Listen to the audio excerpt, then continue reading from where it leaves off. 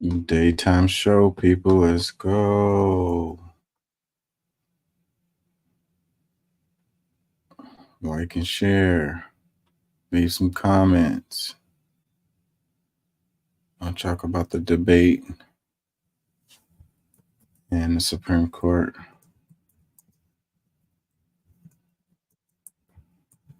And random news. Let's go. Don't take my word for it. Look that mess up, please.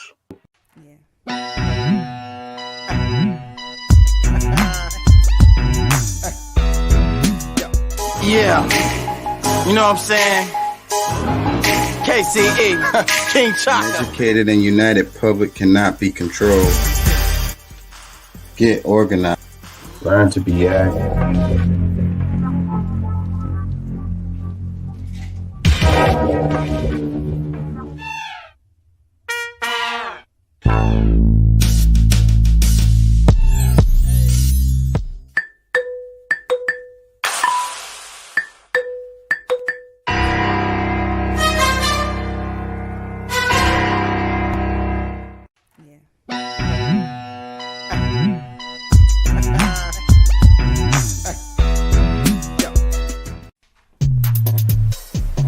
Looks like we got us another hit.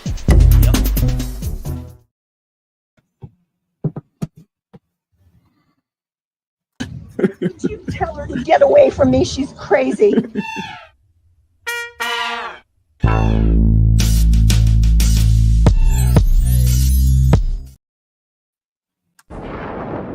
Choose your destiny.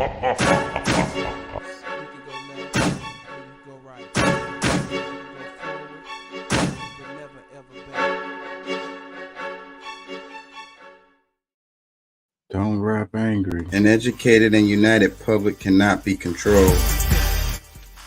Get organized. Learn to be active. Investigate both sides of the argument. Come up with your own conclusions.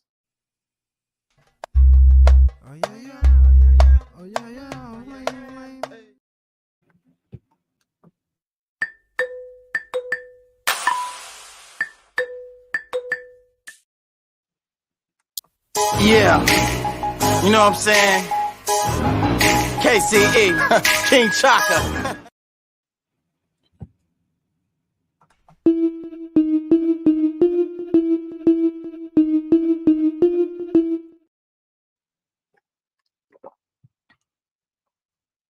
Hey, how y'all doing out there? How y'all feel?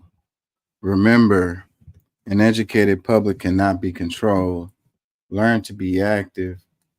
The views and events expressed here are totally whacked and not necessarily the views of anyone. ¿Cómo estás? Bien, bien, bien. ¿Podemos ayudarnos más? Sí se puede. And don't take my word for it. Look that mess up, please, for your own benefit. Like, when was the last time you typed something in your Google search or your DuckDuckGo or Bing or Yahoo? When was the last time you typed something into your search bar that you was curious about? Not something related to work or shopping, just something you wanted to know more about. Maybe someone said something and you wanted to, fact check it or learn more about it. We need to do that more often. Like, please, like, a lot of the stuff, there's no point in arguing about it. You can easily just look it up. Like, if people want to continue to be ignorant about it, then that's their choice. But you don't have to do that. You can look it up, like, literally. I mean, I know a lot of people don't trust what pops up. Okay, that's fine. Do a little bit more scrolling.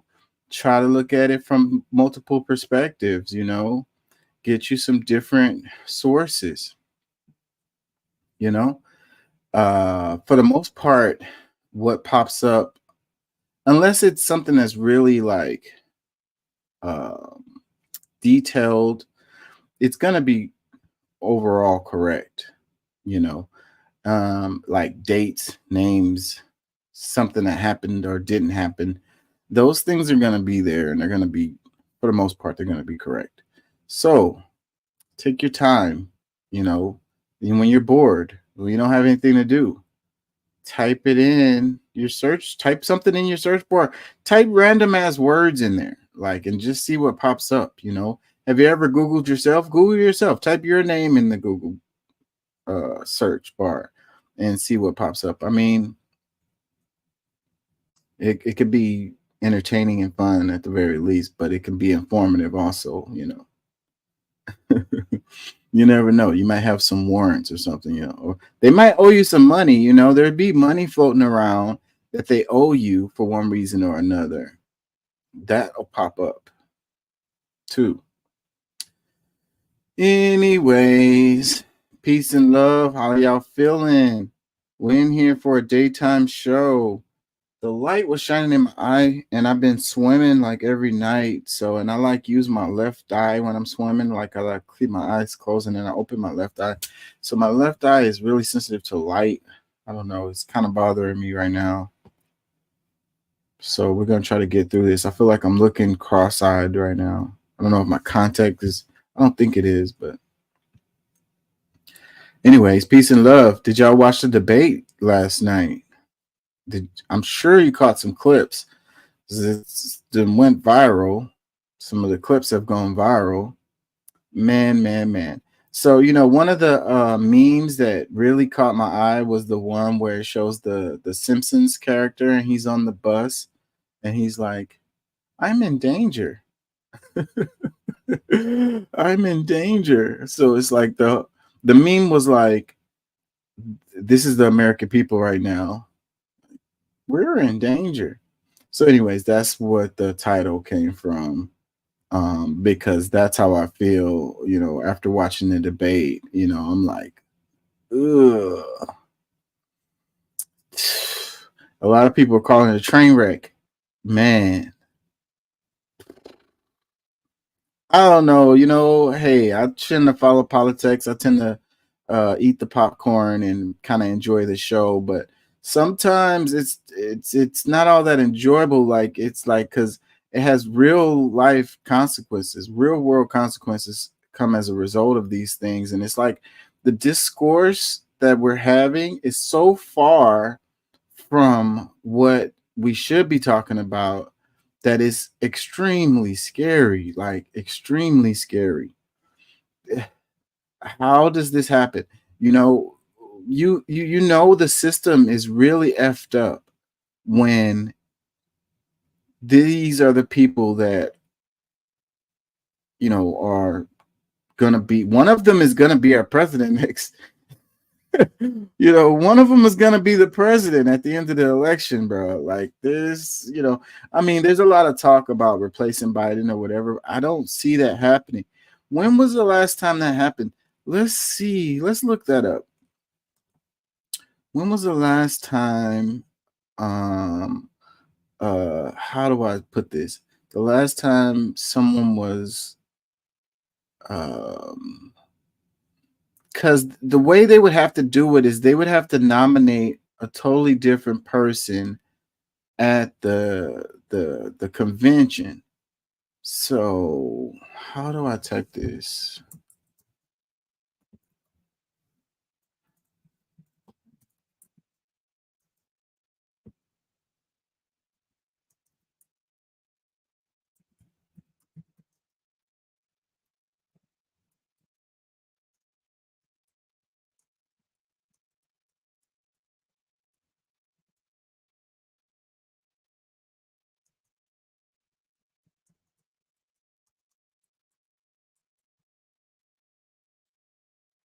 Ever being nominated? Hold on.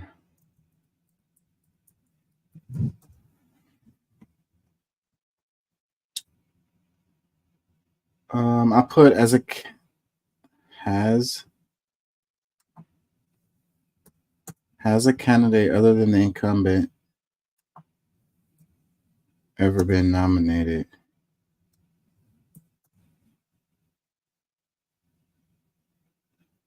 Let me show the search results here.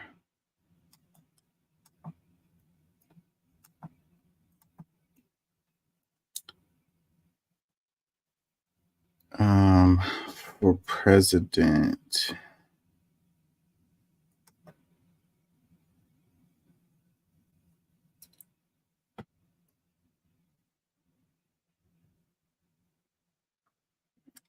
Who could replace Biden as a Democratic nominee? Let's see. What would happen if Biden decided to leave the race?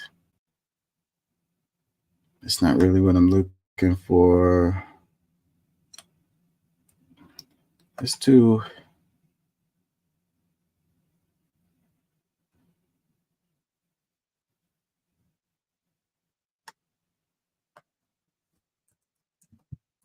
History.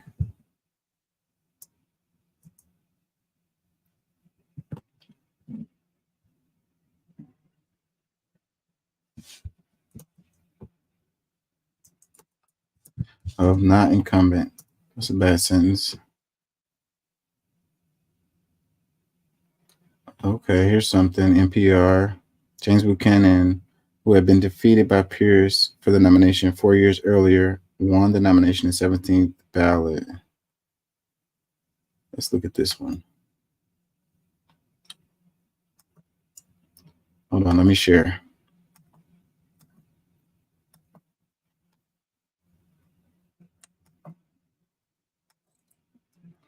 It says, when has a president been denied his party's nomination? July 22nd, 2009, by Ken Rudin. When was the last time, if ever, that a sitting president was not nominated by his party for a second term? Okay, that's pretty close to what I'm looking for.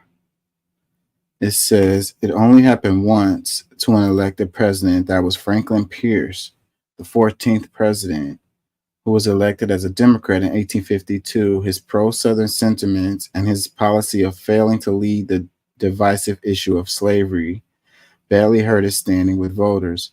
Especially damaging was his support for the pro-slavery Kansas-Nebraska Act of 1954, which backfired on him as Kansas was overrun by pro-slavery forces, mostly from the slave state of Missouri.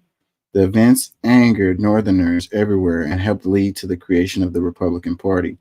When Democratic delegates gathered in Cincinnati for their convention in 1856, it was clear that they had had enough of Pierce. James Buchanan, who had been defeated by Pierce for the nomination 4 years earlier, won the nomination on the 17th ballot. 4 other presidents were denied the nomination of their party, but none of them were elected in their own right. They were John Tyler Whig, 1844. Tyler became president in 1841 following the death of William Henry Harrison. Taylor, a conservative Southerner, was out of step with many of the Whig Party, which instead nominated Henry Clay for president. Millard Fillmore, Whig, 1852. Fillmore also ascended to the presidency following the death of the incumbent. In this case, it was Zachary Taylor, who died in 1850. Taylor's death left the Whigs in disarray, and the party convention chose General Winfield Scott over Fillmore and Daniel Webster. Let's see. Let's finish this, and then I'll make comments. Andrew Johnson, Democrat, 1868. Johnson, and Southerner and a Democrat, was chosen to be part of the Republican Party unity ticket led by President Abraham Lincoln in 1864. Following Lincoln's assassination the following year, Johnson tried in vain to win the support of the late president's allies. In fact, he was impeached and nearly convicted by the GOP Congress. The Democratic nomination went to Horatio Seymour, but we know that person didn't win because I don't know his name. Chester Arthur, Republican, 1884. Arthur was picked for VP by James Garfield in 1880 in order to help the GOP carry New York. Following Garfield's assassination in 1881, Arthur alienated his erstwhile allies by attacking the patronage system that had helped his career until that point. Arthur lost the GOP nomination to James Blaine. So yeah, basically this hasn't happened in a really long time. All of the examples are from the 1800s. And they're all kind of different. Well, one of them was talking about someone dying. Well, a couple of them was related to assassinations, but then the one said about the person dying in office, like, and that's one of the things. Like, I ain't gonna lie, Biden doesn't look healthy, man. Looking at, it doesn't look healthy, And they said it'd be 86, 87, something like that at the end of his term if he was to win. So the reason why I went to this search was because, like, they're saying that they could replace Biden with someone else, and it's like, there's not much. Obviously, looking at this, there's not much precedent for that to happen. So I really don't think that that is going to happen, even though it's a lot of people talking about it. It would have to be a really strange series of events to lead to that. At the Democratic National Convention, they randomly nominate some people and then have all of the delegates or whatever agree on who it is. Even the one here, it said after the 15th vote. That's a long time down. So, and as divided as everyone is on both sides and within each party, I could see it being a really hard time getting enough people to agree on some random person.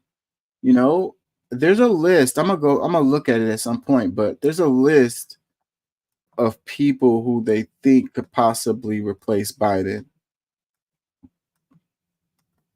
How did we get here? Like, they didn't have to. What I be saying all the time, the Democrats get paid to lose. They did not have to put themselves in this position. They could have had a primary, actual competitive primary, and had someone else nominated before we got to this point, knowing that we're going down this road. It's like these people are so smart, they don't know what's going to happen in a few months, 6 months down the line, year down the line. I can't put that on them. I can't say that they're not smart enough to see this. Like, everybody can see the writing on the wall. Like, that's why I say it has to be these people. They get paid to lose. They use excuses, and they put themselves in terrible positions, and then make excuses. But they be doing it on purpose. They have to. Like, these people aren't freaking free Israel. What is Israel? Are they need to be free from what? These Democrats, like, they get paid to lose, man. And that's why I say it's good cop, bad cop, because ultimately the American people are the ones that lose as a result, and everything just keeps rolling down the same road and bumbling in the same direction, regardless of which party is in power. So they work together. The Republicans play the bad cop role, and the Democrats play the good cop role, but the results are the same. Interrogation, incarceration of the American people. Yeah, I don't think that they're gonna replace Biden with anyone.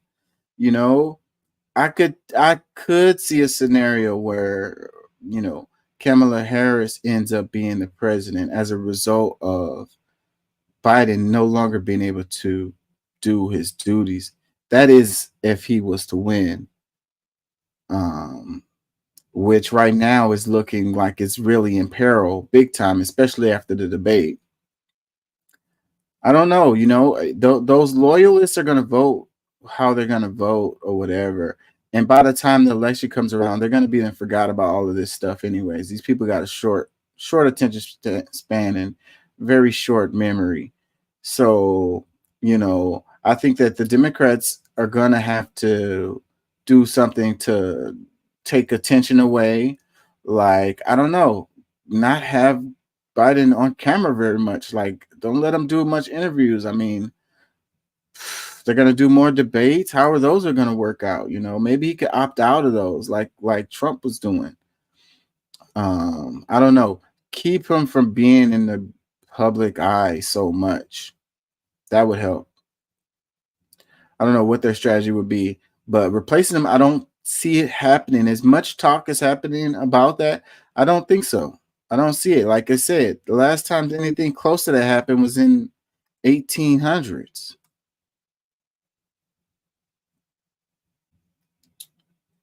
So that's well over 100 years where something like that has happened. And you know, the way politics moves, it moves in a way with precedent or whatever, you know, and people are really hard to, it's really hard for people to do things that don't, it's not how they're normally done, especially in politics. So no, I don't see that. I don't see that happening.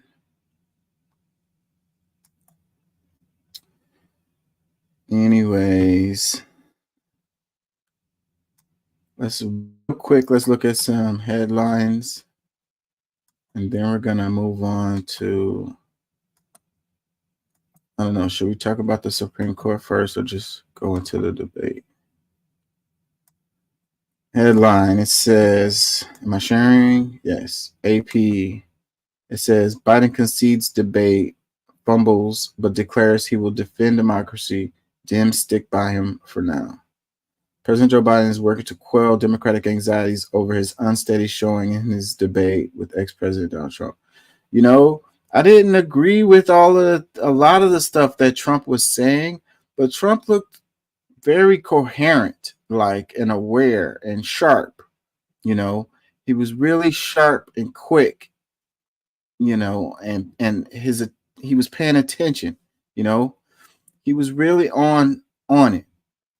Biden, not so much, you know. Biden was all over the place, you know, and just looking at him, like I say, it doesn't look healthy.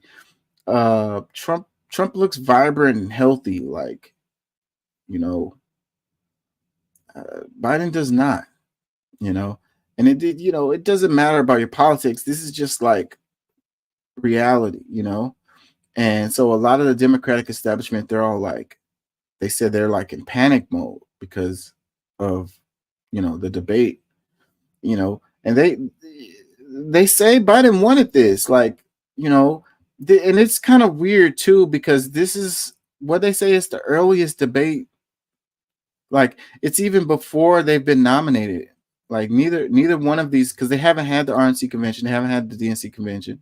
So neither one of them, even though we know they're going to be the nominees, well, there is a question mark on Biden's behalf because, like they said, it could happen at the nomination where they'll end up just, you know, nominating someone else, which is not likely to happen, but it could happen. It's within the rules. But yeah, we know that these two are going to be nominated. But then to have a debate before the nomination process has even happened, that's kind of strange. And then not having anybody else, you know. So it's like the only choices that we have for president are these two. Well, it's true because those are the ones that are part of the big parties, and any other ones that's running for president aren't, you know, the most people don't really follow politics enough to even know that these people are there, that they are even viable choices. And also a lot of them, probably some of them, aren't going to even show up on all of the ballots across the 50 states. So if you aren't on the ballot on all the states, the chances of you winning is low. And you're not a part of the major party, you really don't have a chance. So that's what it is. The two that have a chance are these two. So, but it's still kind of strange though.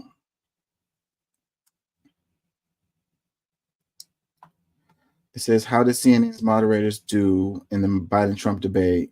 It's almost didn't matter that they were there. Yeah, that's true.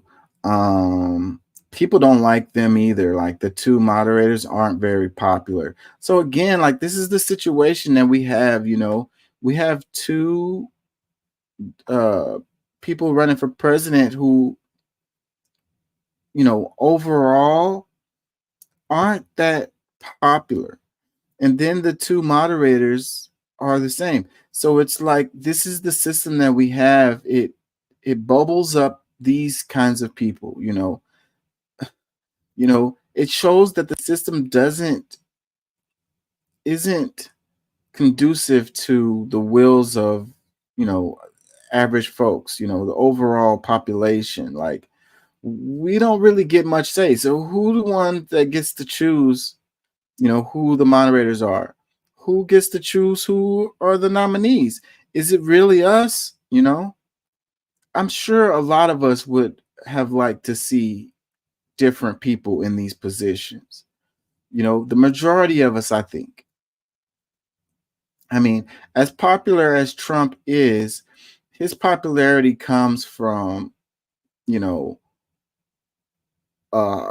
hardline fan group, and they are by no means the majority of people in the United States. The majority of people in the United States aren't even paying attention to this stuff. Like they don't even really care one way or the other. Like they're not aware. It's really a small segment. They're just really loud. And it's probably even a smaller segment for Biden. Like it's the establishment type of thing where you just go along with whoever is the name on the top of the ticket or whatever, the D, whoever has the D next to their name, that's who we're going to vote for. Those are the Biden folks, which you could switch them out with countless other names and it would make zero difference. It says, here's why it would be tough for Democrats to replace Joe Biden on the presidential ticket. Let's look at this because this is what I'm kind of curious about this. And that's what I said. I don't see it happening at all, even though that's what they're talking about. A lot of people are talking about that today. But I don't see it happening at all. Is there a video?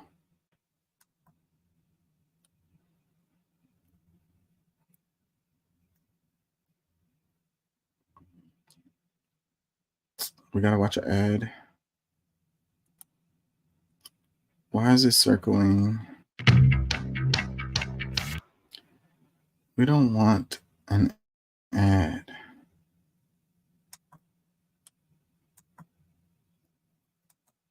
Hold on. Not the opening debate performance that President Biden wanted, but especially the first 15, 20 minutes. Historically, in these types of debates, incumbents struggle because they haven't debated in 4 years. They're busy running the country. But in this matchup, the same thing. Come on.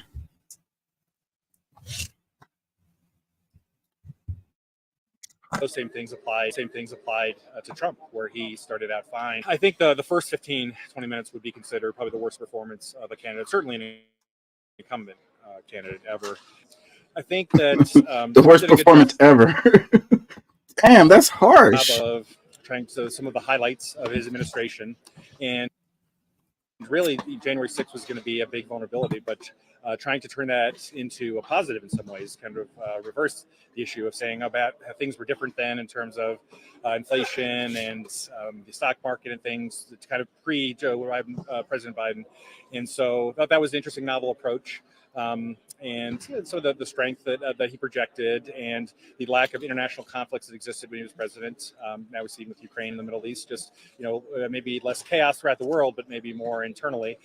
So those were strong, both foreign policy and the economy. For President Biden, I thought he expressed empathy on a lot of the questions and issues that they asked him about, things like some of the economy, joblessness, and also to the military, just making that personal connection to his son and what he's done for veterans.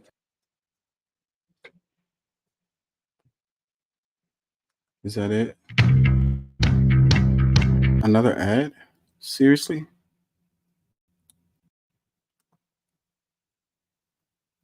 Debate performance.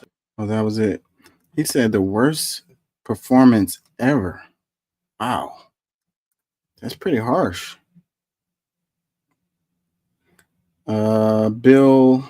Will Wizard, June 28, 2024.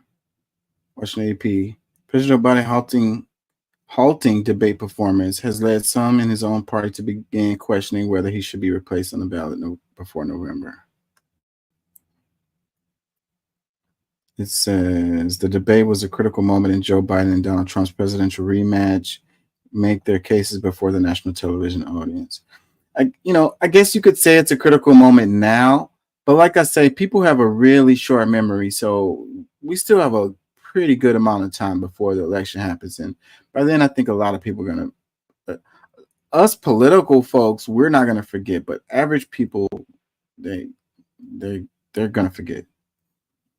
It says, take a look at the facts around false and misleading claims frequently made by the two candidates. Yeah, I do kind of want to look at that too. I wanted to know if somebody was going to do like some fact, why they didn't do like real time fact checking on both of them, during the debate. I mean, they could have, the moderators, like they said, the moderators were non-existent. They could have done that during the debate. They could have pulled that stuff up right after they said whatever they said. They could have just pulled up the facts and been like, well, that's actually not really true. Just letting them slide with it is kind of, that's bad for journalism, It's bad for the American people because the people are watching it and they're like, oh, yeah, it's such and such and such. And it's whatever. This dude just pulled that shit out of his ass. Just because he's the president of the former president doesn't mean he could just sit there and bold-faced lies that you can easily, debunk with a 3-second search. It says both candidates wasted no time sparring over policy during their 90-minute face-off. Let me see. It says there's no evidence Biden is willing to end his campaign, and it would be nearly impossible for Democrats to replace him unless he chooses to step aside. So they can't just be like at the nomination, just be like, hey, Biden, we're not really feeling you. We got this guy right here. Can't they do that? If all the delegates or whatever is on board, but Biden has to be like, you know what? Y'all go ahead and pick somebody else. It says delegates Biden won in the primaries are obligated to support him. Oh, okay. So, yeah, but we know that that's not true because remember when Hillary ran or whatever, and you had the whole controversy related to pledged delegates and all of that, and then they were like, well, these pledged delegates can switch their vote, if they want to. I thought that was the case. I don't think it's anything that's really binding them. I don't know. I could be wrong on that. It says every state has already held its presidential primary. Democratic rules mandate that the delegates Biden won remain obligated to support him at the party's upcoming national convention unless he tells them he's leaving the race. So he can release them or whatever. He can release his delegates. I think that's how it works. Biden indicated that he had no plans to do that, telling supporters in Atlanta shortly after he left the debate stage, let's keep going. Biden campaign spokesperson Lauren Hitt was even clearer, saying Friday, of course he's not dropping out. The conventions and their rules are controlled by the political parties. The Democratic National Committee could convene before the convention opens on August 19th and change how things will work, but that isn't likely as long as Biden wants to continue seeking re-election. So the DNC can change the rules on him. That's a thing they could do. The current rules read, delegates elected to the National Convention pledged to a presidential candidate shall in good conscience reflect the sentiments of those who elected them. Yeah, that sounds like that legalese stuff. So, shall in good conscience reflect the sentiments of those who elected them. That sounds like there's some wiggle room in there. VP Kamala Harris couldn't automatically replace Biden. The vice president is Biden's running mate, but that doesn't mean she can swap in for him at the top of the ticket by default. Biden also can't decree that she replace him should he suddenly decide to leave the race. Yeah, but he could win and then, get sick or decide to step down or something like that, I think. after the election happens, and then in that scenario, she would automatically be president. The Democratic National Convention is being held in Chicago, but the party has announced that it will hold a virtual roll call to formally nominate Biden before in-person proceedings begin. The exact date for the roll call has not yet been set. So they're going to do a virtual roll call to formally nominate Biden before the in-person proceedings begin. They could be doing that, to keep from things getting too crazy. Like, when we had the whole January 6th thing and stuff like that. So if they do it virtually like that, then you won't have, you can't have, if it was protesters storming the building or whatever to disrupt what's happening, you couldn't do that if it's done virtually. So that may mean that they're expecting some drama. It says if Biden opts to abandon his re-election campaign, Harris would likely join other top Democratic candidates looking to replace him, but that would probably create a scenario where she and others end up lobbying individual state delegates at the convention for their support. Yeah, see, that sounds like a whole stab somebody in the back situation right there. That hasn't happened for Democrats since 1960, when John F. Kennedy and Lyndon B. Johnson jockeyed for votes during that year's Democratic convention in Los Angeles. Okay. 1960? That's not that long ago.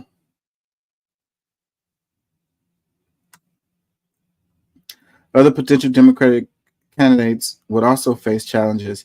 In addition to the vice president, others that had endorsed Biden in 2024 while harboring their own presidential aspiration for future cycles include California Governor Gavin Newsom, Michigan Governor Gretchen Whitmer, Pennsylvania Governor Josh Shapiro, Illinois Governor J.B. Pritzker, and California Representative Ro Khanna. Still others who Biden bested during the party's 2020 presidential primary could also try again, including Senators Bernie Sanders of Vermont, Elizabeth Warren of Massachusetts, and Amy Klobuchar of Minnesota, as well as Transportation Secretary Pete Buttigieg.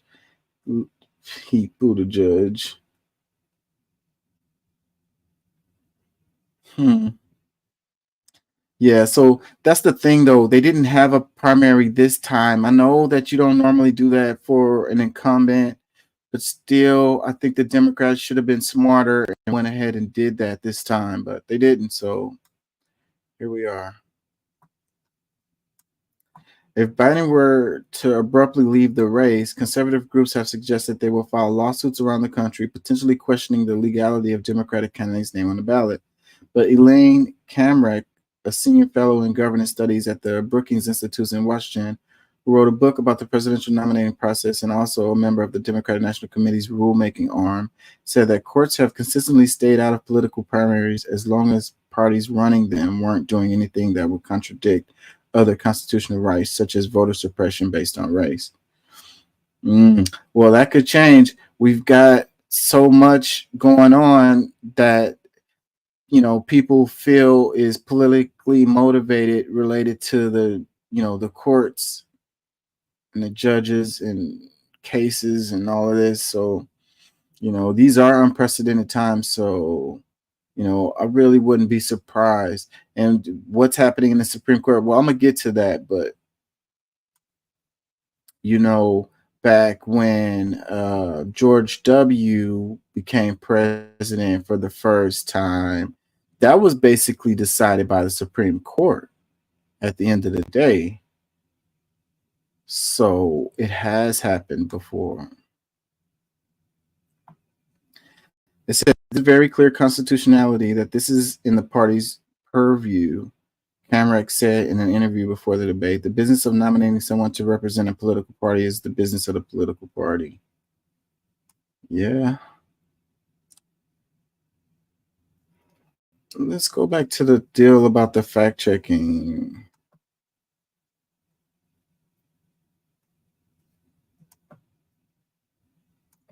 It says, here's a look at some of the false claims made during Biden and Trump's first debate. Do we have a video? Why are we going so slow today?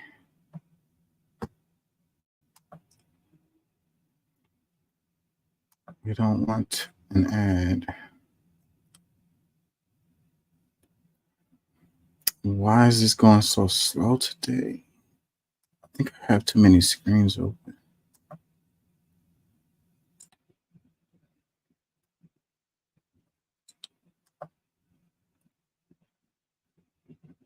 Americans came into tonight's first presidential debate looking for clarity. Instead, they got a lot of chaos. President Biden struggled at times to put together coherent sentences. He got lost mid-thought. He talked about beating Medicare. He struggled to make his case on why abortion rights are needed, or even about his leadership in the economy, saying at one moment early on that he'd created 15,000 jobs when the actual number was more than 15 million.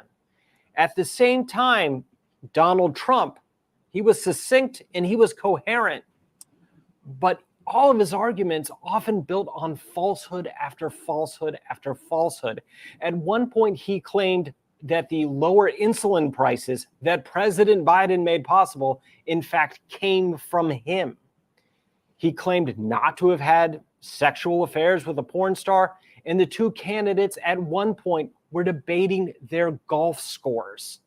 This is a far cry from what many Americans wanted, and instead of getting answers, they have a lot more questions about the fate of the country and the choice in November. We're in Going danger. into tonight's first presidential debate, President Joe Biden knew the stakes. He secluded himself with trusted advisors at Camp David and prepared for this debate.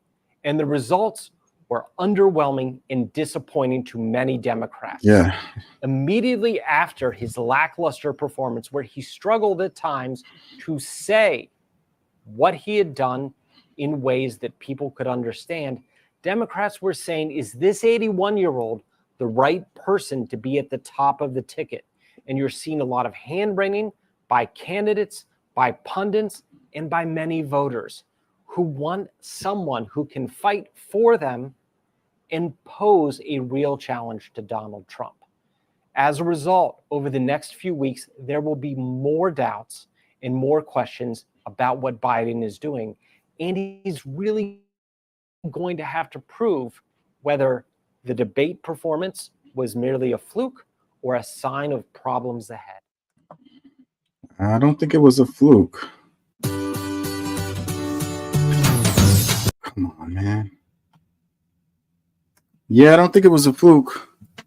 I mean, this has been the way things have been going the whole time. So, him staring up into space, him getting lost, like, yeah, I don't think he's all there. It's unfortunate. It says the President Joe Biden and former President Donald Trump traded barbs and a variety of false, misleading information as they faced off in their first debate of the 2024 election. Trump falsely represented the January 6th attack on the U.S. Capitol as a relatively small number of people who were ushered in by police and misstated the strength of the economy during his administration.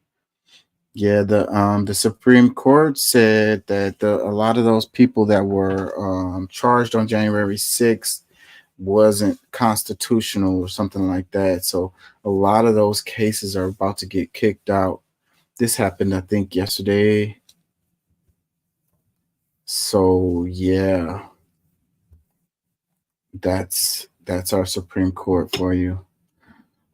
So what's some more stuff? It says Biden, who tends to lean more on exaggerations and embellishments rather than outright lies, misrepresented the cost of insulin and overstated what Trump said about using disinfectant to address COVID. Here's a look at the false and misleading claims on Thursday night by the two candidates. So January 6th, Trump, they talk about a relatively small number of people that went to the Capitol and in many cases were ushered in by police. The facts. That's false. The attack on the U.S. Capitol was the deadliest assault on the seat of American power in over 200 years. As thoroughly documented by video, photographs, and people who were there, thousands of people descended on Capitol Hill in what became a brutal scene of hand-to-hand combat with police. In an internal memo on March 7, 2023, U.S. Capitol Police Chief J. Thomas Manger said that the allegations that our officers helped the rioters and acted as tour guides is outrageous and false. The Capitol Police spokesperson confirmed the memo's authenticity to the Associated Press. More than 1,400 people have been charged with federal crimes stemming from the riot. More than 850 people have pled guilty to crimes, and 200 others have been convicted at trial. Some of that's going to change as a result of the Supreme Court deal, but it's still true that, Trump was not being honest there. It's Trump on then House Speaker Nancy Pelosi's actions on January 6, because I offered her 10,000 soldiers or National Guard and she turned them down. The facts. Pelosi did not direct the National Guard. Further, as the Capitol came under attack, she and then Senate Majority Leader Mitch McConnell called for military assistance, including from the National Guard. Yeah. So, yeah, that's Trump being Trump there. Nancy Pelosi doesn't have any power over the National Guard. And they were clearly afraid. They were running and hiding, like they had to go, run away and hide. And there's that clip of the security guard who led the mob in like a different direction because they were actually going to where the Congress people were literally at that moment, and he kind of led them in a different direction. Who knows what would have happened? Because those people were screaming for Pence and for Nancy Pelosi. So who knows what would have happened if they actually would have encountered them at that moment.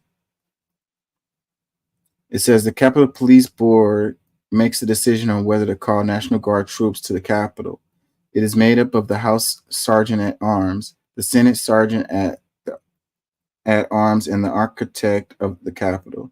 The board decided not to call the Guard ahead of the insurrection, but did eventually request assistance after the rioting had already begun and the troops arrived several hours later.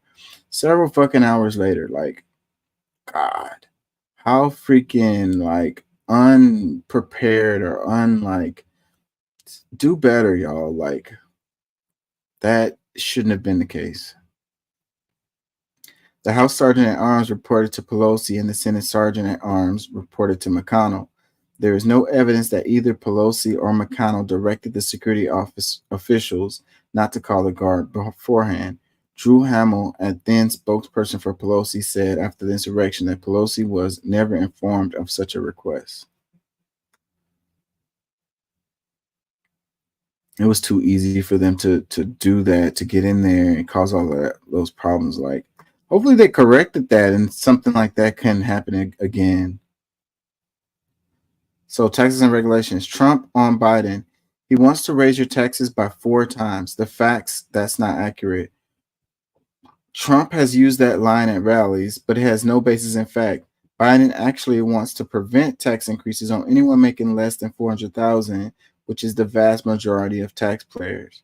More importantly, Biden's budget proposal does not increase taxes as much as Trump claims. Though the increases are focused on corporations and the wealthy, Trump's 2017 tax cuts for individuals are set to expire after 2025 because they were not fully funded when they became law. Yeah, so Congress has to fund that stuff. So, yeah. And we know who those tax cuts were for. So it says Trump, referring to January 6, 2021, the day a mob of his supporters stormed the Capitol in an effort to stop the certification of Biden's victory. On January 6, we had the lowest taxes ever. We had the lowest regulations ever on January 6. The facts. The current federal income tax was only instituted in 1913, and tax rates have fluctuated significantly in decades since. Rates were lower in the 1920s, just prior to the Great Depression. Trump did tax cuts during his time in the White House, but the rates weren't the lowest in history. Government regulations have also ebbed and flowed in the country's history, but there's been an overall increase in regulations as the country modernized and its population grew. There are now many more regulations covering the environment, employment, financial transactions, and other aspects of daily life. While Trump slashed some regulations, he didn't take the country back to the least regulated days of the past. That's just how Trump talks. And I think that, even his supporters, they know, that's just how he talks. He doesn't, even though that's what he's saying, he doesn't really mean that. It's just kind of like a way to make himself look better than he is. He's embellishing, and hey, politicians do that. So I'm not gonna, the person needs to be smart enough to know that when he says something like, the least tax ever or whatever, the least regulations ever or whatever, like, anybody that knows anything, has to know that, that's not exactly true. It's really him just saying, we did a lot in that area or whatever. I think hopefully people are smart enough to know that whenever he talks like that, it's just him kind of, trying to make himself look better. Just kind of exaggerating. Insulin. Biden, it's $15 for an insulin shot as opposed to $400. The facts. No, that's not exactly right. Out-of-pocket insulin costs for older Americans on Medicare were capped at $35 in the 2022 Inflation Reduction Act that President Joe Biden signed into law. The cap took effect last year when many drug makers announced they would lower the price of drugs to $35 for most users on private insurance. But Biden regularly overstates that many people used to pay up to $400 monthly. People with diabetes who have Medicare or private insurance paid about $450 yearly prior to the law, a Department of Health and Human Services study released in December 2022 found. So, yeah, maybe you can chalk that up to Biden being kind of not all the way there and fudging the numbers a little bit. But, I think it's just like with talking about Trump, it's just kind of like making himself sound like he's done more than he has. I think it's good enough. I don't think there's a reason to embellish with this. I think that this stuff, the Inflation Reduction Act and some of the stuff that came out of that, it's good enough on its face. I don't think you need to really just embellish with that. I don't see what you gain by embellishing on this topic right here. Like, we changed it from $400 to $15 or whatever. Like, come on, man. Come on, Joe. Climate change. Trump touted his environmental record, said that during my 4 years, I had the best environmental numbers ever, and that he supports immaculate air and water.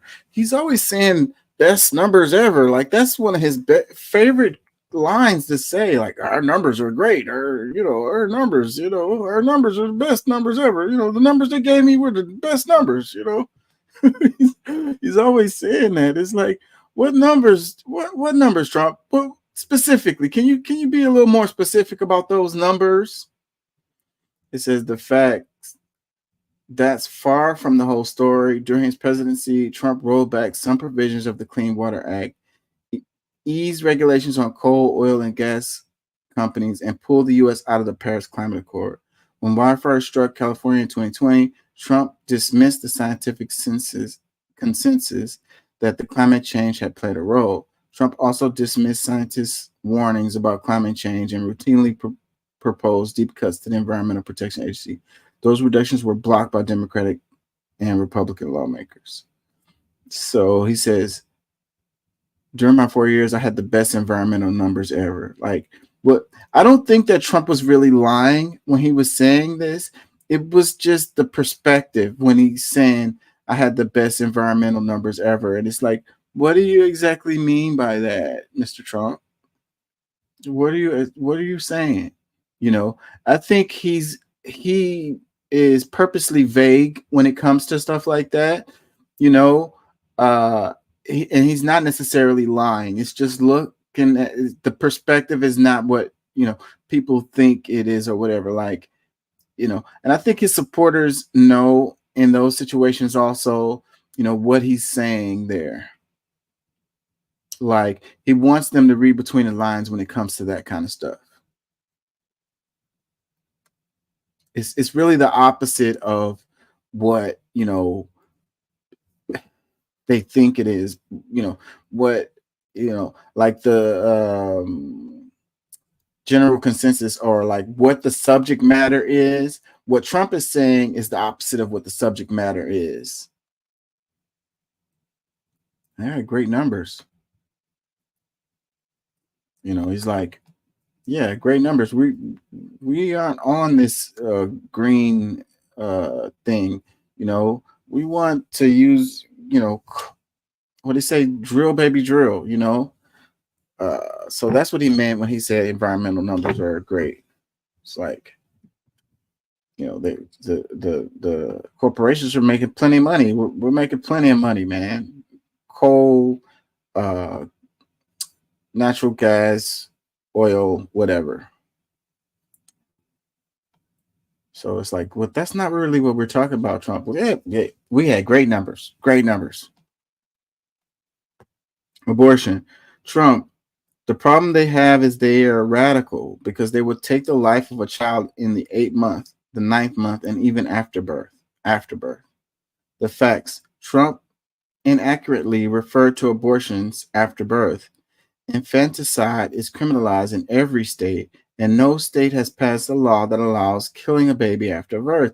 When I was watching the debate, this part really effing bothered me a lot because people have been saying this stupid shit for a long time, and this is one of the reasons why, you know, they want to support abortions. Okay, you can go ahead and feel like you want to support abortions, but don't use, you know, people are aborting babies 9 months and even after birth as a reason for you to support abortions, because that shit is not happening. That is murder. Like, and no one is going to argue with that. Everyone is going to say that that is murder. Like, period, the end. That's it. There's no one's going to justify that. So when you use arguments like that, it doesn't help your cause.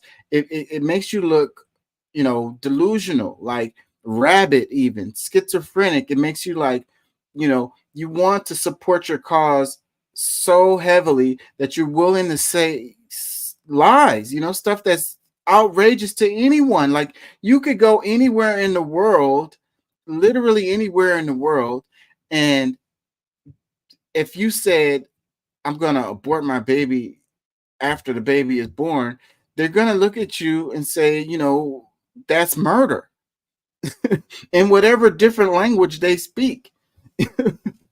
Everywhere. No one's going to be okay with that, period.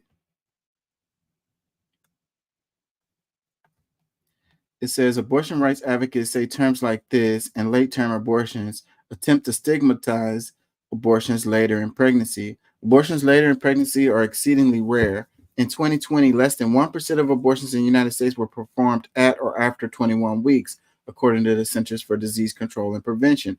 Abortions later in pregnancy also are usually the result of serious complications, such as fetal anomalies that put the life of the woman or fetus at risk. Medical experts say. In most cases, these are also wanted pregnancies, experts say. So, yeah, I mean, like, when those late abortions happen, it's not because the mom, after 8 months or 7 months or something, carrying the baby, decides that they don't want to have the baby no more. Like, that is not happening. That kind of thing is not happening.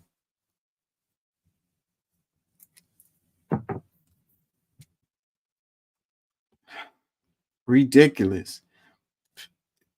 It's dangerous for the mom too. On top of everything, you've been carrying this baby for like 7, 8, 9 months, and you're gonna try to terminate the baby. In those cases, most of those cases, they're going to have to give birth to that child still. So it's like you got to go through the whole process of carrying the baby and birthing the baby just for the baby to not be alive. Like, who is going to do that? Who would want to do that?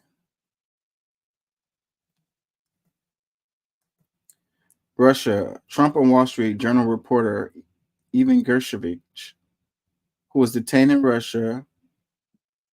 He should have had him out a long time ago, but Putin's probably asking for billions and billions of dollars because this guy pays it every time. The facts. Trump is wrong to say that Biden pays any sort of fee every time to secure the release of hostages and wrongfully detained Americans. There's also zero evidence that Putin is asking for any money in order to free Gershkovich. Just like in the Trump's administration, the deals during the Biden administration that have brought home hostages and detainees involve prison swaps, not money transfers. Trump's reference to money appeared to be about the 2023 deal in which the U.S. secured the release of 5 detained Americans in Iran after billions of dollars in frozen Iranian assets were transferred from banks in South Korea to Qatar. The U.S. has said that the money would be held in restricted accounts and will only be able to be used for humanitarian goods such as medicine and food. I don't know how you can control how they're going to actually spend the money or whatever. Like, I'm calling bullshit on that one. COVID-19, Biden, Trump told Americans to inject bleach into their arms to treat COVID-19. So Biden repeated that? Come on, Biden. The facts. That's overstating it. Rather, Trump asked whether it would be possible to inject disinfectant into their lungs. And then I see the disinfectant where it knocks it out in 1 minute, he said at an April 2020 press conference. And is there a way we can do something like that by injecting inside or almost cleaning? Because you see it gets in the lungs and it does a tremendous number on the lungs. So I'd be interested to check that so that you're going to have to use medical doctors with, but it sounds interesting to me. So we'll see. But the whole concept of light, the way it kills in 1 minute, that's probably powerful. The whole concept of the light. Yeah, so he didn't say inject bleach. Like, he didn't say that. Like, so this is one of those things that's like, yeah, so some people inferred from what President Trump said and did some stupid stuff. I mean, as the president, you should be very careful about what you say because you have a bunch of people out here that don't know a lot of stuff, and then they take you as an authority figure and then they want to do stuff or whatever. But at the same time, a person needs to be smart enough to make decisions about their own health in a way to not extrapolate from what someone says and lead to you killing yourself because you did something really stupid. Like, come on. Like, and even in Trump's comments, he's like, you need to get doctor involved in it. So, and then he said, let's look at it. Like, let's find out some more stuff about it. He's not saying go fucking experiment at home with your household cleaning supplies. Like, he didn't say, that's not what he's saying. Like, do some research on it, get some medical doctors in it. Let's look at it and see what, we can get out of that. That's not the same thing as saying he told Americans to inject bleach into their arms. Like, that's not what was said. Oh, that shit is frustrating. Like, this kind of stuff right here is, like I said, should not be at all what we're talking about in the presidential debate with all the things that's going on. Inflation is worth talking about. The border is worth talking about. But this kind of shit right here, like, come the fuck on, man. Get all the way the hell out of here. Like, here, you're doing a disservice to the American people by even having this conversation. Super predators. Trump, what he's done to the black population is horrible, including the fact that our 10 years. What he's done to the black population is horrible, including the fact that for 10 years he called them super predators. We can't forget that super predators, and they've taken great offense at that. The facts. This often repeated claim by Trump dated back to 2020 campaign is untrue. It was Hillary Clinton, then the First Lady, who used the term super predator to advocate for the 1994 crime bill that Biden co-authored more than 30 years ago. Biden did warn of predators in a floor speech in support of his bill. So wait a minute. So they're calling, see, like here they're playing with the words a little bit. Because, okay, so maybe Biden didn't say specifically the phrase super predators, but he did co-author that bill. And, you know, Hillary Clinton, maybe she was the one who used the term super predators, but, you know, she was doing that in defense of this bill that Biden co-authored. So this one is a bit little like, okay, you're playing with the words a little bit. Maybe he didn't specifically say super predators, but hey, we're not giving him a pass on this one at all. And we know that there's a history with Biden related to these racialized laws. Okay, so no, you can't give him a pass. You can say he didn't say super predators, but he's all the way tied up into this right here. So, you know, okay, you want to use that as a fact checker, but, you know, even the last little phrase, it says Biden did warn of predators in a floor speech in support of his bill. So, yeah, he was all for busing back in the day. All of that stuff, like, so no, you can't. I'm sorry, this one doesn't work. You can't give him a pass on this one. You could say that he didn't say super predators, but at the same time, what Trump is saying here is, I mean, the super predators phrase may be not true that Biden actually said the super predator phrase, but the general consensus of what Trump is saying in this is valid. And the last part, Trump is, and they've taken great offense at it. Like, black people haven't forgotten this stuff. Like, I know that it's a lot of black people that vote Democrat, but they haven't forgotten this stuff. The older folks, they remember this shit. You know, it wasn't, the 90s wasn't that long ago. They probably have family members that's still locked up, had their lives freaking destroyed as a result of that situation there that Biden fucking, you know, basically did.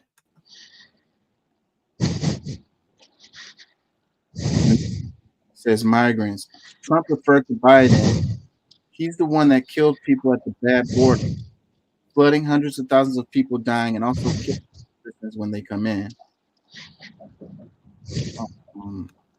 The facts. A mass influx of migrants coming into the U.S. illegally across the southern border has led to a number.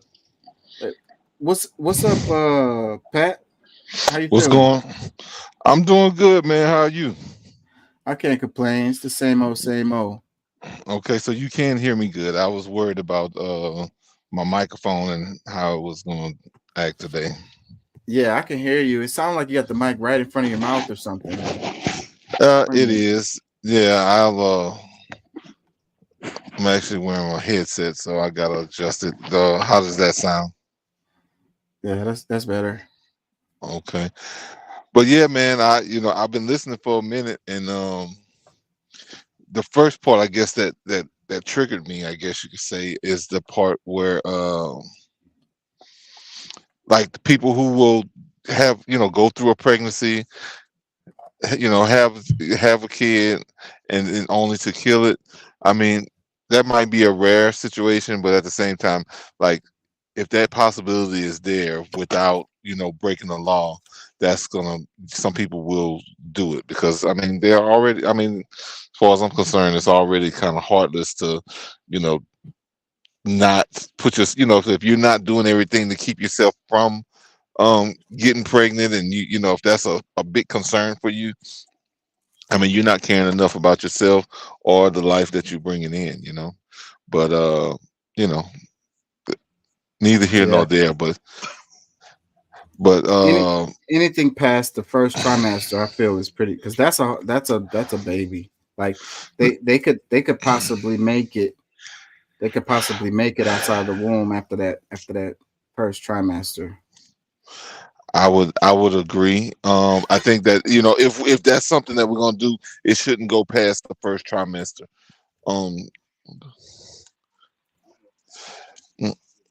Yeah. I saw a video earlier and I couldn't barely watch it, but it was a little bitty baby like that, fitting like the palm of this lady's hand. And I was like, damn. So, you know, like that's those early, you know, early pregnancy babies, you know, it's hard for them to make it, but they could make it. So yeah, that's heartbreaking.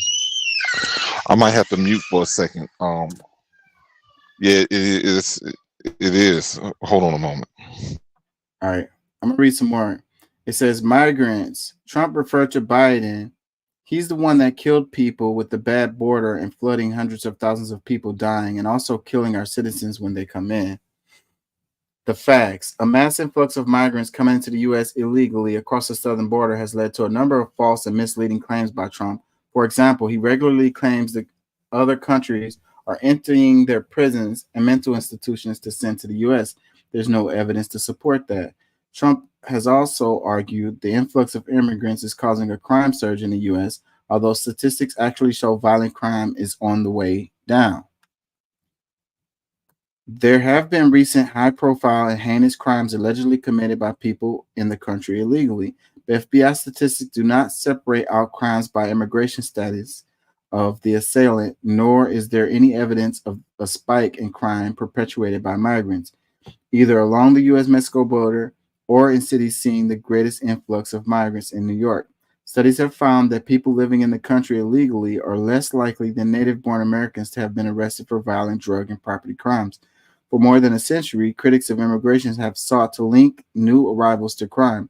In 1931, the Wickersham Commission did not find any evidence supporting the connection between immigration and increased crime, and many studies since then have reached similar conclusions. Texas is the only state that tracks crime by immigration status. A 2020 study published by National Academy of Sciences found considerably lower felony arrest rates among people in the United States illegally than legal immigrants or native-born. Some crime is expected given the large population of immigrants. There were an estimated 10.5 million people in the country illegally in 2021, according to the latest estimate by Pew Research Center, a figure that has almost certainly risen with large influxes at the border. In 2022, the Census Bureau estimated the foreign-born population at 46.2 million, or nearly 14% of the total, with most states seeing double-digit percentage increases in the last dozen years. So, yeah, these statistics at the bottom is what people would be, upset about. Estimated 10.5 million people in the country illegally. That's a large number. And then it said that has definitely risen. And then it's saying foreign-born population, 46.2. But see, when you say foreign-born population, what does that really mean right there? So I think that a large part of that number isn't what people traditionally think of as people that are, illegal immigrants or whatever. So, but still, when they look at this number, 46.2 million, and then it says 14% of the total, that is something that makes people's eyes get big. And then it says seeing double-digit percentage increases in the last dozen years. Those are that gets people's attention. But yeah, the thing about the crime, and then Trump said he's the one that killed the people. Like, that's pretty damn, like I say, the moderator should have jumped in right there. He's the one that killed people. So Biden killed people, and he says he's the one that killed people with bad border and flooding, hundreds of thousands of people dying, and also killing our citizens when they come in. Like, you shouldn't be able to say something like that. Well, and let me jump in there because I think, because you're right. What he says is, means a lot. Well, at least it should. And but of course, a lot of people understood what he meant by that, and it's like he's responsible for deaths because of his failed, policies, things that decisions that he's made is what's killing people. So Yeah, but that's tomato. but that's not what he said. So that's what I mean. They should have clarified that shit right then. Well, most people understood exactly what that meant. And, some people are going to try to hold him to the fire no matter what. But you said, well, you know what I mean. Yeah, well, say what you mean and mean what you say. You know what I mean? Like, you're the president or you're the former president. You're up here in the national stage. You need to be more careful with your word choices. I agree. I definitely agree. I know I have to be, I'm responsible for all the things that I say, regardless of what my status is, so I totally get it. And I totally agree with you, but at the same time, most people really knew what that meant when he said that he is responsible for a lot of deaths because of the way that he chose to go against. Because there was a lot of stuff that was already, that census things that he changed in the existing border patrol protocol that just didn't make any sense. Yeah. And I knew what he meant, but at the same time, and it's fueling the fire. That's why it's dangerous, because you, on top of that, you have the media, bigging up these stories where things do happen, but then they play that story over and over again, and they make it seem like, it's more or bigger than it actually is. You know what I mean? Like, because if you just put regular crime statistics next to immigrant crime statistics or stuff that's happening at the border, it's going to be significantly less. You know what I'm saying? If you just looked at the crime within the city, violent crime perpetuated by citizens, and then you put that next to those same stories that they play over and over in the media, it's going to make those look much smaller. So it's like, focusing on something that's, I'm not saying it's not a problem. What I'm saying is we have other things too. Like it's making it seem bigger than it is, basically. And it gives the people the fuel to have this hatred towards immigrants.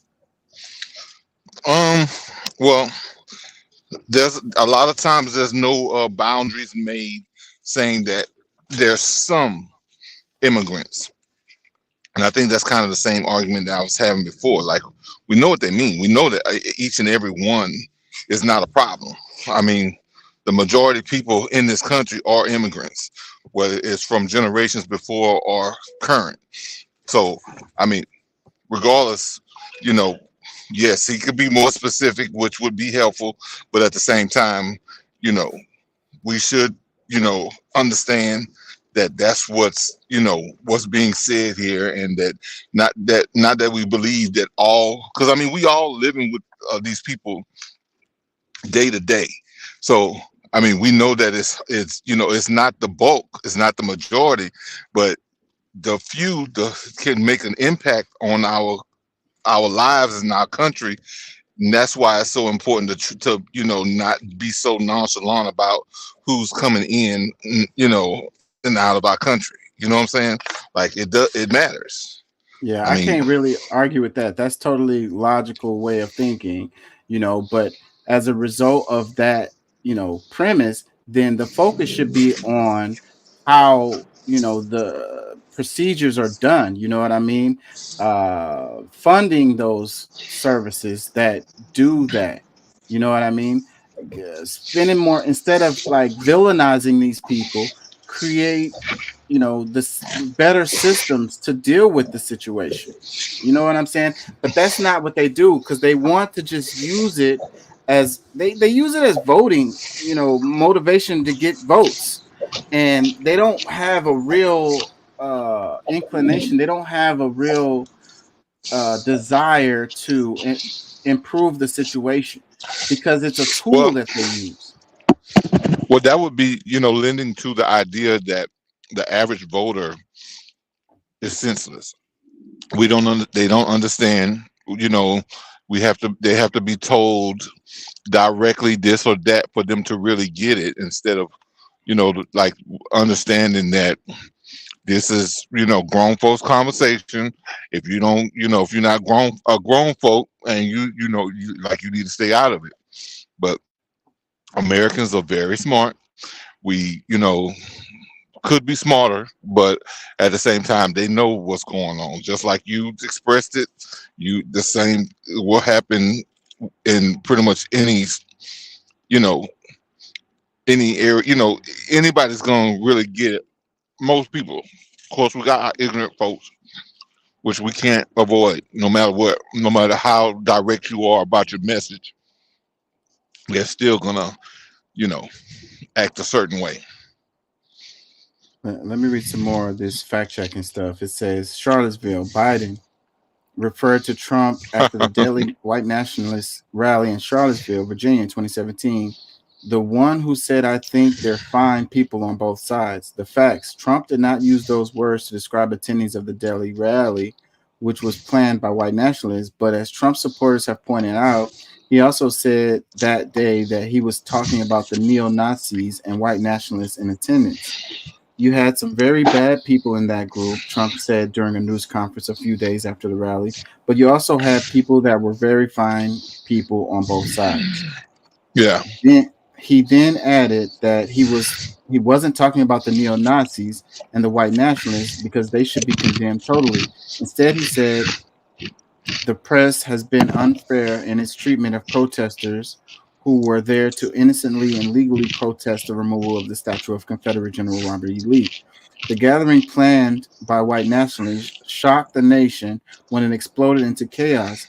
Violent brawls in the streets, racist and anti-Semitic chants, and smoke bombs, and finally a car speeding into a crowd of counter-protesters, killing one and injuring dozens more. Yeah. So this one is saying that, Biden, it's fact-checking Biden on this one. Well, I want to ask. I have to say, though, it's confusing to people who are listening.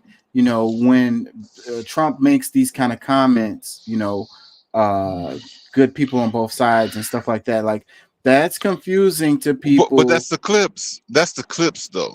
That's the thing that they want people to remember is that part. You know what I'm saying? Just like they know that he's going to get cleared of all those charges, but they're going to continue to call him a felon. You know what I'm saying? Like, it's a lot of things. Like even the people from January 6th, a lot of them are getting released by the by the justices, the U.S. justices this week. So it's like there's a lot of things that they want to put in people's memory and make it sit there and not correct it when they easily could, so that it would be fair playing ground. But they're using media as usual as a war machine, a war against the minds of the people, to make them believe non-truths, I just think that goes into another situation where Trump needs to be more careful about what, how he words things, Well, no, I think that, because you and I could say some things right here on this channel that could be clipped up and, sound like something totally different than what we said. And that's just what they do. It's not a new thing that they do. Like they had some stuff going on already last night within minutes of like less than an hour of the debate of what the different things that they try to make it sound like they could make him sound like. So it was a good example to show people that this is a tactic that's been used. This is something easy to do. Take no time to put it on TV. Because those professional editors they're just good. But overall, being able to put it into context and be grown enough to do your own due diligence instead of believing the what we know to be known liars. I mean, we know that the news, they'll tell you a story this week, and then as the things change, they don't try to keep you updated because they know that the things that they want you to believe, you're gonna have to fix that on your own. They're not gonna do it. Let me read this. It says, economy, Trump, we had the greatest economy in history. The facts, that's not accurate. First of all, the pandemic triggered a massive recession during his presidency. The government borrowed $3.1 trillion in 2020 to stabilize the economy. Trump had the ignominy of leaving the White House with fewer jobs than when he entered. But even if you take out issues caused by the pandemic, economic growth averaged 2.67 during Trump's first 3 years. That's pretty solid, but it's nowhere near the 4% average during Bill Clinton's 2 terms of 1993 to 2001, according to the Bureau of Economic Analysis. In fact, growth has been stronger so far under Biden than under Trump. Trump did have the unemployment rate get as low as 3.5% before the pandemic. But again, the labor force participation rate for people 25 to 54, the core of the U.S. working population, was higher under Clinton. The participation rate has also been higher under Biden than Trump. Trump also likes to talk about how low inflation was under him. Gasoline fell as low as $1.77. But of course, the price dip happened during pandemic lockdowns when few people were driving. The low prices were due to global health crisis, not Trump's policies. Yeah, well, whenever they talk about this stuff, a lot of this stuff tends to not have anything to do with the president and their policies. So, trying to give credit to Trump for inflation or not, or blame Biden for inflation or not, I think in a lot of cases you're missing the true triggers for that stuff. What's really happening. Like it's an oversimplification is basically what I'm trying to say. In a lot of these cases, when you talk about employment or inflation or economic growth, even, a lot of that stuff is triggered by more complex reasons than the policies of the president, because a lot of this stuff has long-term implications. Like it's guided by things that has happened before the president was there. So and it pans out when they're in there, and then they take credit for it or get blamed for it. And like I say, in a lot of cases, that's just not what really is happening, And then you can't talk about the inflation situation without talking about these corporations and price gouging and price fixing and, all the shadiness that's going on, the major conglomerates, the monopolies. So if you really wanted to talk about this, when you're talking about the economy and you leave that part out, you're not being honest, period. Well, I want to, because I missed a lot of what you just said. I'm driving, but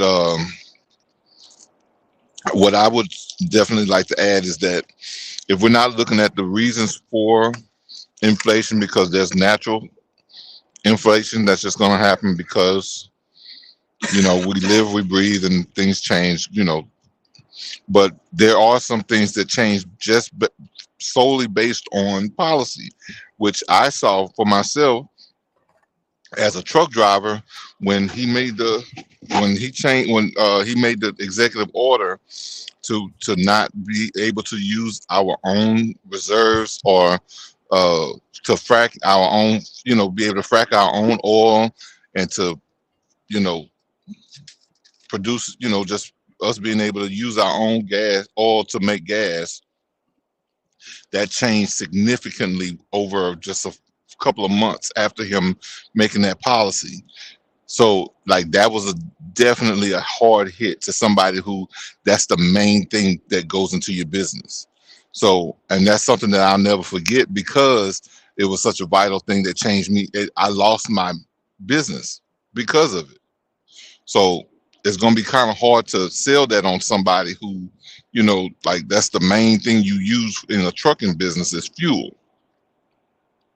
Even tires go up because you use oil for tires. You can't even use your own oil, like for none of these things now, because this Green New Deal that he's tried to make, or that he did make, because that he did make, and he wasn't lying when he said he made the largest, the biggest, energy dependent deal, but it wasn't beneficial to the people. And then we're talking about something that maybe we'll see a benefit from 50 years from now, but shoot, you're hurting people right now.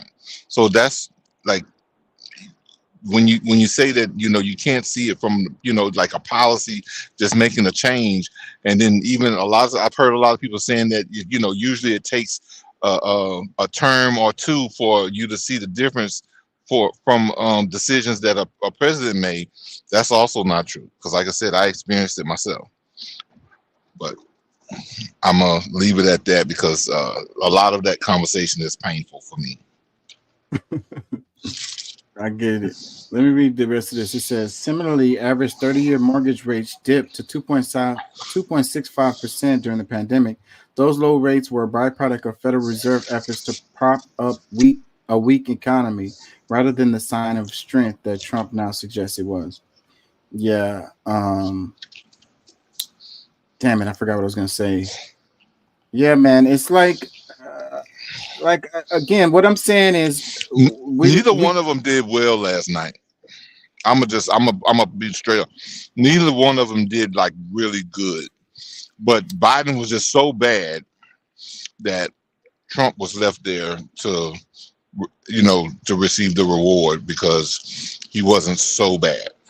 Well, I think that the most American people aren't necessarily listening to what they're saying as much as like taking in the aura of that person, if you will.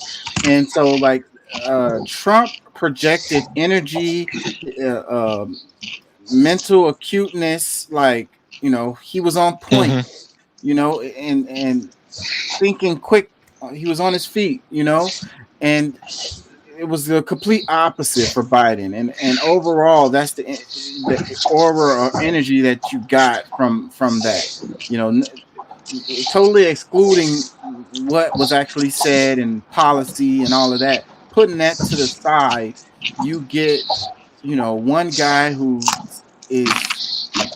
looks like he's sick, and another guy who's like mentally on point, whether you agree with them or not. Yeah. So I think that sums up the whole thing. Now, from that perspective, I agree that we lost you. We can't hear you. Let me read this next deal. It says military deaths. Biden, the truth is, I'm the only president this century that doesn't have this decade, any troops dying anywhere in the world like he did. I can't believe I was watching it, and that part kind of struck me. I was like, the balls of this guy to say that.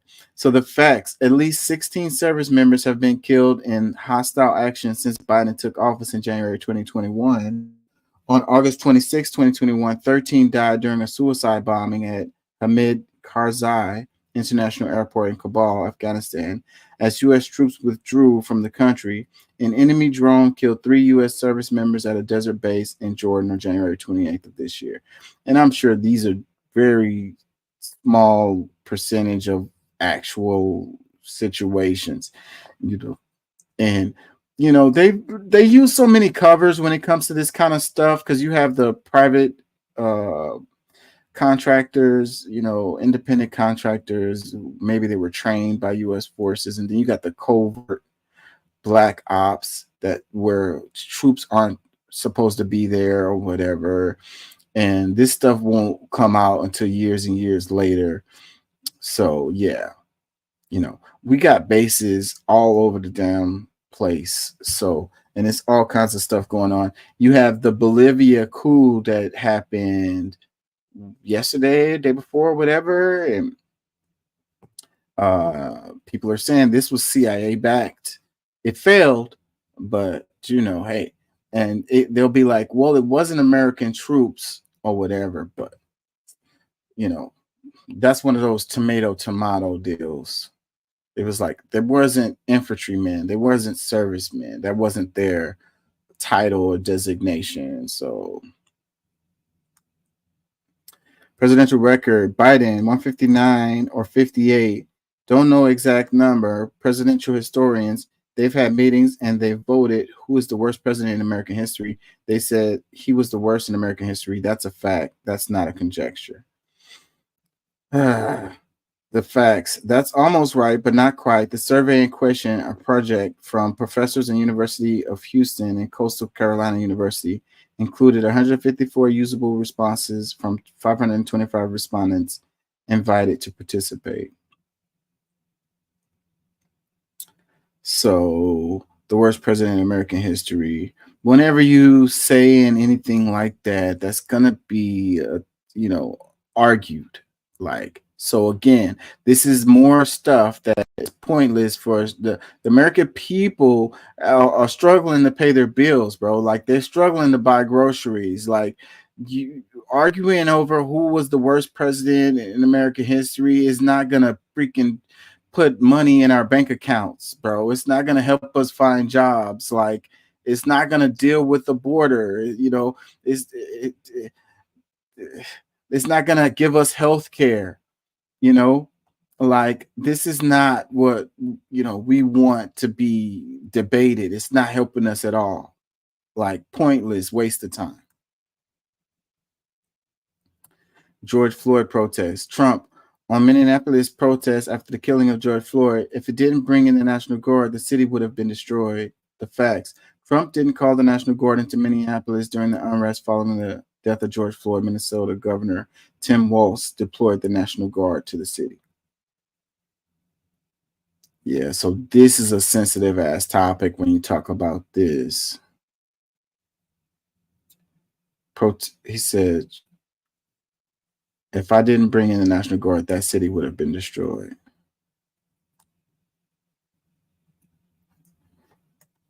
Anyways,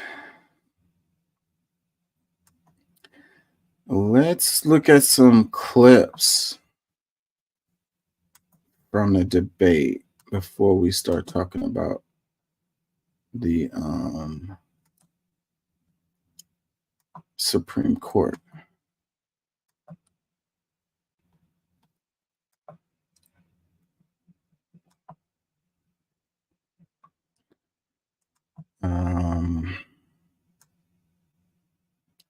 Supreme Court. I'm not ready to talk about that yet. Hold on.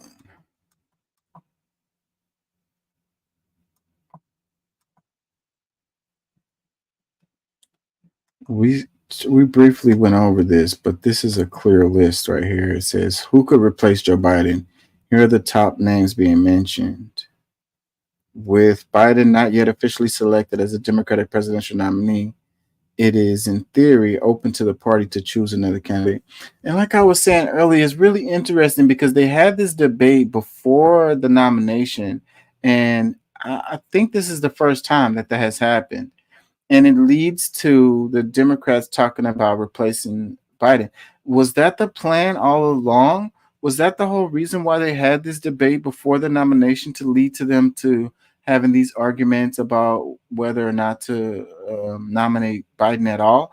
That makes me wonder. And then, like I say, they knew that there was problems with their candidate, and they could have had a primary to make Biden earn his nomination again, even though he was the incumbent. And we could have ended up with a different person, like somebody to be there already that has vetted and has people have voted for, and people are deciding, yes, we'd like this person instead of Biden. They could have done that. That would have been, a smart thing for the Democrats to do, for them to have a more viable, position to hold on to power. So what the hell? It's always like a head scratcher when it comes to the Democrats. Like, whether you agree with the Republicans or not, it's like you could kind of see where they're going or whatever, or what they're trying to do or whatever. With the Democrats, it's always like a question mark. What the hell are y'all up to? It says after Biden's calamitous showing in Thursday's presidential debate with Donald Trump, Democrats are panicking and openly talking about who could possibly replace him as the party's nominee. Anything can happen, but replacing the candidate at this stage also presents a long and unprecedented road. There is no formal mechanism that could replace Biden as the presumptive nominee, and such a move will be the first time in a U.S. political party has attempted to do so in modern times. In effect, the only option would be for Biden to agree to step aside and allow the delegates who won in the primaries, who vote to nominate a candidate at August Democratic National Convention in Chicago, to choose someone else. There's no legal requirements for the delegates to vote for the person who won in the primaries, but they are asked to vote in a way that, in all good conscience, reflects the sentiments of those who elected them. So far, Biden has resisted calls to abandon his re-election effort and step aside for a younger candidate.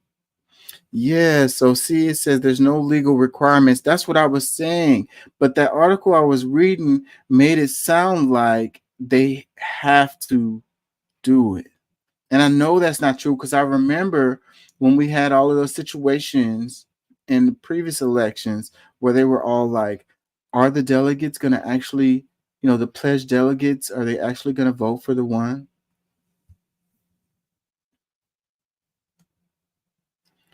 Let's read a comment. It's the first comment. It says replacing Biden with Harris would guarantee a Trump win. I agree with that. But they can't really just do that, but they could.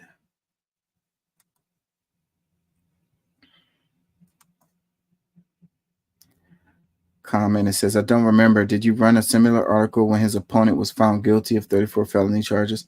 How does that really relate? Because I guess you're trying to say that the Republicans should have been thinking about replacing Trump as the presumptive nominee because he got felony charges. But I guess I get the point, but I don't know. Biden's coherentness, like, it's saying Trump is a felon and that he shouldn't be running for president, is a different argument than saying Biden is not able to do the job. Like, there's a difference there.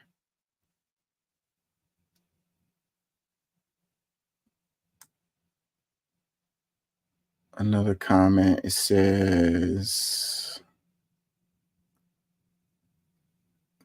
this is exactly why Democrats lose.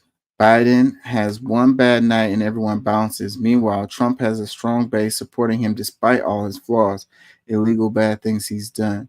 This is not the moment to consider another candidate. The Democratic Party represents a much larger portion of the U.S. population. Bringing another candidate could fracture the party, which is exactly the opposite of what we need now. Everyone should rally behind Biden at all costs. That's it. I hate this way of, this is that establishment talking points that happen every time. And this is how we ended up with Biden in the fucking first place. Like, this way of thinking is what leads to establishment candidates that nobody really likes and they hold their nose and vote for, instead of us getting people that we actually support. Like, I was watching a video of Bo, the Fifth Column, and that's what he was saying. He said that this is summing up to another presidential election where people are voting against they're choosing who they're voting against, and I think he's 100% correct. Like, instead of having someone to vote for, somebody you support their policies and all of that, Instead of that, you are forced to vote against, it's the guy that you don't want to win. So you vote for this guy just because you don't want that other guy to win. And that's what we have here. And this is what continues to happen when you have this kind of attitude. Stir fry shit or bake shit? What do you want for dinner? So we're looking at the names. So this one is who could replace Joe Biden. Here are the top names being mentioned. The first one is Kamala Harris. The most obvious pick would be Biden's vice president, but by no means would she be popular. Harris, 59, has been widely criticized for not carving out her own role in the administration and has poor approval ratings, suggesting she would struggle against Donald Trump in the glare of an election campaign. Yeah, I don't think she would have a chance of beating Trump. Her best chance of being president is Biden winning and then, getting sick or something. Gavin Newsom, the California governor, has made a point of supporting Democrats in elections away from his home state, which looked at times like he has been running a shadow White House campaign. Newsom, 56, was in the spin room after the debate, talking down any alternatives to Biden as nominee, saying it was nonsensical speculation. Yeah, he'll say that, and then he'll turn around and be like, you know what? I'll take it. Yeah, this guy, most likely, we're going to see him run for president and be a top contender in the next cycle. Unless Biden wins and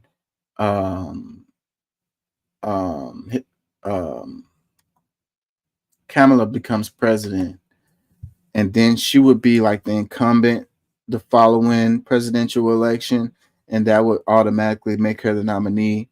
So then, like how they tend to do with the Democratic side, they have this establishment deal, so they probably wouldn't run anybody in the primaries. They wouldn't have a real primary against her. They wouldn't primary her. I don't think so. Maybe.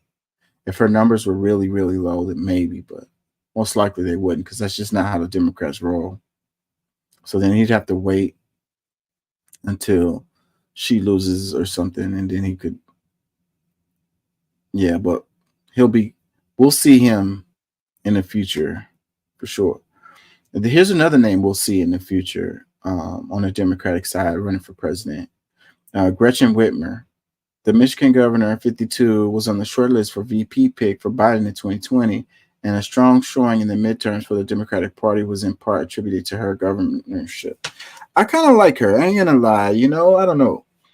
So, yeah, I mean, I don't think that they're going to replace, they're not going to put any of these names in there or whatever, but she's going to be a name that like if Trump was to win this time around, then the next presidential election, she's going to be her along with Gavin Newsom will be contenders for the Democratic nomination for president, without a doubt.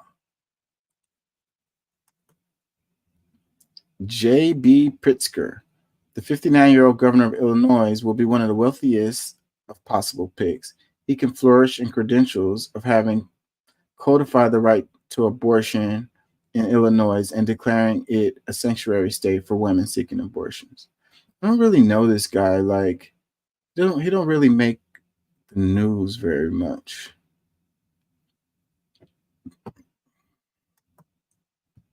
Sherrod Brown, the 71-year-old, will be the oldest of the alternative picks, but is still 7 years younger than Trump. It was considered a surprise when he did not have a tilt at the Democratic nomination in 2020, at the time saying remaining as one of Ohio senators was the best place for me to make the fight on behalf of working people. I've heard people talk like that before and then flip, so I don't know. Some of these people, they would have to want to run, I don't know. It seemed like Biden didn't really want to run. They was just like, get in there, Joe. It looks like Sanders is going to be the Democratic nominee, and we can't have that. So get in there, Joe. Joe was like, huh? What? I was playing golf with my son. I was about to go on vacation. No, cancel all your plans, Joe. Get in there. I don't think he really wanted to be. It's abuse at this point.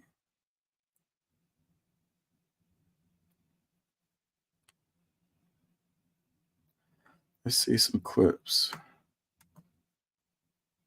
Not a loser, he's not a sucker. You're the sucker. You're the loser. President Biden, you have the mic. Every single thing he said is a lie.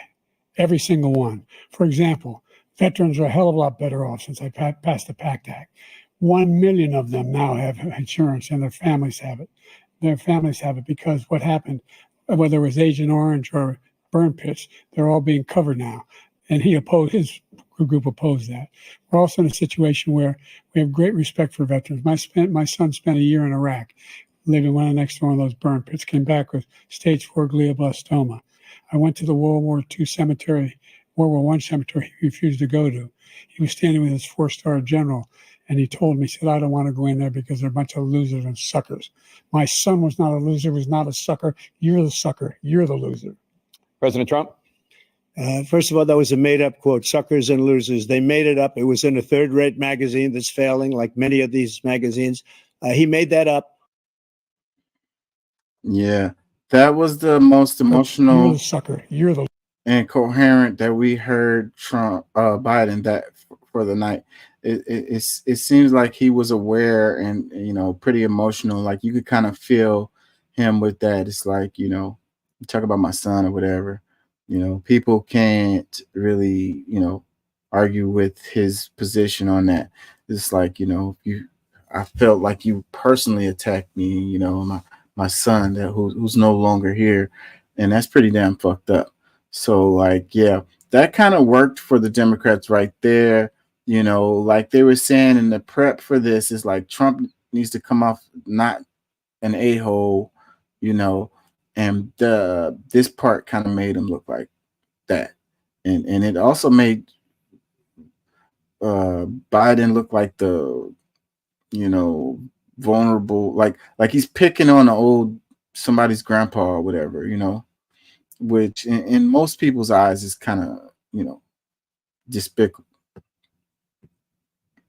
Wall Street Journal, during the debate, President Biden challenged former President Donald Trump over reports that he's called Americans who died in war losers and suckers. Trump said he had never made the comments, though Trump's chief of staff at the time has confirmed he used those derogatory words. Yeah, yeah, he probably said that. You know, I know people get really emotional about this kind of stuff too, but it kind of goes with what I was saying earlier. I think that, you know, we would rather a discussion on policy over a discussion on what Trump said or didn't say. I don't know how that helps anybody. I get it, but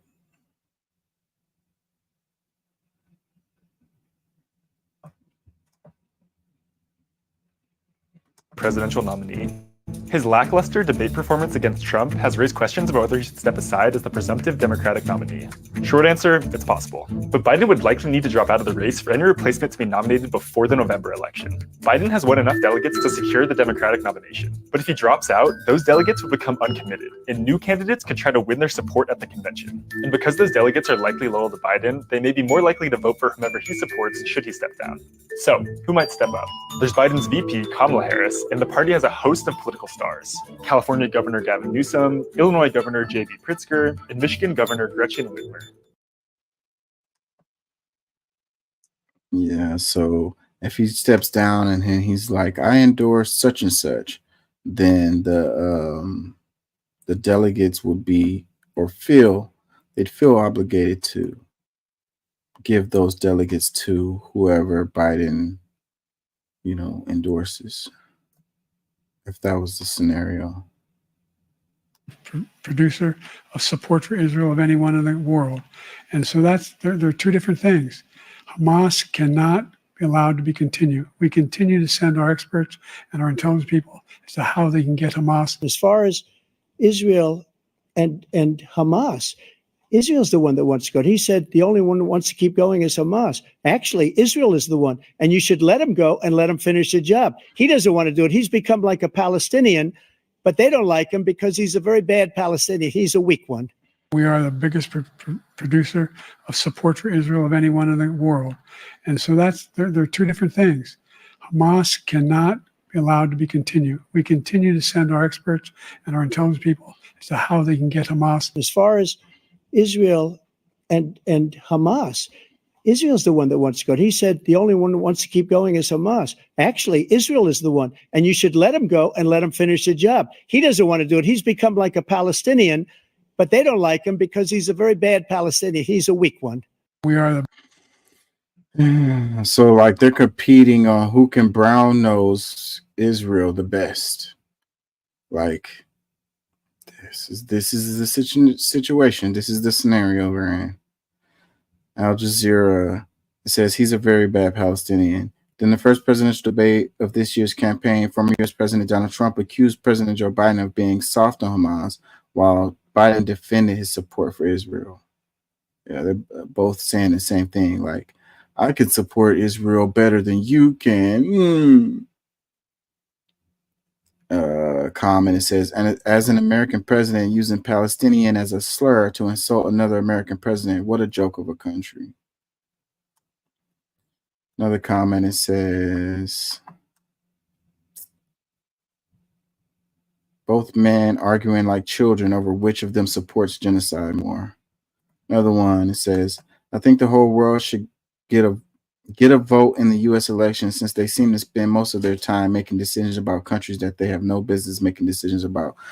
Man, that's a good comment right there. That is a good comment right there. Like, let these people deal with their situations and let's focus on our situation. You know what I mean? What do they say? Sweep around your own front door. Next comment says, nurse, they're out of bed again. Oh man, that's just mean. Like two old guys in the old folks home kicking each other. Why do y'all keep doing it? Live now from Nairobi. Yusra, when we spoke a few days ago, it was all about the president, doubling. Oh yeah, I want to talk about that, but I'm gonna wait.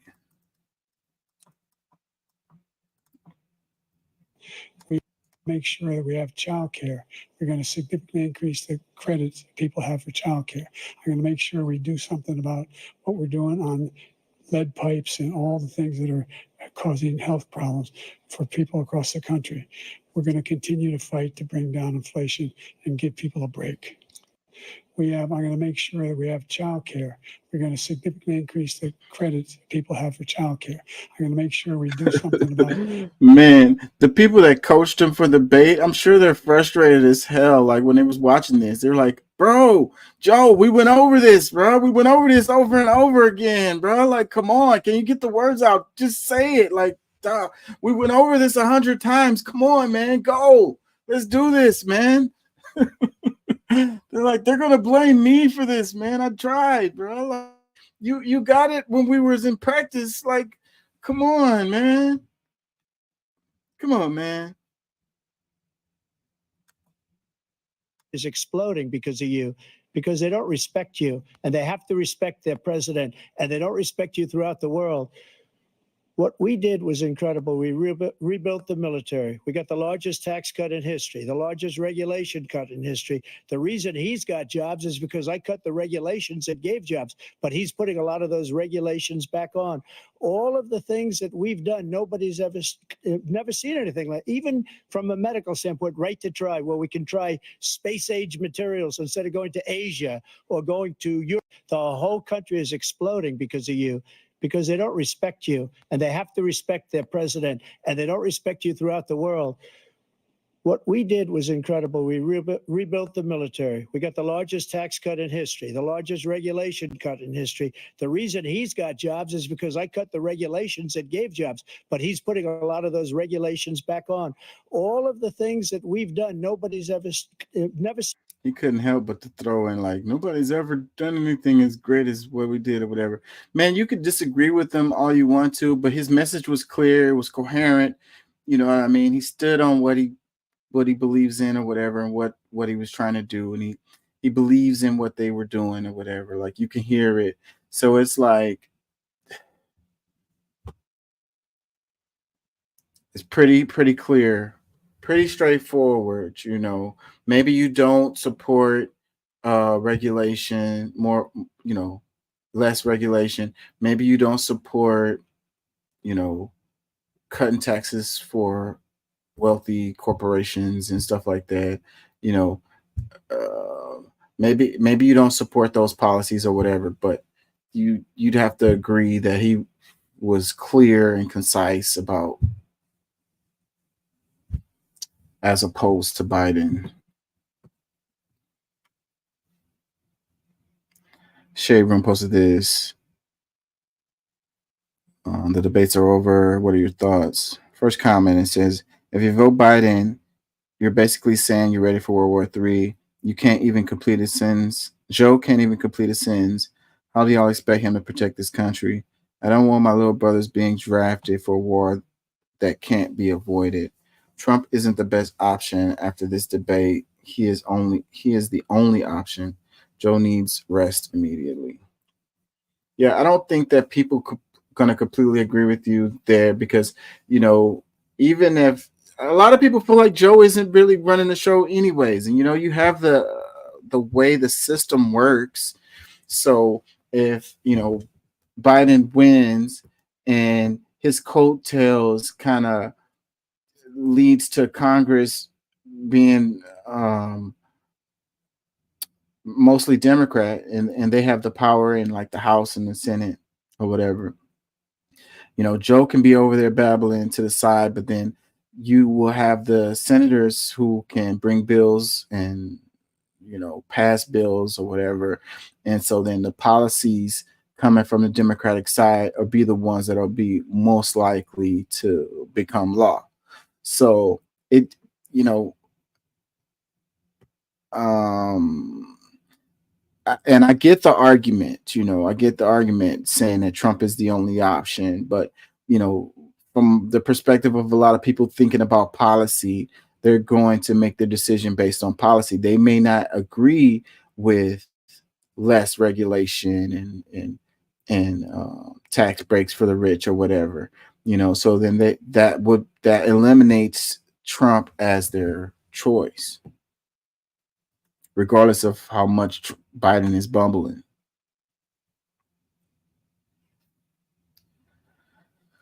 I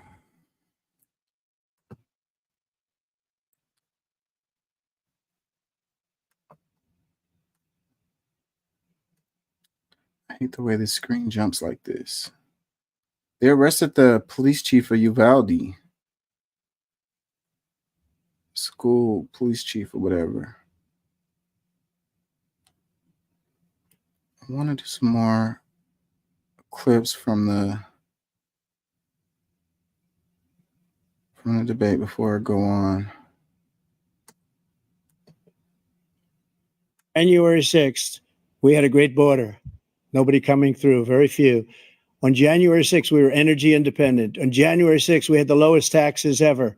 We had the lowest regulations ever. On January 6th, we were respected all over the world. And then he comes in and we're now laughed at. We're like a bunch of stupid people. That what happened to the United States' reputation under this man's leadership is horrible. He encouraged those folks to go up to Capitol Hill, number one. I sat in the dining room off the Oval Office. He sat there for 3 hours watching, begging, being begged by his vice president and a number of his colleagues on the Republican side as well to do something, to call for a stop, to end it. Instead, they talked about these people being patriots and great patrons of America. What they've done to some people that are so innocent You ought to be ashamed of yourself. What you have done, how you've destroyed the lives of so many people. On January 6th, we had a great border. Man, I was driving. I had got off of work, and the second half of the debate, it was still going, and I was trying to listen while I was driving, and I could not hear very well. Like, they said Biden has a cold or something. That's what they said. So it's like, not only was he mumbling, but his voice was low and harsh, and I couldn't hear him very well. That was frustrating. Like, turn his mic up or something. Like, help us out, y'all. He's fumbling. He's got a raspy voice and talking low. Turn his mic up or something. Like, come on, help us out. Vice President, as you're well aware, one of the biggest insecurities facing the campaign going into tonight was the claim, potentially, that President Biden is too old, that his mental acuity is just not there. Reaction across the board, including from Democrats, is that they were not convinced potentially tonight. What do you say to those voters who watched tonight and weren't sure that he is mentally fit? Listen, he did not get off to a strong start in that debate, but he had a strong finish. And, there was a slow start, but a strong finish. And the bottom line is this: let us not decide the outcome of who's going to be president of the United States based on a 90-minute debate. Let's measure that decision against the last 3.5 years. Madam Vice President, as you're well aware, one of the biggest insecurities facing the campaign going in. She had a hard time getting that out, huh? She was like, "Really, let me get my feet together. Give me a second." She had plenty of time to, work on her response, but she still was kind of stunned. Just like, man, how am I going to say this? ABC News Vice President Harris tells ABC News Lindsay Davis that President Biden did not get off to a strong start in the debate, but he had a strong finish. Harris then added, "The bottom line is this: let us not decide the outcome of who's going to be president of the United States based on a 90-minute debate." So I'm sure that's exactly what they told her to say. Like, make sure you get these lines out. Make sure you say, okay, he didn't get off to a strong start, but he did have a strong finish. I don't know where you got that from. Like, they was like, what are we going to say? How are we going to deal with this? All right. Well, he got off to a strong start, weak start, but we could say, he finished strong. It's like, did he actually finish strong? That doesn't matter. We just want to say this, it sounds good or whatever. Like, okay, what else we're going to say? Well, the bottom line is, let's not decide the outcome of who's going to be president of the United States based on a 90-minute debate. You know what I mean? Like, just because he had a horrible, debate, we're not going to base, our voting on that, So let's not be rash here. Really smart people in the room, and that was the best they could come up with. Comment, it says, I base it off January 6th and 30 plus felonies. It comes down to morals. I think a lot of people may think like that, or the opposite of that. Another comment says, she didn't even know what to say for a second, LOL. Telling you, she was like, what they told me I have to say again? I got to be careful. Another comment says, she's just as bad as him, can't get her words out too. She was just put in a pickle. Like the White House press secretary, they have a hard job, bro, to sell some bullshit to people and sound like you really mean it or like you really believe it. Like, that's not easy. Another comment says, I think Harris has been drinking Joe's Kool-Aid. She sounds just as ridiculous as Joe. Another one, is she always drunk? She does not speak any better than Biden. Another comment, Biden had a strong, what the hell was she watching? Yeah, strong finish. Yeah, that's just what they said. They were like, man, this is terrible. What are we going to say? Well, he ended off strong. Another comment, it says, I'll be riding with Biden, not a criminal felon. Another one, she's bitter that even when they replace him, it won't be with her. Another comment says, She's damn sure not helping Biden win. Shaking my head. Another comment said elderly abuse in the White House scandal. I'm telling you. Tell you. It says she's not helping Biden. She's absolutely not. What were they thinking in the first place? Like, oh my God, bro. The situation would be very, very different had they let the primaries play out the way that they would have played out without them doing the plays that they did to, sabotage folks. They did the same thing when Hillary Clinton was running, and that's the results came the same. It's like they don't learn. They keep doing the same thing over and over again, and it doesn't make any sense.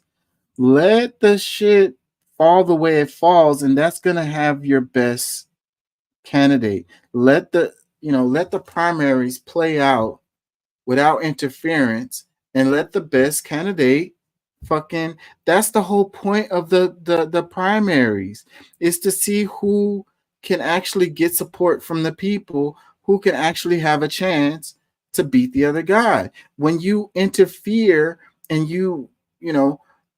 the person that's not the most liked or the most supported or whatever, who's going to get the most votes, and you put them up there, then that's where like I say, they get paid to fail. They get paid to lose. They put up losers every time when they don't have to. Doesn't make sense. Let the primaries play out and let the best man win. Stop interfering with that shit. That'll give you your best chance to win. They don't want to win. Clearly. Sound smart about the Biden-Trump debate? Here are 3 quick takeaways. First, Biden's unsteady performance didn't help his campaign's efforts to soothe voters' concerns about his age. His hoarse voice and occasionally hard-to-follow responses made him look all of his 81 years old. A person close to the campaign told us he has a cold. Second, when it came to policy, Biden and Trump accused each other of being terrible presidents. Trump repeatedly made over-the-top apocalyptic statements about the state of the country, and it's not clear either did much to win over voters who dislike both of them. Third, Trump appeared disciplined, but his responses were full of inaccuracies, and he refused to definitively say he would accept the results of the 2024 election. Yeah, they should have started off with that, and they kept asking him that question, and he never really clearly answered it. He was like, "Yeah, if there's no, abnormalities, what did he say? Then yeah, I'll support him." Then he went on to like, "I would much rather be in a nice location and not have felonies and all of this. I didn't even really want to run and all of this." Bro, answer the question. If it comes out that you've lost, are you going to accept that L? Are you going to take your L? He didn't really answer. So we already know what the answer is. There's a precedent.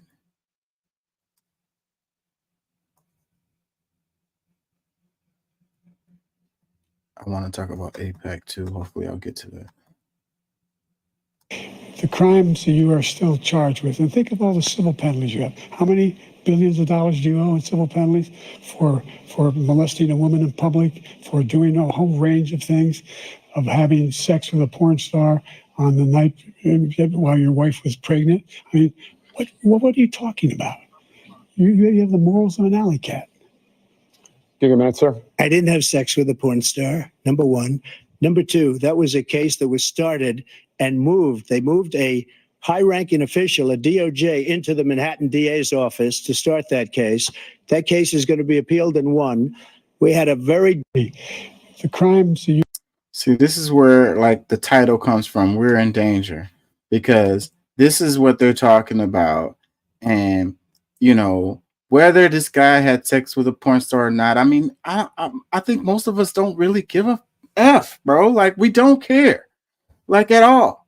Like, can we talk about stuff that's gonna be like important? You know what I mean? Can we talk about stuff that has to do with the American people and their future? Like, what the F? This is what the hell? This is what I mean. I'm lost for words because the biggest political stage, and they're talking about whether this guy had sex with some lady or not. Like,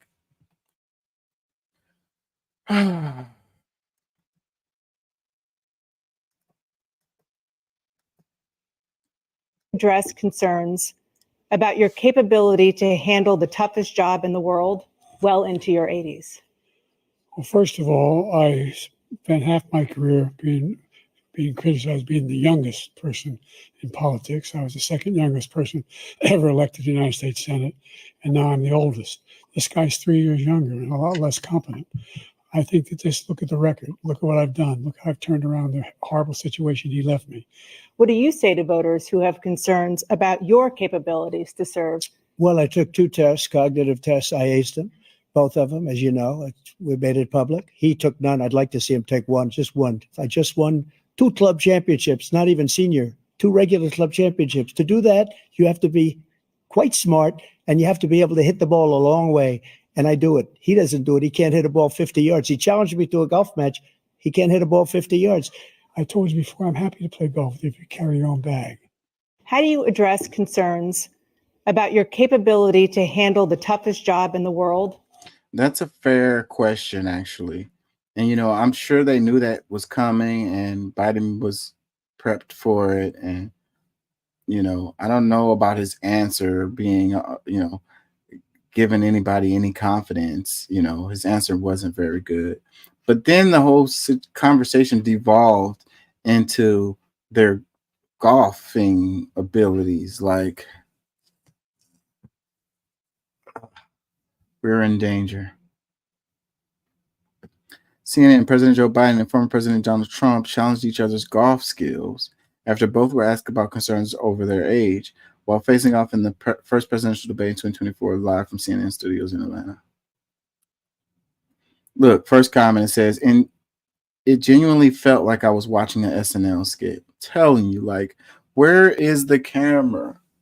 Who is playing a joke on us? Like, this cannot be serious. We're in danger. Danger.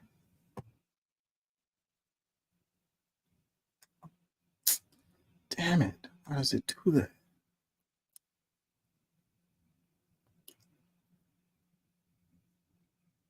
That's why I like to go in order whenever I put these in here, but to the porn star. How many billions of dollars do you owe in civil penalties for molesting a woman in public, for doing a whole range of things, of having sex with a porn star on the night while your wife was pregnant? I mean, what are you talking about? You have the morals of an alley cat. What? Minute, sir. I didn't have sex with a porn star. How many? It's like, what did he say? This says President Biden accused former President Trump of having the morals of an alley cat. Okay, that's what it was. You had the morals of an alley cat. It's like, bro, like, is that from 1950s? Like, who says that? Like, what does that even mean? Morals of an alley cat. Okay, I don't know. Is that good or bad, Joe? We don't know. We don't know what that means, bro. Can you update your slang words? Fire those generals, the woke generals at the top, because you've been talking Yes, I would get rid of them, yeah. But see, now I know him. I didn't know him before. But, I came in. What do I know? I was a New York real estate person, but no, I'd fire them. I would fire them. You can't have woke military.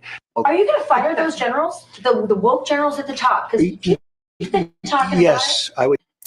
Yeah, I don't know that we have woke, quote unquote, generals. Like, I don't think so. The military is not that. Mr. President, how did you think you performed tonight? Do you have any concerns? Democrats are concerned that you should drop out, that you're not fit for the job, your voice, your performance tonight. Do you have any concerns about your performance? It's hard to debate a lot. New York Times pointed out he lied 26 times. Big lies. Are you suffering from a cold? Your campaign says that you're sick.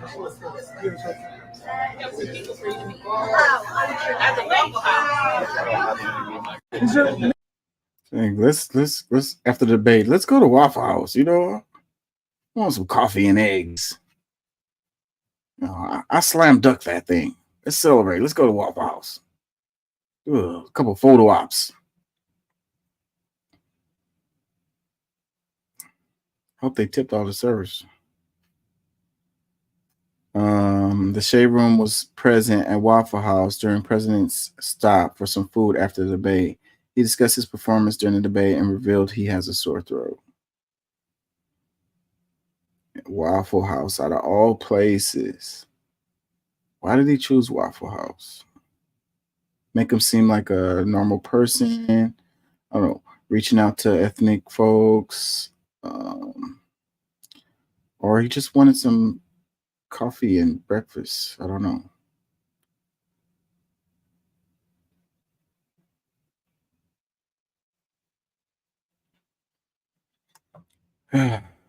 We're in danger.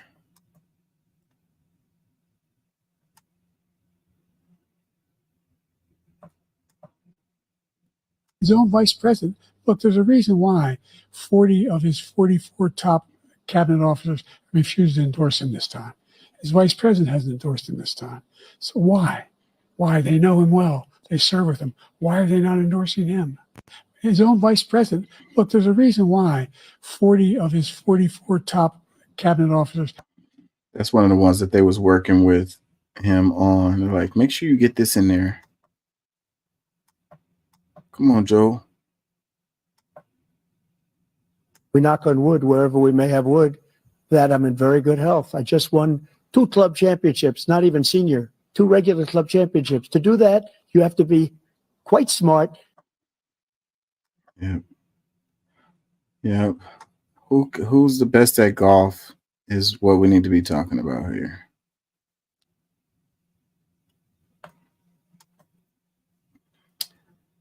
It says Joe Biden's claim, I'm the only president in this century that doesn't have this decade that doesn't have any troops dying anywhere in the world.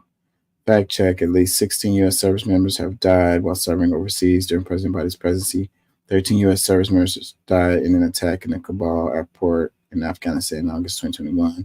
3 soldiers were killed in an attack in Jordan in January of this year. Be careful what you say, because they're gonna come back on you on that shit. I think I'm about ready to move on from this topic. Criticized being the youngest person in politics. I was the second youngest person ever elected to the United States Senate, and now I'm the oldest.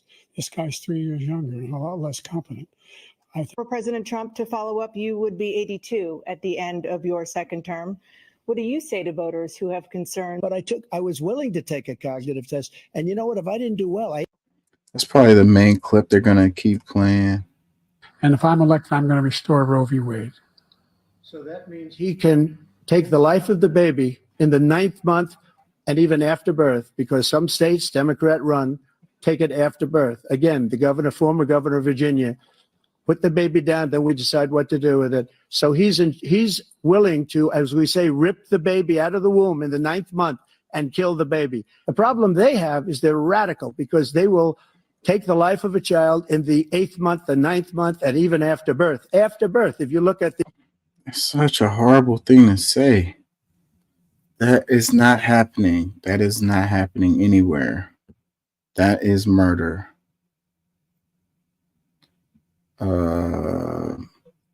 Carrier Newsroom. Donald Trump told a vicious lie about Democrats wanting abortion after birth. This is plainly untrue and not supported by any evidence.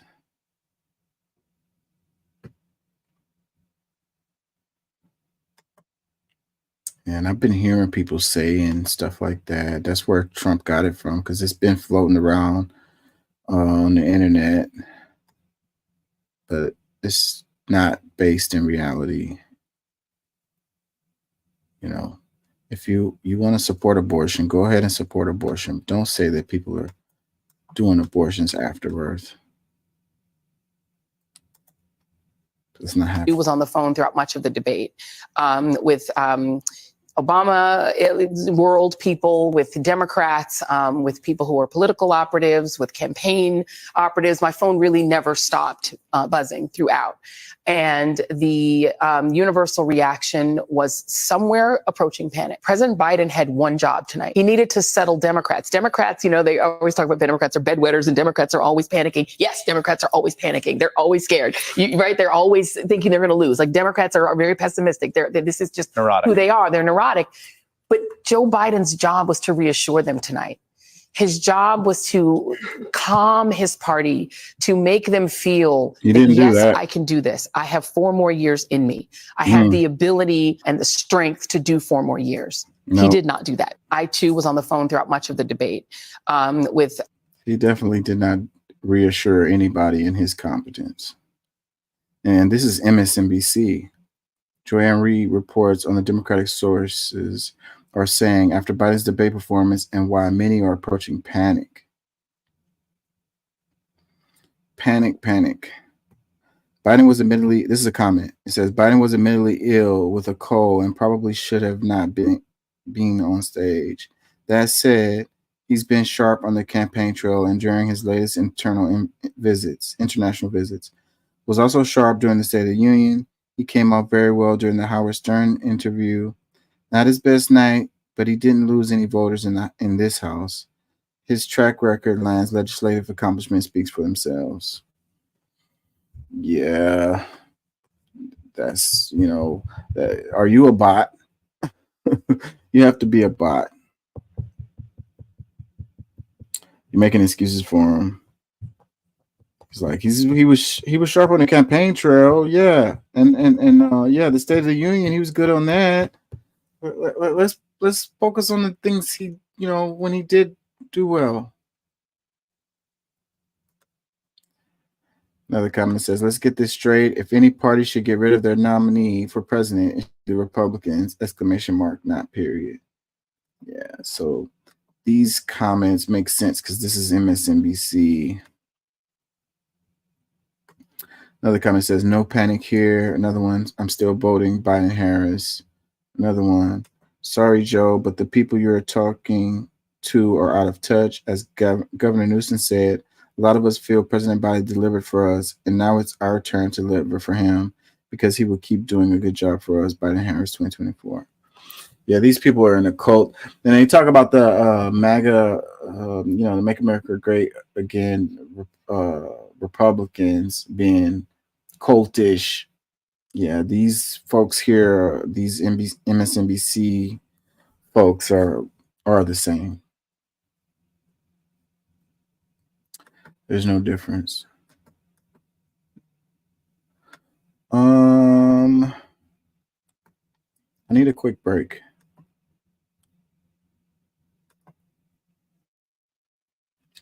So I'm gonna play. Uh-oh, what did I do? I did something. Damn it. Can I do this? Are they gonna let me do this? Hold on, y'all. 1 second. I'm gonna have to close this window. I don't want to close the wrong one. Okay, boom. Close this one. And we'll probably go back to this, and we might make it to this.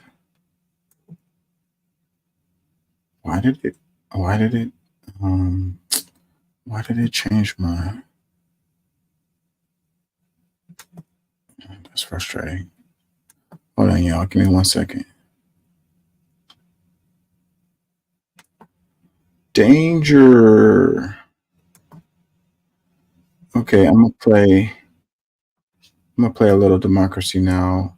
And give myself a quick break, y'all.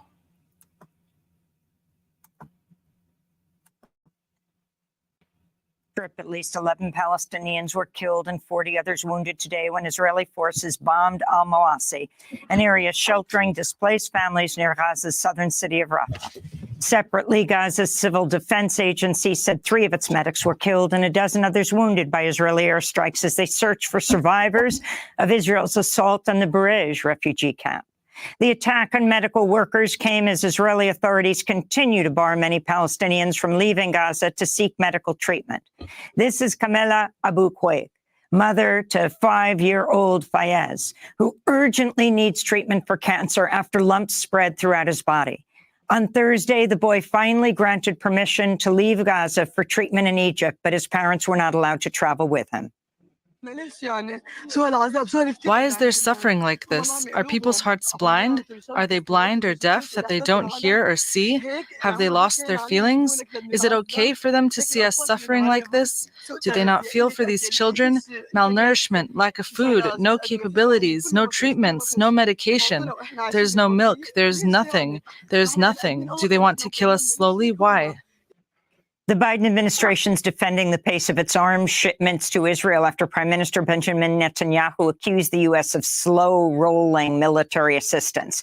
This week, the White House boasted it supplied Israel with $6.5 billion in military aid since last October. The disclosure came as senior U.S. officials held talks with an Israel delegation headed by Israeli Defense Minister Yoav Gallant, who on Wednesday told reporters in Washington, D.C., Israel's prepared to bomb Lebanon, quote, back to the Stone Age, unquote, unless Hezbollah halts cross-border attacks. On Wednesday, Gallant was confronted by a peace activist with Code Pink after meeting with key members of Congress on Capitol Hill. Gallant, you are a war criminal. How dare you enter our city and our country? You are a war criminal. You have literally killed thousands of Palestinians carrying out the genocide in Palestine. Shame on you and shame on you for letting them in here. Shame on all of you for protecting a war criminal. In more news from Capitol Hill, lawmakers have barred the U.S. State Department from citing death toll figures provided by Gaza Ministry of Health ahead of Thursday's vote. Congress's lone Palestinian-American lawmaker, Democrat Rashida Tlaib of Michigan, read into the congressional record the toll of Palestinians killed during Israel's assault on Gaza, more than 37,700 dead, 15,000 of them children. But Palestinians are not just numbers. Behind these numbers are real people, mothers, fathers, sons, daughters who have had their lives stolen from them and their families torn apart. And we should not be trying to hide it. These are innocent children and babies who have been bombed in their tents, burned alive, dismembered, and deliberately starved to death.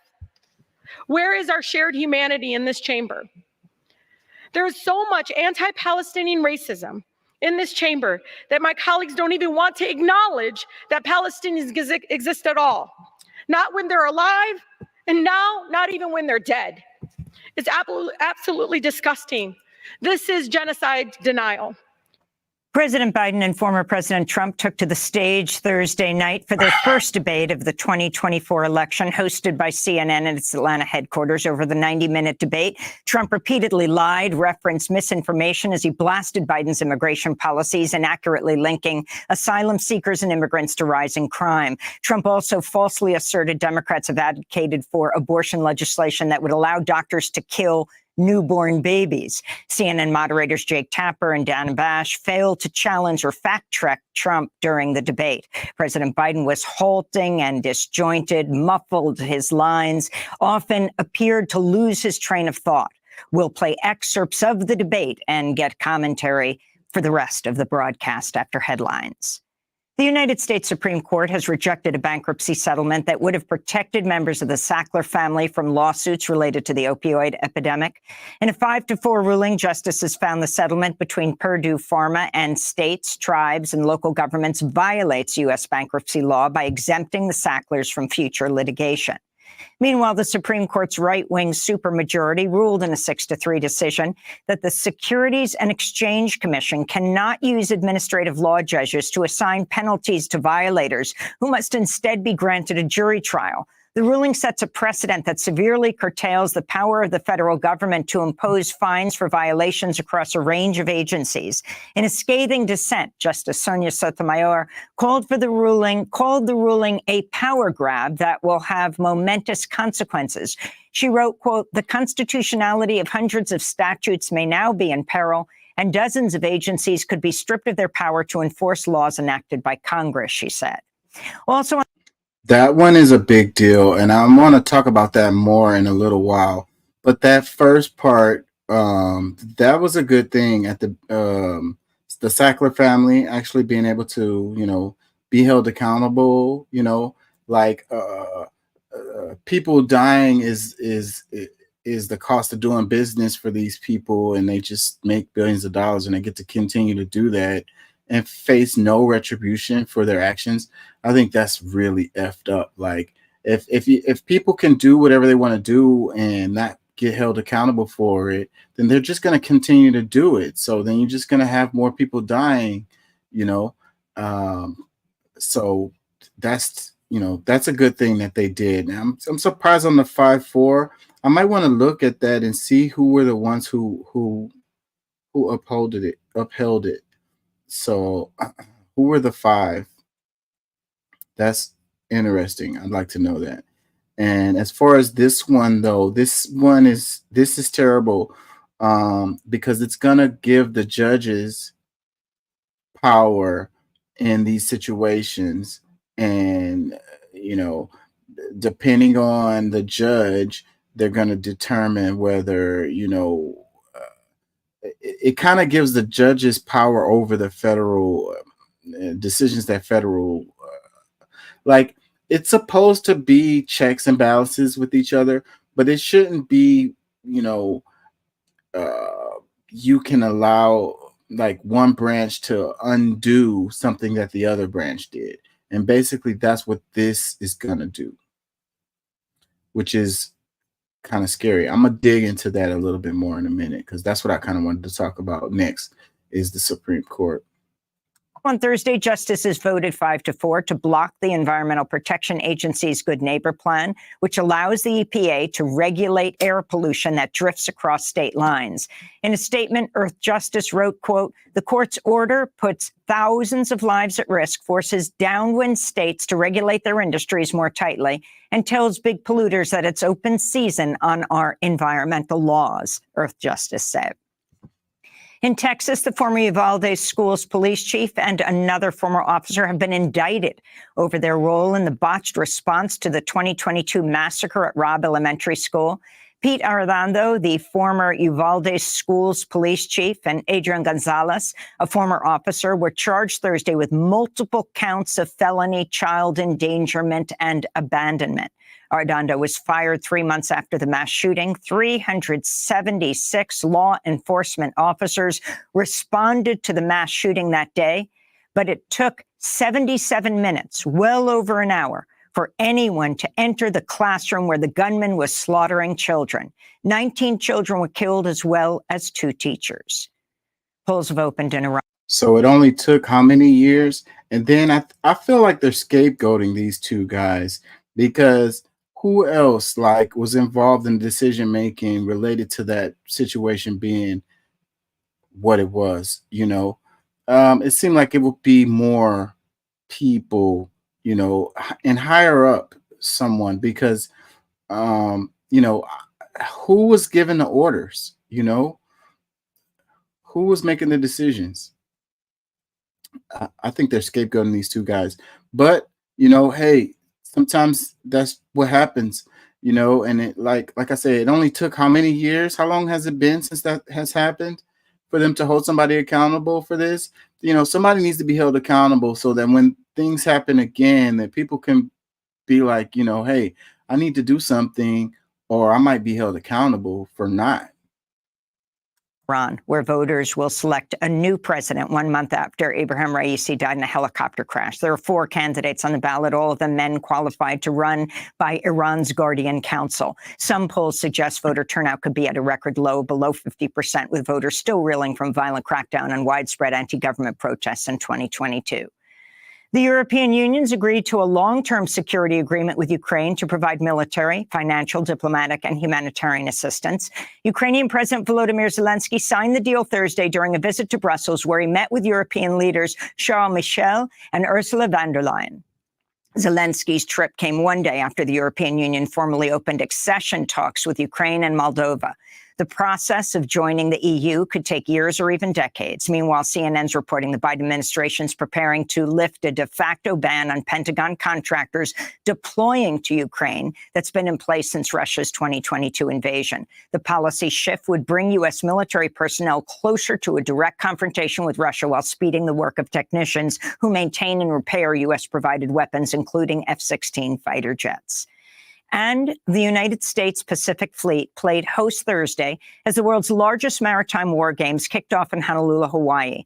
The Rim of the Pacific, or RIMPAC, International Maritime Exercise, brings together 25,000 military personnel from 29 countries, including Australia, Canada, South Korea, Japan, India, Brazil, Chile, Mexico, and 7 European nations.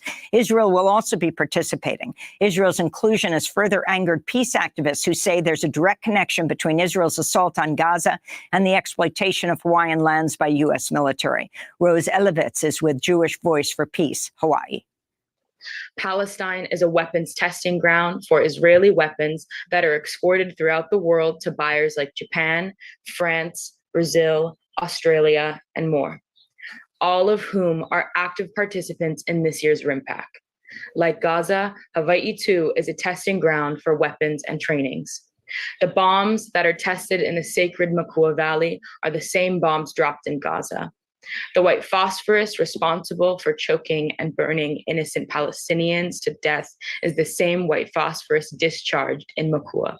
And those are some of the headlines. This is Democracy. Yeah, I think that the way the media covers stories, you tend to think that things are isolated, they're not connected, that, you know, they're like individual occurrences or whatever. But for you to understand what's happening, you have to look at it, you know, from a bigger picture, you know, and try to look at and try to understand how, you know, the world impacts that it has, or the reasons that they do it, you know, like selling arms, you know, testing arms, and, you know, other countries want to buy those arms knowing that they work or whatever. It's like how they make their money, you know, what their real agenda is. Like, there's always more than one thing going on, but everything is interconnected. We live on one planet, you know, one world, and what happens on one side of the world affects what happens on the other side of the world or whatever. Like, it's tough to see the connections because of the way the media covers these stories. But if you dig and, you know, pay attention, you can start making connections. And that's the only way that you can begin to understand what the hell is actually happening. Because if you look at things from an isolated perspective, it's not going to make sense. You got to look at it over time, and you have to look at it over space.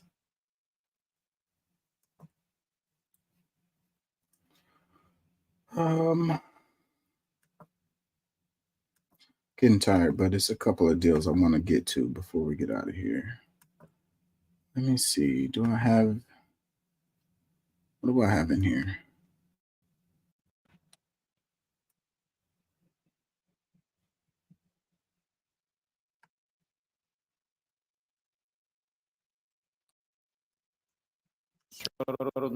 At the International Economic Forum.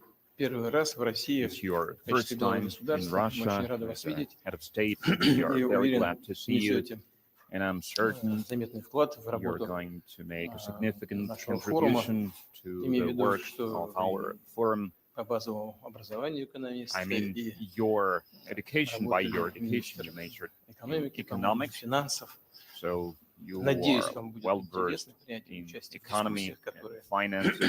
I hope it will be interesting for you to participate in the discussions that are already happening at the forum that will take place tomorrow. As for the bilateral relations between Russia and Bolivia, they are developing based on a strong foundation with regard for the mutual interests. The total volume of trade is not that big yet, but there is a good trend for growth. 2.5% was the increase in trade. So it says 3 weeks ago, Bolivia President Luis Alberto Arce Catacora flew to St. Petersburg, Russia to attend the International Economic Forum. The two countries talked of implementing several projects such as the Nuclear Research and Technical Center. Let's not pretend we don't know who is responsible for today's coup. This is the work of the U.S. CIA. So if you didn't know, it was a coup attempt that happened in Bolivia. It failed. And they captured the guys involved.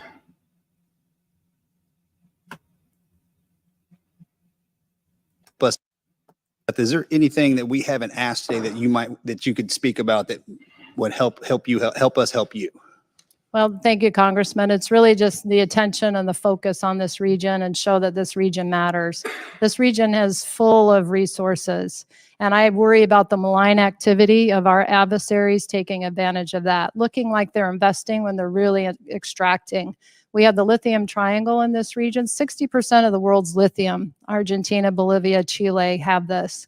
And it's taking resources away from these countries and from their people that are trying to deliver, these democracies that are trying to deliver for their people. You said that 60% of the lithium in the world supply of lithium comes from South America.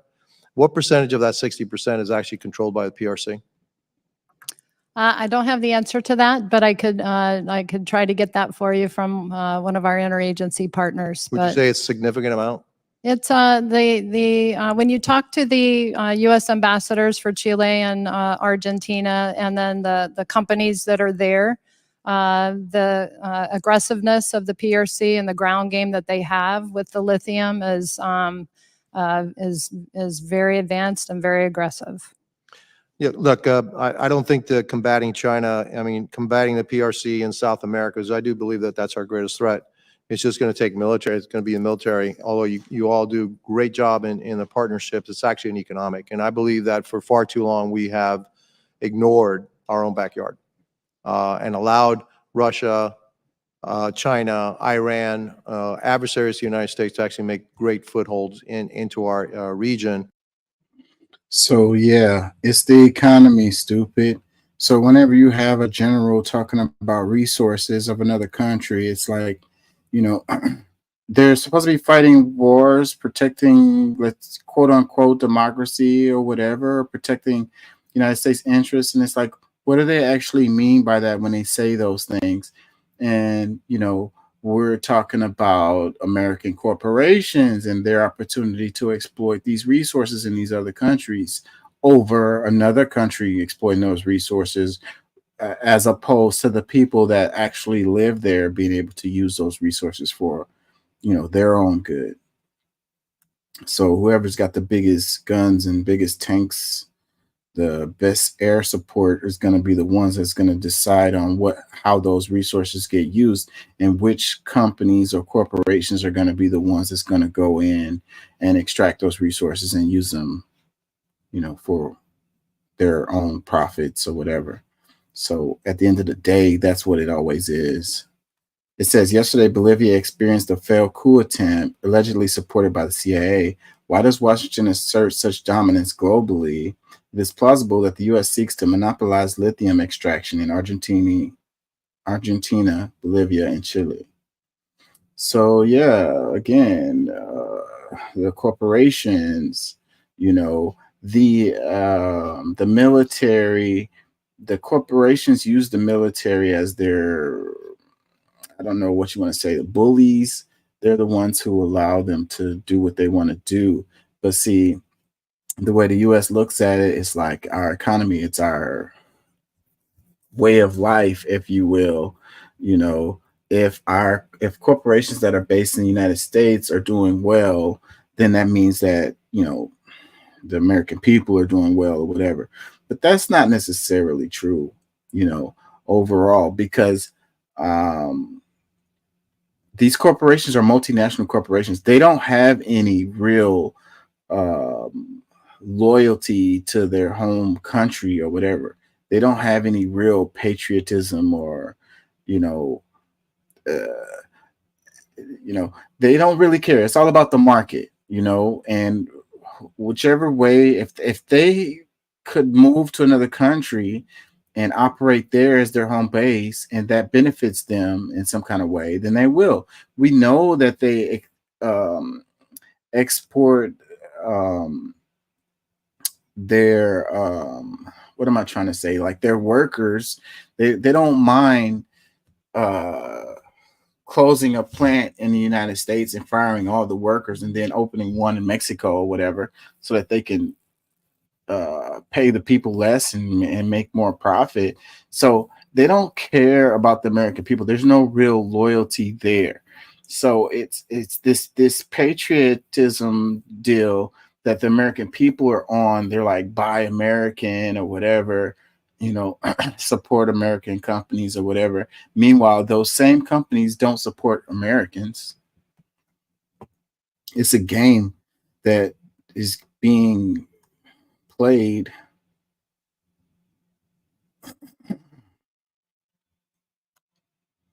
So yeah, whenever a country doesn't want to play ball as far as allow the American companies to come in and extract the resources, then all of a sudden there's a coup. So a lot of times people say, you know, these countries, they just can't seem to get their stuff together or whatever. They have bad leadership or whatever. So, but whenever a country is trying to keep their resources for their people, then that's when they, you know, the leaders get replaced. So if the leaders want to stay in power, you know, then they have to play ball, you know, with the Americans.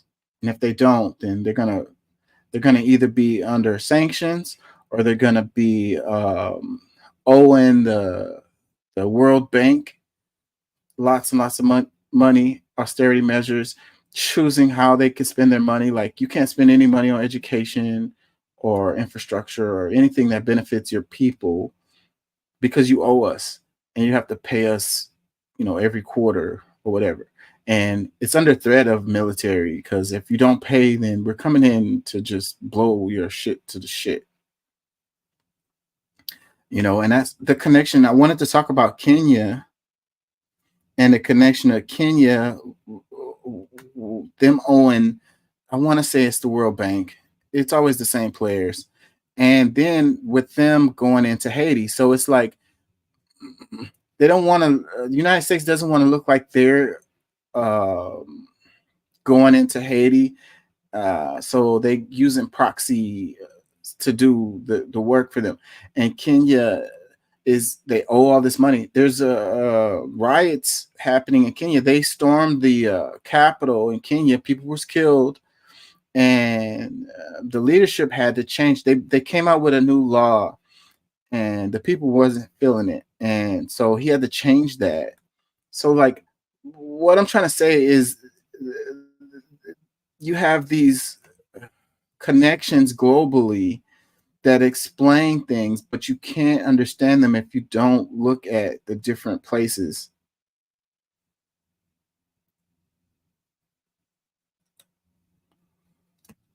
This is not really related, but let's play this anyways. What don't you understand? Are we missiles near the borders of the United States? No. It's the United States with their missiles coming to our home. They're literally on our doorstep. Is this really too much to ask? No more strike systems on our doorstep. What's so unusual about that? How would American people feel if we put our missiles on the Canada-US border, for example? Or if we put our missiles on the Mexico-US border? As though Mexico and the US never had any territorial issues. California used to belong to whom? And Texas? Have you forgotten? All right, it's quiet now. Nobody brings it up. So he's making the What don't you argument understand? for the, the situation in Ukraine.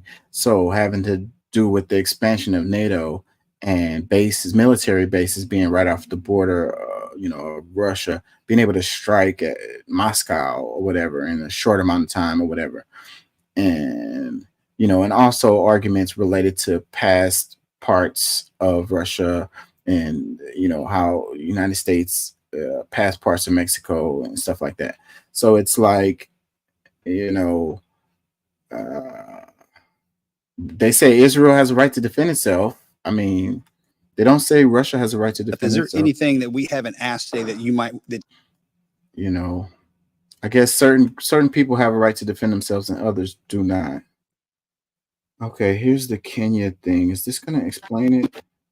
We cannot continue to be rude like this. Being ruled by sick people, by mad people, by liars and thieves and criminals. These are the people who are in power in Kenya, in Africa. That is the situation we are living in. That is kind of life we are living in. That's why people are dying and nobody cares. Poor people are suffering, nobody cares.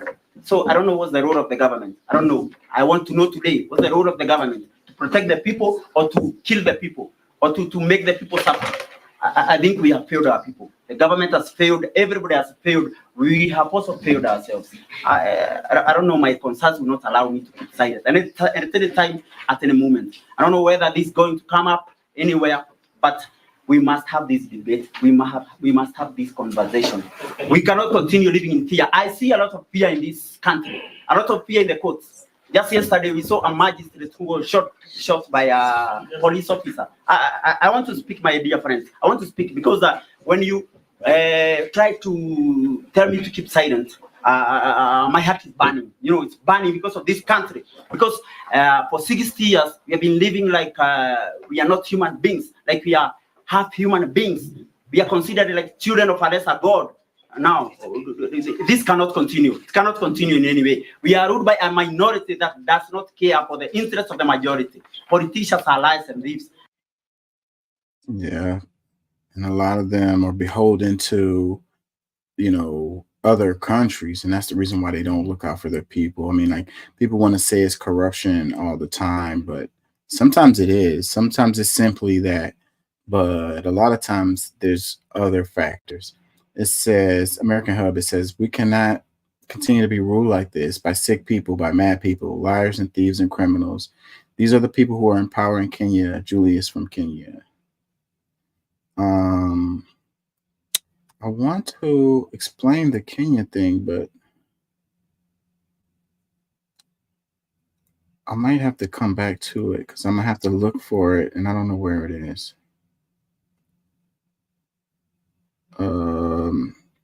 Julian Assange is free. Finally, he pled guilty to one felony count, and they gave him time served. So he's back home in Australia after it's been like 12 years or something like that.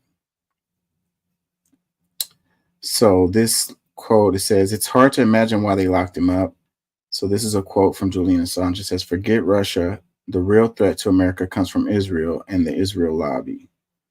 So AIPAC, what's his name?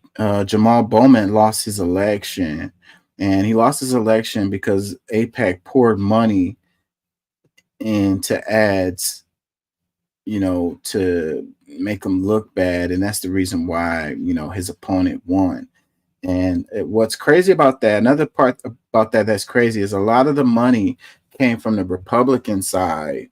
So you had this is a Democratic race. Both of the people running were Democrats, but you had a more conservative Democrat, and they just wanted Bowman out of there. They didn't care who the other person was, but they did want to make sure that it was somebody that was friendly to Israel.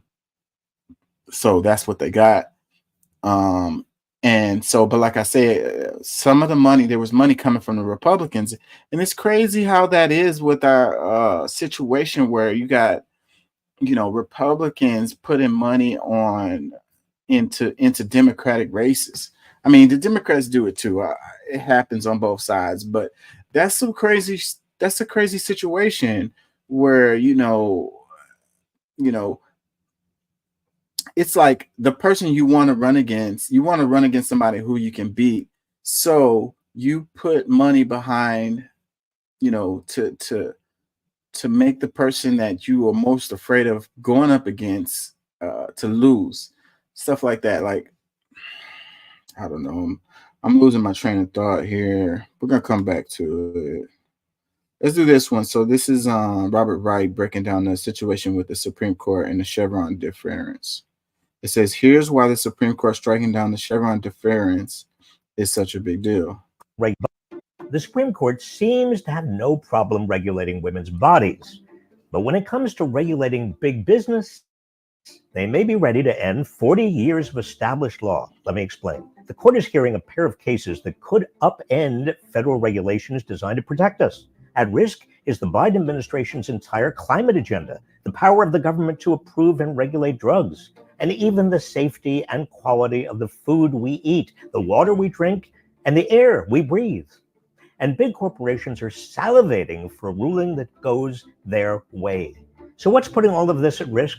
It's a challenge to something known as the Chevron doctrine, a legal precedent established by the Supreme Court's ruling in the 1984 case, Chevron versus Natural Resources Defense Council.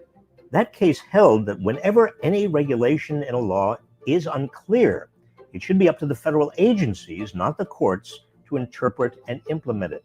This makes sense because unlike courts, federal agencies are staffed with scientists, researchers, and engineers, actual experts in the fields they are regulating. But now a pair of Supreme Court cases challenging the doctrine could shift this power to the courts, stripping federal agencies of this key role of interpreting and implementing our nation's laws. If non-expert courts become the sole interpreters of the nation's laws, a single activist judge, carefully selected by plaintiffs, could invalidate all the regulations of a federal agency charged with protecting the public.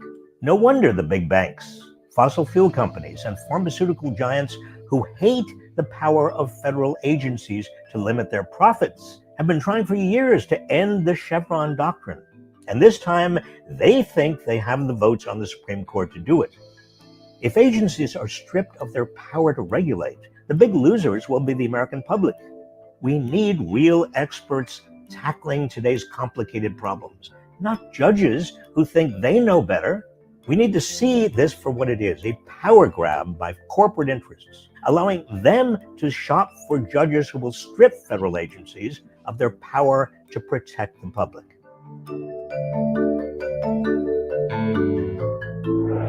So yeah, and it happened. The Supreme Court, they overturned that previous Supreme Court ruling, and so now it takes the teeth out of these agencies like the FDA, the Environmental Protection Agency, the Department of Agriculture, when they're trying to protect consumers, they're trying to protect citizens from practices that can be harmful, and deceitful. So now if they have a problem, then it's going to go to a court, and they're going to, like he said, they're going to cherry pick their judge and going to get rulings that are in favor. It's easier for them because, the corporation has a hard time going up against those federal agencies. But, one judge, they can be swayed, give them some benefits, give them some kind of vacation or money or something, to make sure that they rule in their favor. They have a lot of money, and that's what it's all about. They're going to make more money by being regulated less. So that's the result of this. I don't know. People probably don't really understand it, but whenever the big stuff happens, it's always like this, and people don't really understand it. And, and then later on they got lead in their ice cream or something. And they don't understand how it got to that point.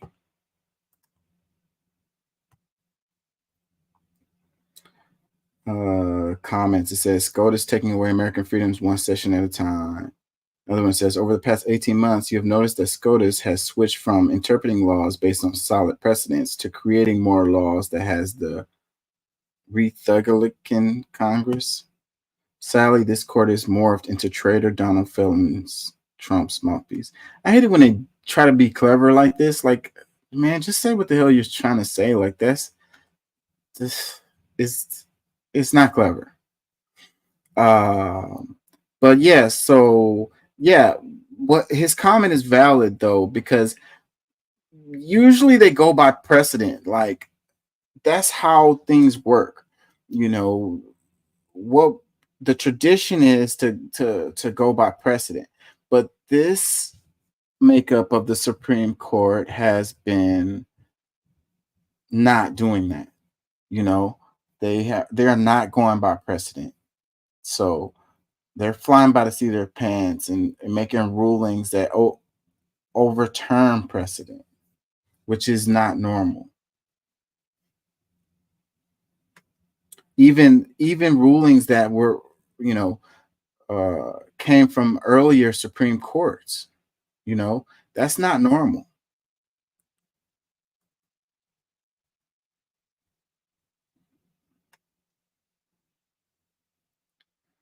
Another comment says, it's straight up win for freedom, something libs hate. Win for freedom. And when they say freedom in this scenario, what are you saying? Are you saying freedom to screw over people? You know, freedom to lie, freedom to put lead in the ice cream, you know?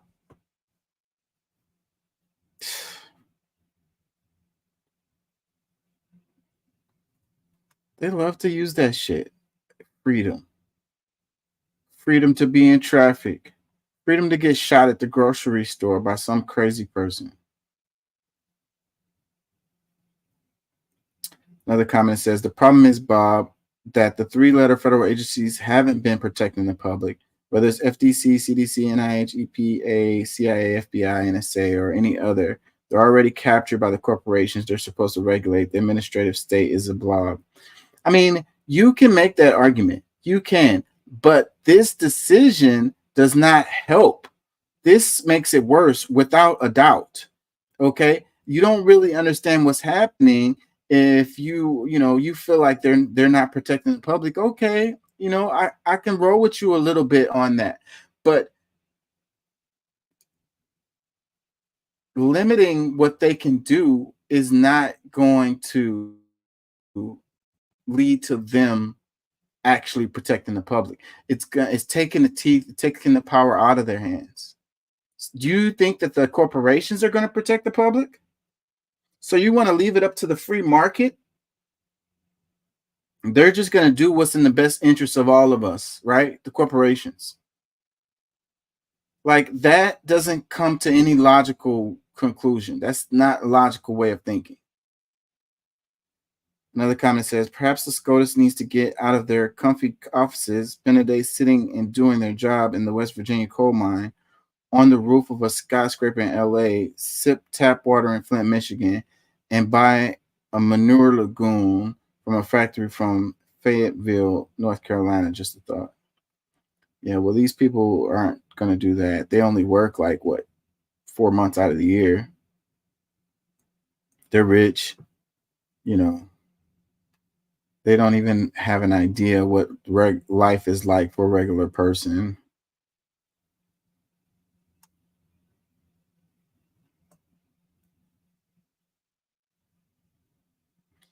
This one, it says, it's not law. Only legislature can make laws.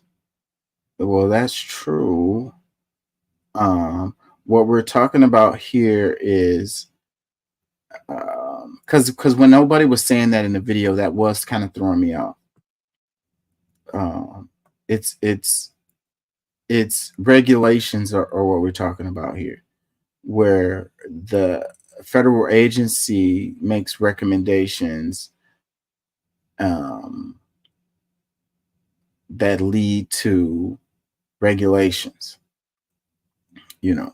So yeah, he's right. It's not laws. You don't want you want the people who are specialists, the people who really know, to be the ones. Like when they talk about EPA or whatever. And we was in a show previously, and Deuce was talking about like an ant that was on his truck, and when he went to California, they was freaking out about this ant that was on his truck, and he was like, "What the hell, like that's stupid or whatever." But from the perspective of a person that doesn't understand the ecological damage that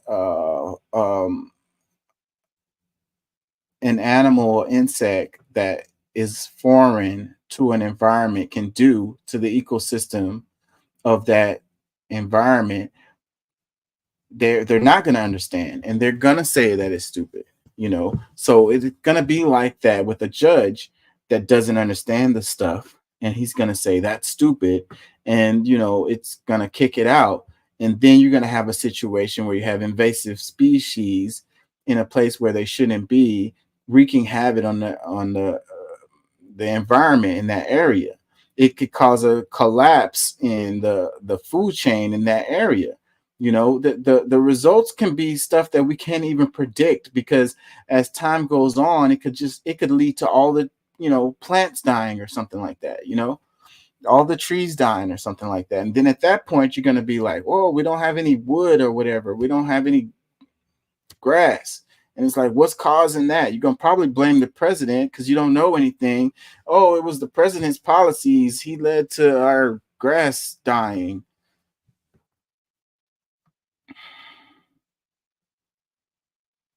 No, it was that ant that rode up under your truck. And the EPA was trying to tell you that, but you wouldn't listen because you don't understand and you think it's stupid.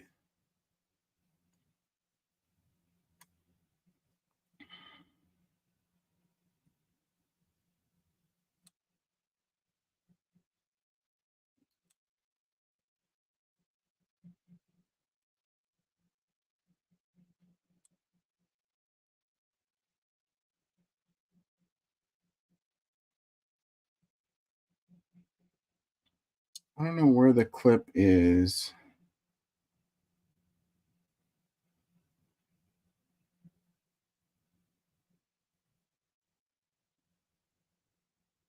That I'm looking for. So I'm just going to move on and go through these ones that I know I wanted to do before I get out of here.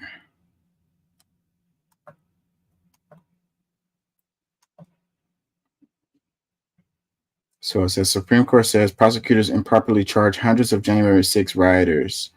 Federal prosecutors improperly charged hundreds of January 6 defendants with obstruction, the Supreme Court ruled on Friday, upending many cases against rioters who disrupted the certification of the 2020 presidential election.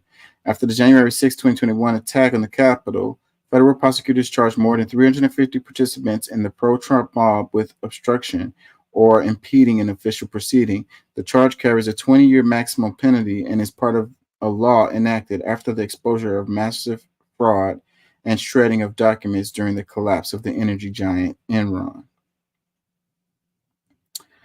So yeah, I remember Enron. That shit was terrible, but I don't think anybody ever got held accountable for that either. Like one guy killed himself, another guy, he died some other kind of way. I don't know. I think one person may have went to jail in that situation.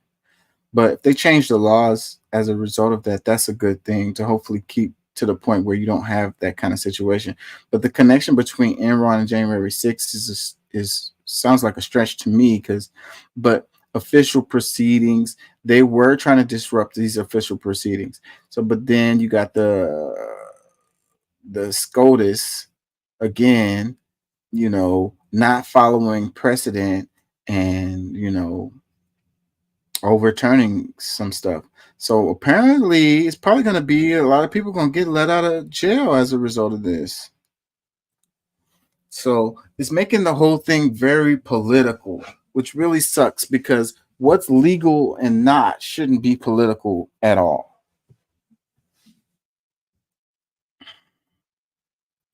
So, that's going to set a precedent. So then, somebody wants to disrupt the official proceedings of whatever, and then they can do it and not be held accountable for it. Or what? They're gonna, interpret the law differently the next time it happens, depending on the political alignment at that time. Scary times, bro. Comment, it says the Supreme Court is now an arm of the Trump party. We're effed. Another comment, it says, I remember when politically motivated violence was called terrorism. Another comment, it says Republicans are making their crimes legal. Another comment, this is what happens when a reality TV show picks Supreme Court justices. Another comment, it says this court is not ethical, nor is it supreme. Their opinions are compromised and should not be implemented. I think their opinions are compromised. And I think that the legitimacy of the Supreme Court is at stake. And if people don't believe in the Supreme Court of the land, then they're no longer going to respect any laws across the land. People are going to do whatever they want to do. You need to find a way to preserve order. And to do that, you have to have a blind justice system. You have to have the scales have to be balanced, right? You have to have some kind of fairness that people see as fairness. And the Supreme Court is supposed to be the one that balances that out. If people feel like something was done that wasn't fair, that wasn't constitutional, they should have the confidence that out of all of the courts, that the Supreme Court would stand by them and stand for justice or whatever. Whenever they did the desegregation of the schools and stuff like that, that came from the Supreme Court. Even during a time where you had, ultra conservatives running everything. But then the Supreme Court was like, it's not. They said it should be separate and equal. They said it's not equal. Separate is not equal. Separate is inherently not equal. So it forced them to do that. So it's like a lot of that stuff went the civil rights era, the Voting Rights Acts, all of this stuff. The Supreme Court was who upheld that stuff.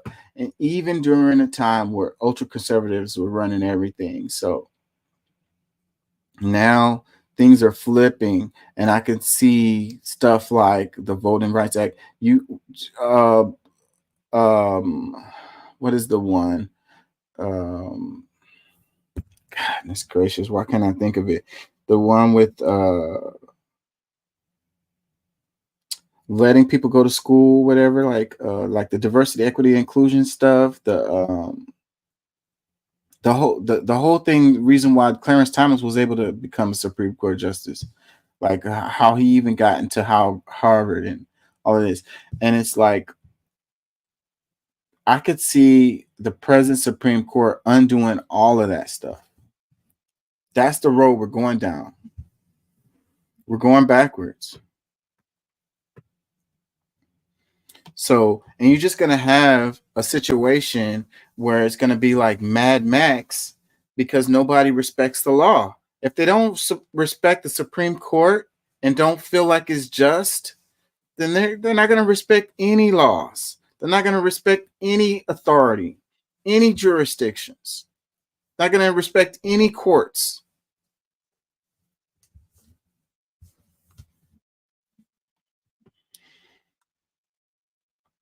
Another comment that says, so does that mean it's legal to storm the Supreme Court and threaten the judges?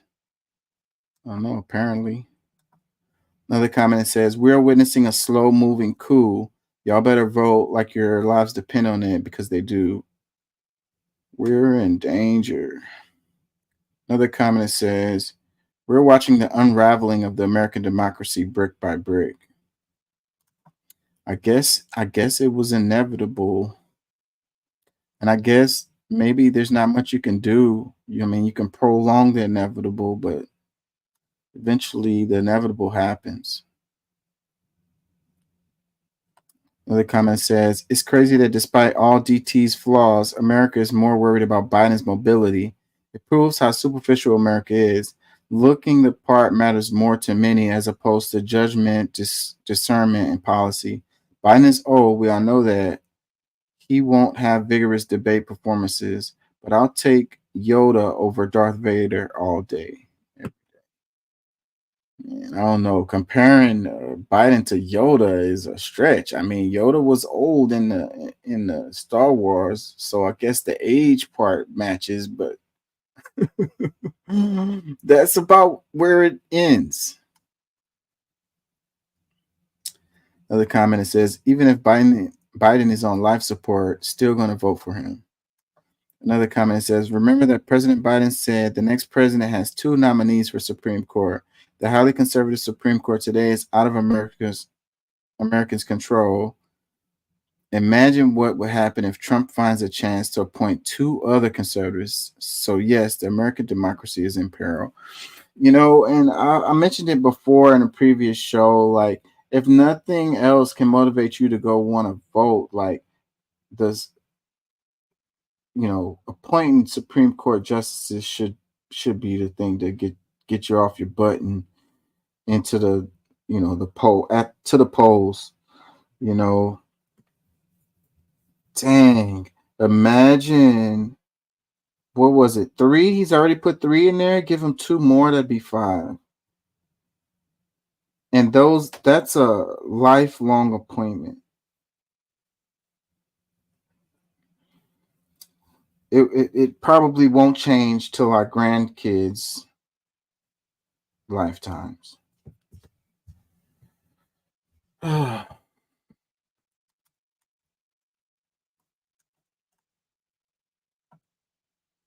Another comment says, well, America, you had a good run. Another comment that says, the Supreme Court also improperly ignored environmental crimes with Shell Oil's offspring, Amy Coney Barrett, not recusing herself from hearing climate cases against Shell. Another comment, yikes, the Supreme Court are working for the mob and they're not even hiding the corruption. Another comment, elections have consequences. If Trump gets in, goodbye, America.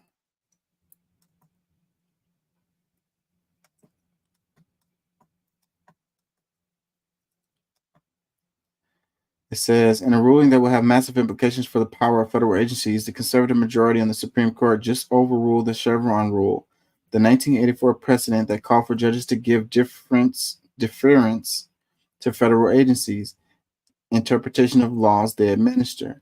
This is a big win for conservatives and business. This corrupt court just ruled the unelected judges are qualified to tell federal agencies how to do their jobs. That means agencies like the EPA will have to defer to MAGA judges when trying to do their job. We urgently need to restore balance to the court. Comment that says, I'll vote for Biden even if he's on a respirator. We're so screwed if Trump gets to appoint more federal and Supreme Court justices. Another one, this is a rogue Supreme Court that does not represent us. Things have to change. Another one, this is a coup in slow motion. Wake up. It says, this comes in the same week as they've cleared the way for gratuities for past rulings or favors. Another one, even without Dumpty being in office, they're destroying our country with an impact on the entire planet.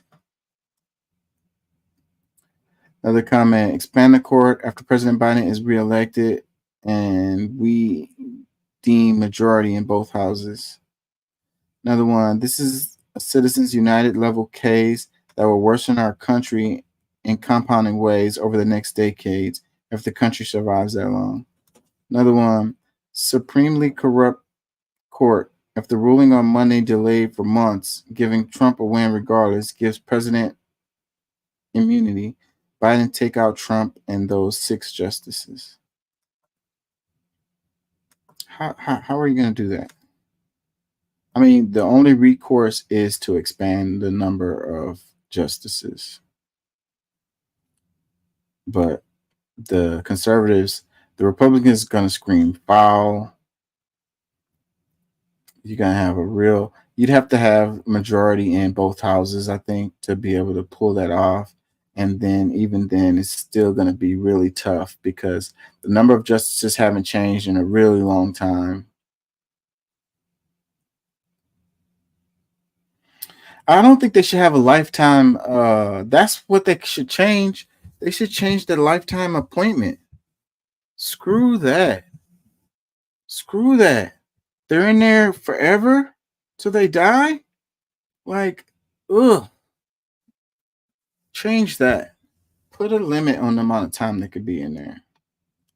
It's too much power. Power corrupts. It says, of course, isn't there a case, Ohio versus EPA, that has something to do with smog? I can't remember the details, unfortunately. I'm not surprised. What the F up time to be alive.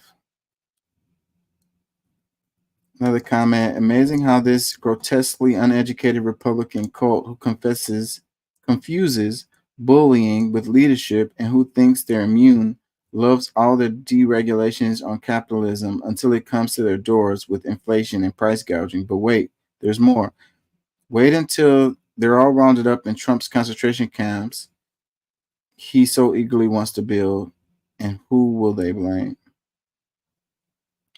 Another one says, vote, expand the court. Another one that says, we're effed. We're just fodder for corporations. We're chattel.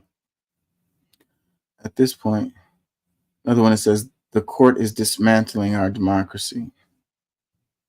It'll turn us all into slaves. We've already done it. John F. Kennedy was trying to tell us that. That's probably why they offed him.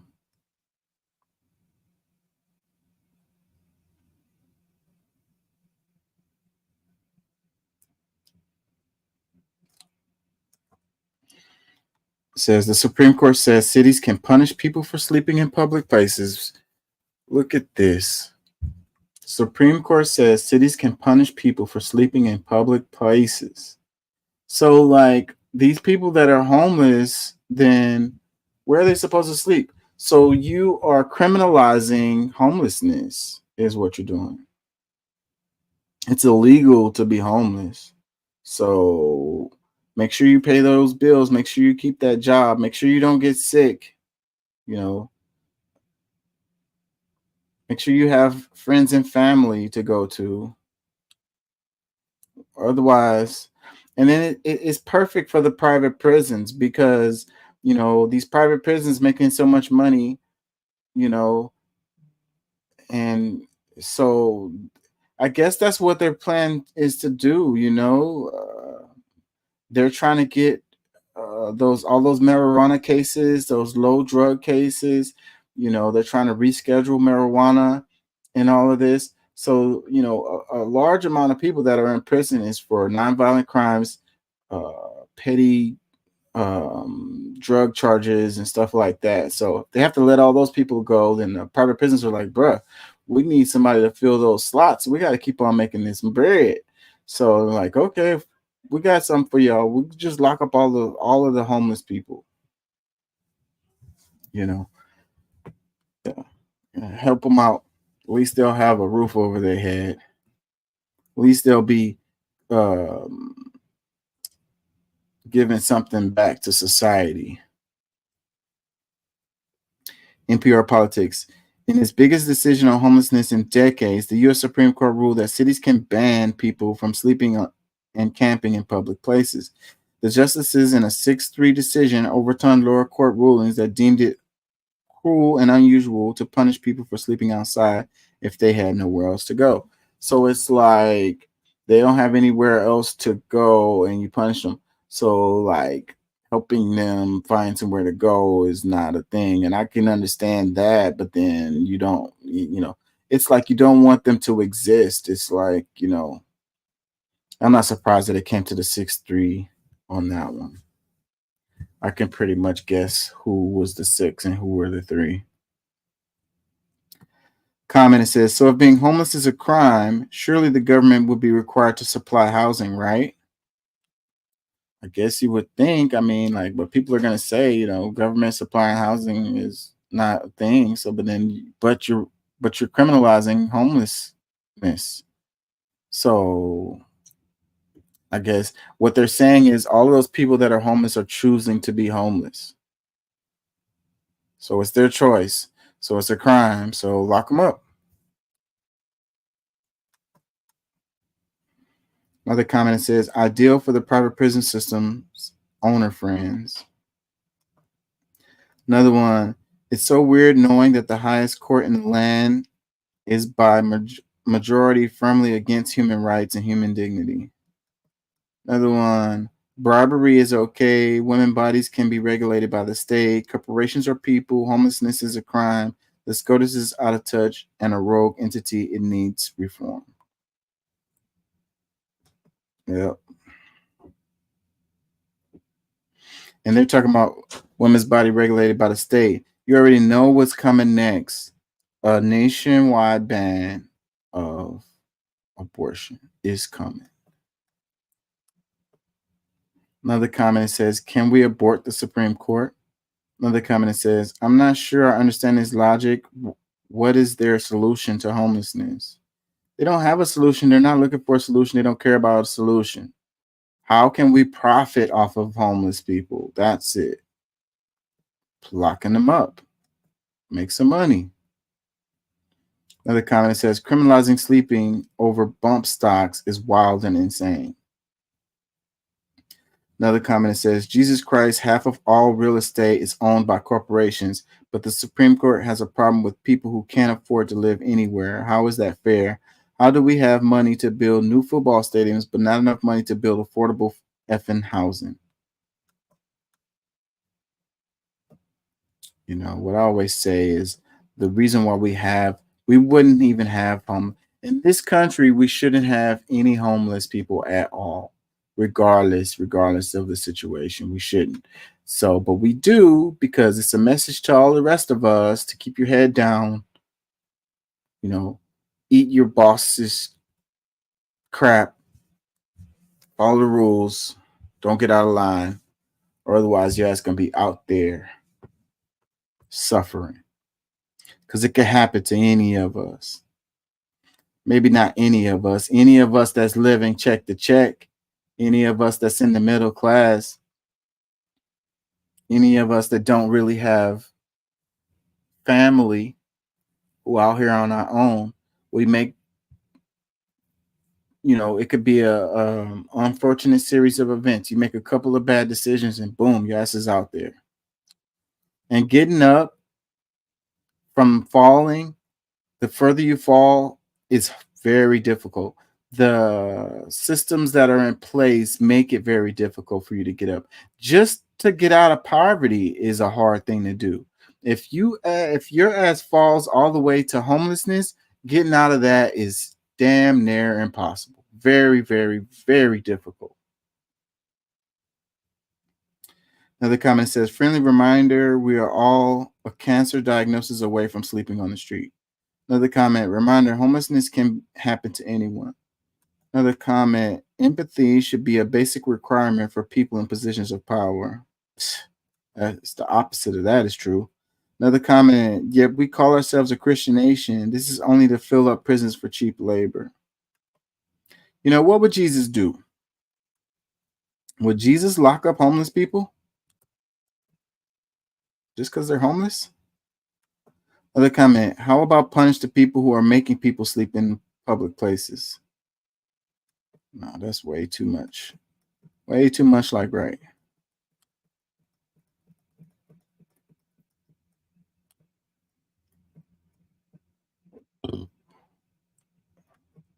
Just the clip I was looking for. Me live now from Nairobi.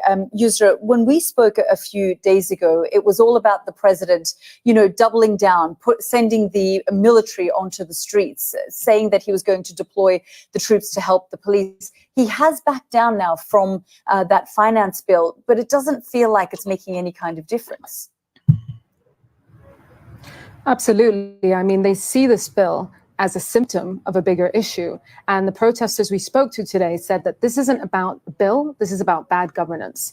I think the young people that are taking to the streets are incredibly aware, they're incredibly engaged, and they feel like the government is flagrantly overspending, is showing off their excess. The MPs in Kenya are some of the highest paid in the world, and yet telling them to start their lives off on the back foot with facing these taxes, with dealing with the unemployment that President Ruto himself said during his election campaign 2 years ago that he would actively work to tackle. I mean, today the scenes were pretty crazy. I mean, it was this constant face-off between protesters and the police. They would disperse them, they'd use the stun grenades, they'd pluck men out of the crowd, put them in the back of the truck, and they would go into the darkness of the apparatus like many other young men and activists over the last week.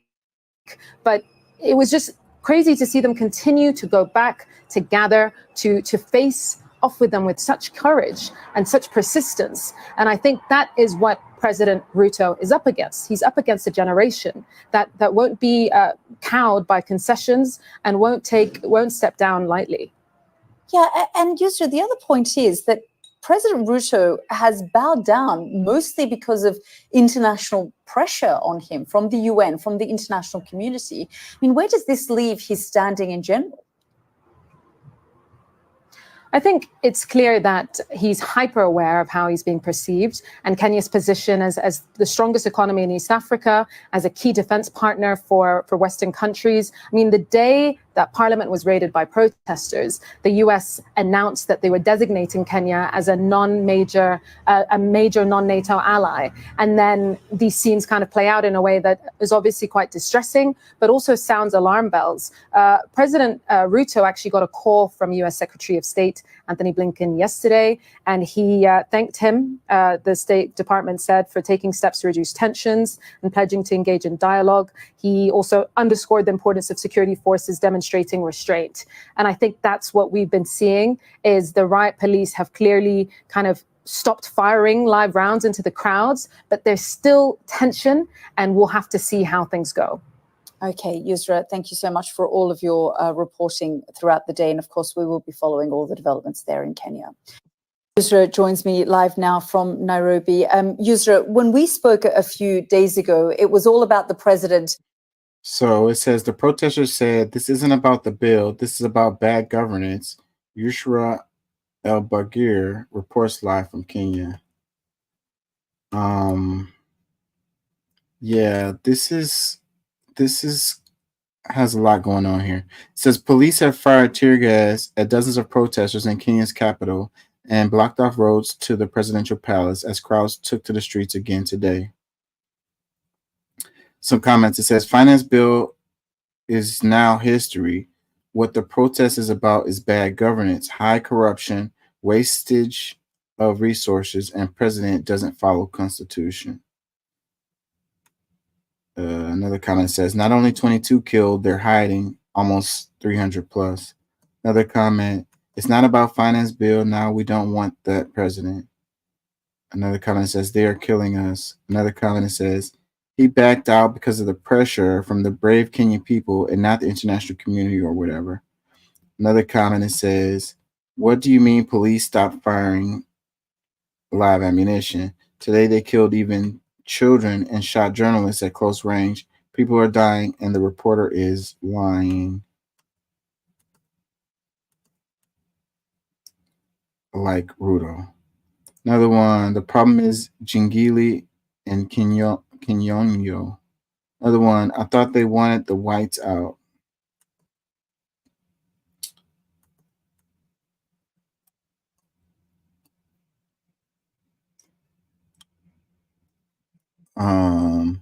Yeah, so trying to get this wrapped up. I'm looking for it, but I don't see what I'm looking for. But yeah, they stormed the Capitol, right?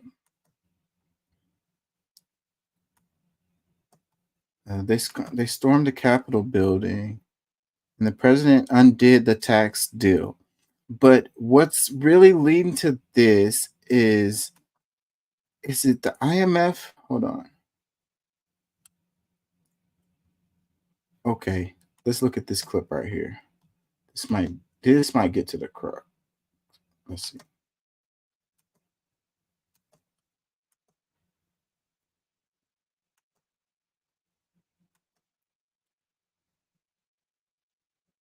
Ten years ago.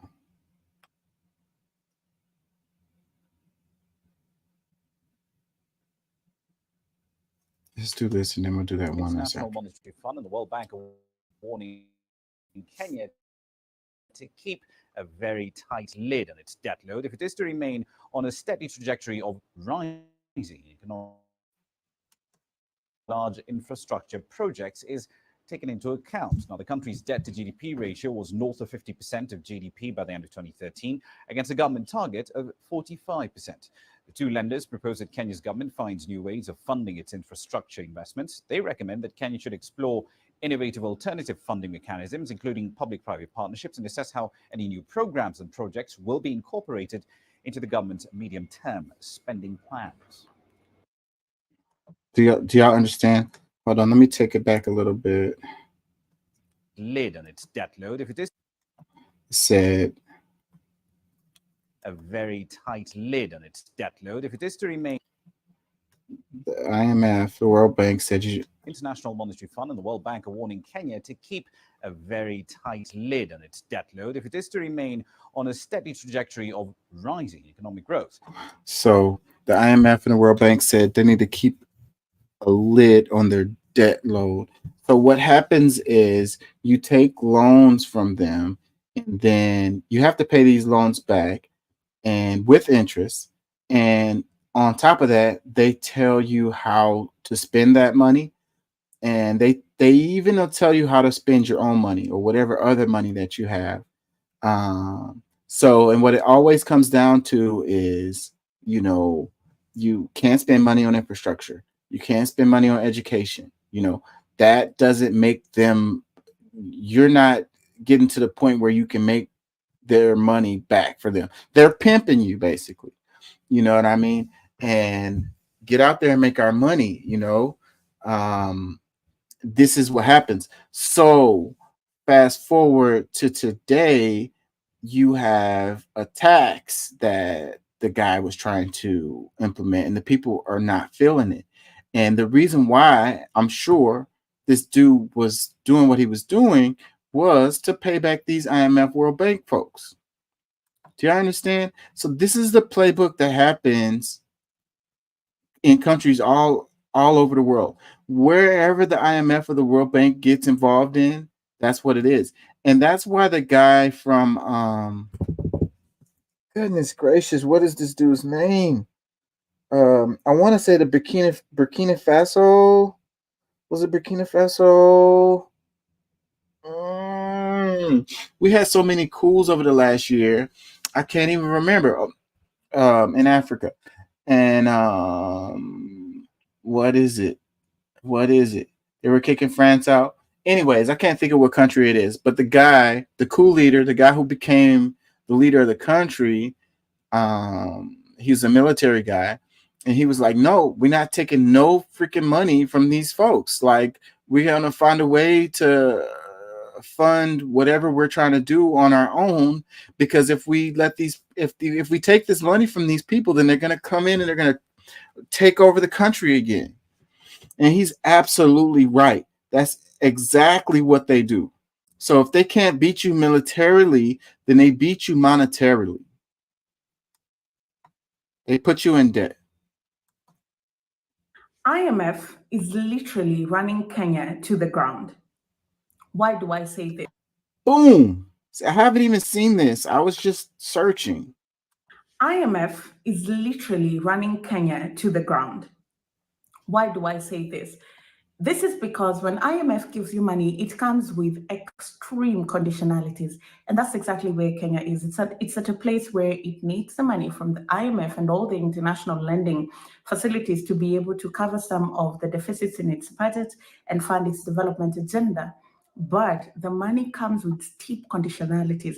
And the thing about the IMF is if you want their money, you have to do as they say, even before they give you the money, because they need the guarantee that they'll get their money.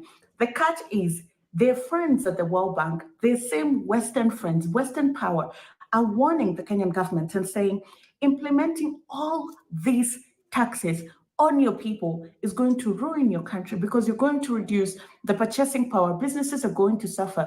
Businesses are going to stop employing people. People are going to lose jobs. And what happens?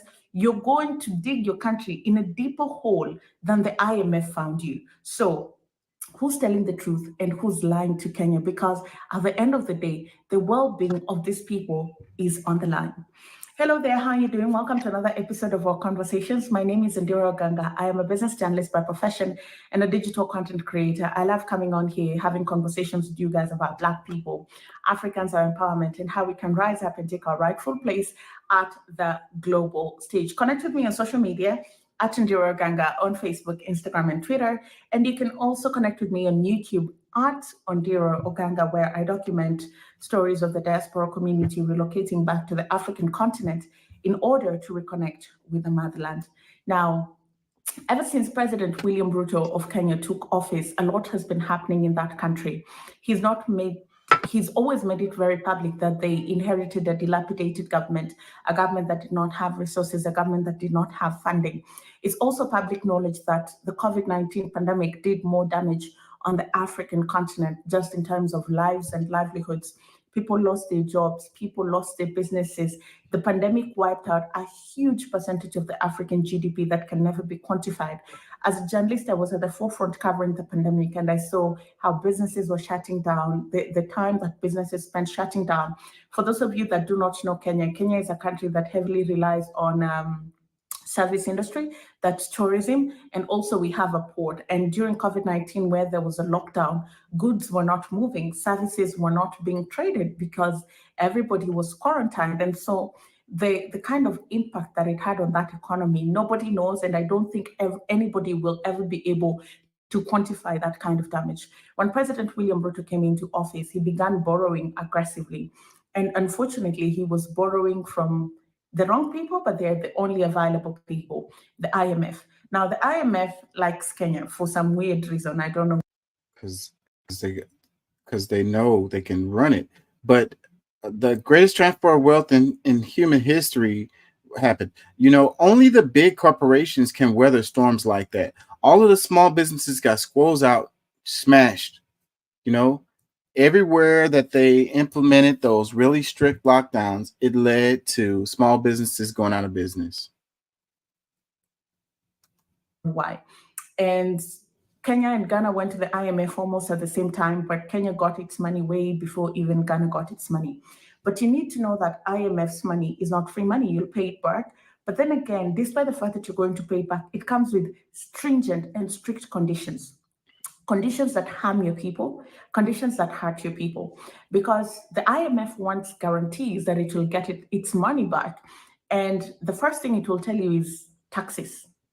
Add taxes on fuel, add taxes on food, add taxes on essential goods, add taxes on the sin industry, alcohol, cigarettes, add taxes on digital transactions, add taxes on businesses, add taxes where you can add taxes. We want assurances that we will get our money back.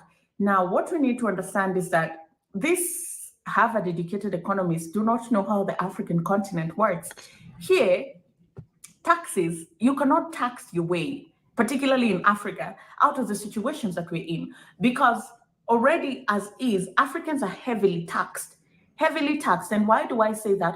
Because the systems do not work in their favor. They are taxed, almost 30% of our salaries go into taxes.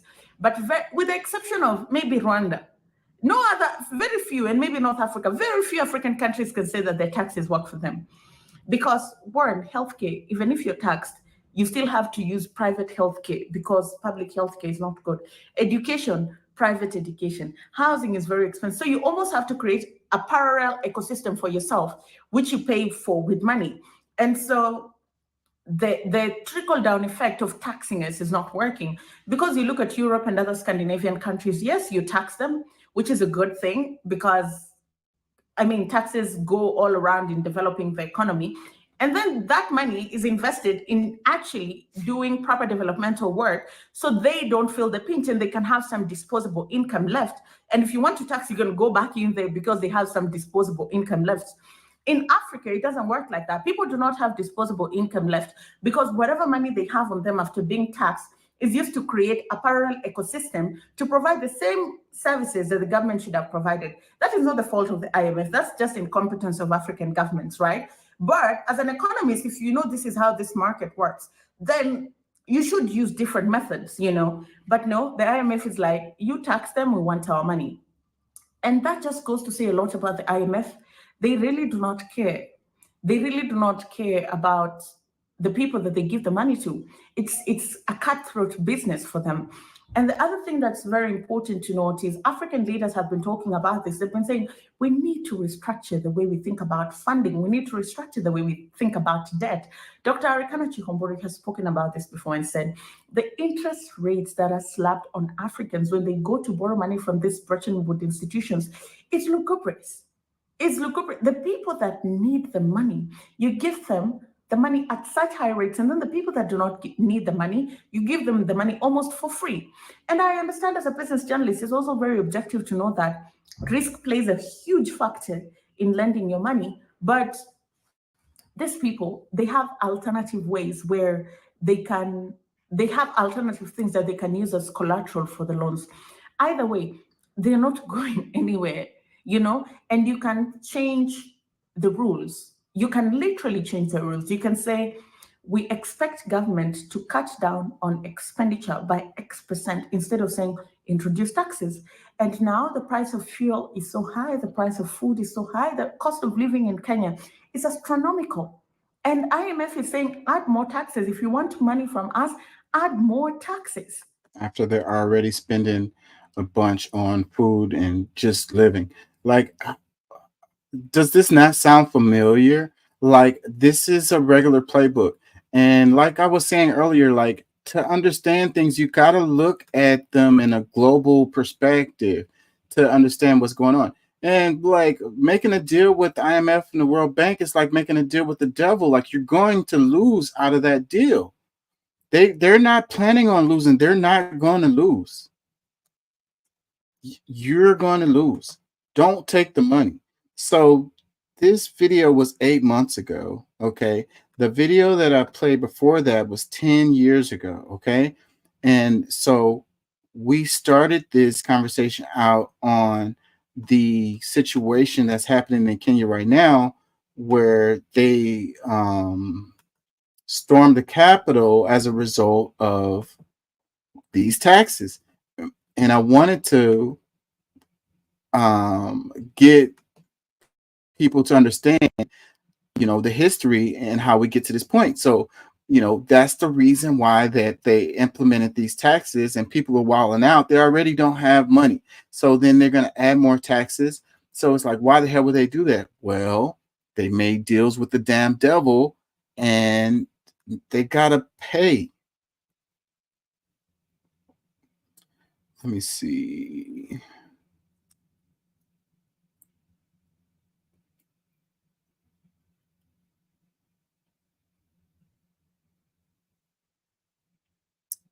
Which one of these?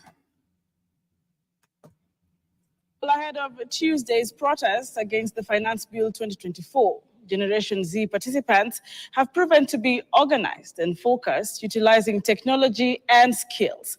From cleverly crafted posters to songs and local, dialect translations on the bill, they aim to reach more people while targeting the president and his deputy over their expenditure. They highlight unnecessary opulence at a time when the taxation regime is affecting ordinary Kenyans. Ken Gashuhi has filed this report. Ahead of the third reading of the controversial Finance Bill 2024 and the anticipated protests, Generation Z's protests have departed from the violent traditions. They are peaceful, organized and involve fact checkers, communication experts, data analysts and artists. And to reach more people, some have volunteered to translate sections of the bill into the local dialect. Finance bill ino yahitũkithio ndirenda ũthiĩ wethana iria ciothe wateire ko wĩna mwana tondũ pampers itirĩgũrĩkaga nĩ ũndũ wa igoti. Gharama ya maisha hii yajoka. So, but wait, that is not being all the way honest, because it's not peaceful.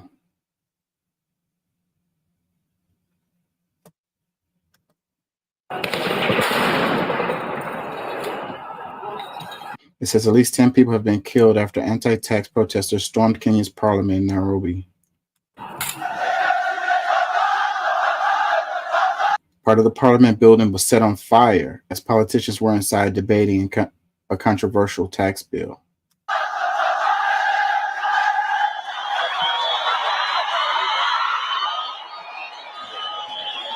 A paramedic told Reuters news agency that protesters had been shot dead.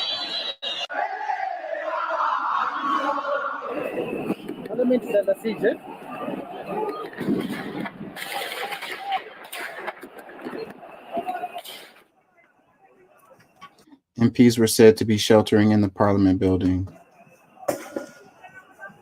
It sounds similar to January 6th.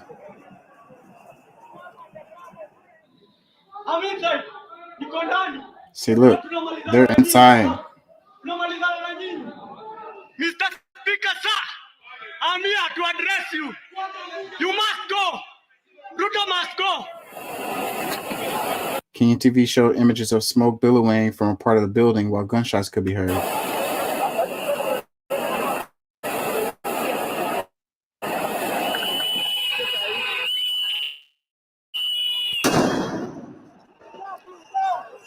The protests first broke out last week against proposed tax increases and have been mainly youth-led.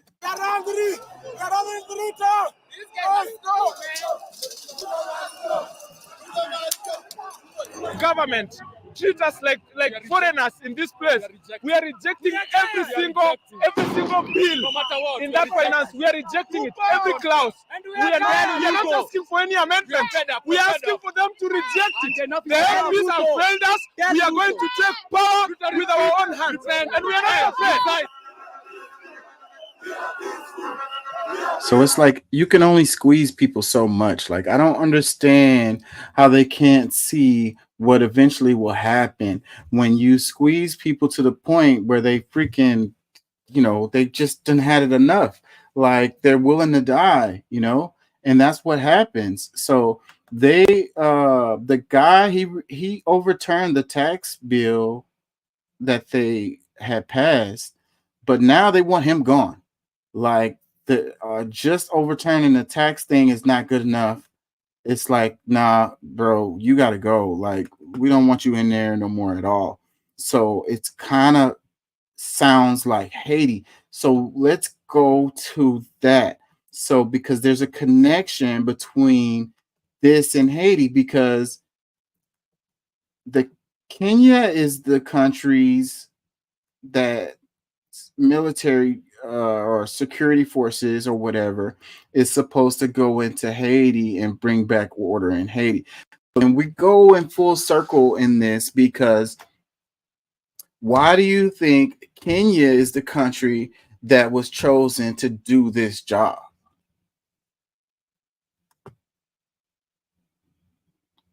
Let's see.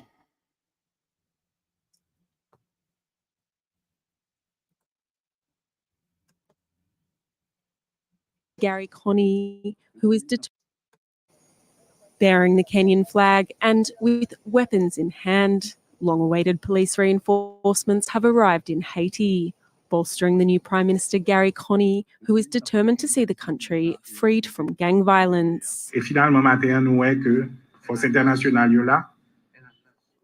Finally, we can see that the international force is here to support us and our police force. So we're going to start working little by little to regain control of the country. But I want no one to doubt the purpose of the mission. The state will regain power and reaffirm its authority so all Haitians can live peacefully in this country. The mission led by Kenya is the first any African nation has led outside of the continent. It was first requested to the United Nations by Haiti's former government nearly 2 years ago, but has faced multiple delays, in part due to Kenya's opposition parties calling for the country's security needs to take precedence before foreign commitments, and in part due to political turmoil in Haiti. Wait, so like we need to take care of our situation at home. That's more important than trying to help somebody in another country or whatever. Does that not sound familiar?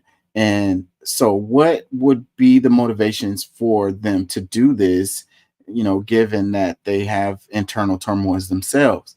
And it goes back to the IMF and the World Bank. Multiple delays, in part due to Kenya's opposition parties calling for the country's security needs to take precedence before foreign commitments, and in part due to political turmoil in Haiti that was exacerbated nearly 4 months ago when gangs united to coordinate attacks on the capital Port-au-Prince, storming prisons and firing on the international airport. Gangs control 80% of the capital, and their widespread killing, kidnappings and violence has led to the displacement of over 500,000 people. Their leader, Jimmy Cherizier, who has constantly warned against the mission, recently suggested he is open to dialogue. But aid groups are concerned that the gangs will respond forcefully to the mission, that clear objectives have not been outlined, and that the Kenyan forces are ill-equipped. Yeah, I don't know how successful they're going to be with this because the Haitian people aren't going to be feeling this. Either way, it's a foreign military. It's like if you know, some country, let's say Texas was having some problems or whatever, and France came into Texas to help restore order. How would regardless of whose side or whatever that someone is on, everyone's going to be united in not wanting France to come in and restore order in Texas. Okay. Both sides are going to be like, F no, get the F out of here. Like, what the F? And you don't want a foreign military. They're not going to care about the people there. You know what I mean? They don't care. You know what I mean? You can't expect them to have any sympathy. So it's like when you have coups or whatever, you know, like if you send the American troops, which would also be not a good choice, but if you sent like federal troops like the army to Texas to deal with the situation, there's a chance that those military officers are going to have friends and family in Texas, you know what I mean, or be from Texas themselves, and they're going to have sympathy for these people. They're not going to just want to murk them or whatever, you know. They're going to be like, let's talk this out, let's figure this out, you know what I mean? But if it's a foreign military that comes in, why would they have any sympathy for anybody on any side? So yeah, I don't see how it'll be. I don't see how it's a good thing at all. And it's really just cover because the United States don't want to go in and use their troops because of the optics of it. You know, so, you know, you got proxies to do your work for you to make it seem like it's not you or whatever. But then, like I said, you got the IMF, you got the World Bank. These are Western controlled institutions or whatever representing these Western nations. So it's really the same folks, but the optics of it looks better and people aren't going to understand and people aren't going to make the connections.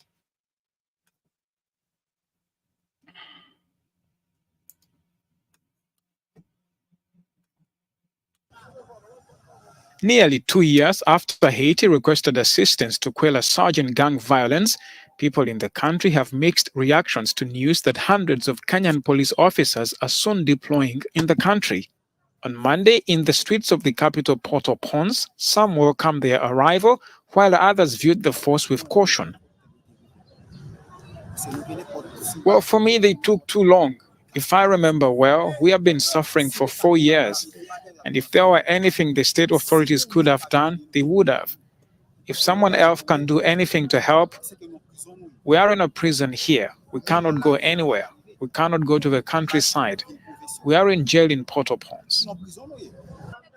Kenyan President William Ruto on Monday held a ceremony to flag off 400 troops set to depart for the UN-backed mission. They are the first contingent out of a force of 1,000 that Kenya expects to send. It's not the foreigners that will solve our problems. It is up to us to come up with solutions, but still, we accept the help because we cannot go anywhere because so many areas of the country are lawless. If they come to help us, I say yes. There's been a long record of foreign interventions in Haiti, the first country in the world to successfully win independence through a slave rebellion in 1804.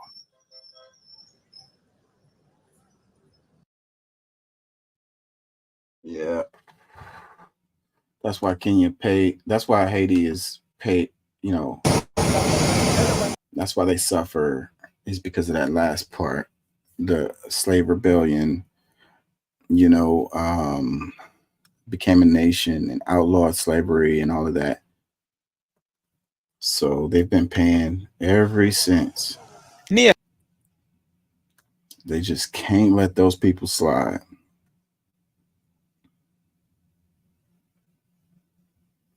Let's read some comments on this one. This is the one: Haitians react to expected arrival for police from Kenya. Comments, it says, and how long will the Kenyans stay? All the gangs have to do is wait them out. Another comment, it says, imagine sending a totally corrupt police force to enforce law in another country. Ridiculous. Absolutely ridiculous. Another comment, guys, I'm a Kenyan. I do not want my police to come there. But because our president wants to be seen as a good person, he did it. I don't think it's right, but if they help, well and good. Another comment, as a Kenyan, your corruption level is going to surge 1,000%. We're very good at it. Another comment, what an ungrateful bunch. Obviously, 224 years, you guys can't get together, not even a little bit. Those comments right there kind of get under my skin heavily. Like, I'm triggered by this comment right here because this is what they say, but a lot of ignorance is in this comment right here. All of the intervention from outside forces is the reason why Haiti is in the state that Haiti is in. They just won't leave them people alone.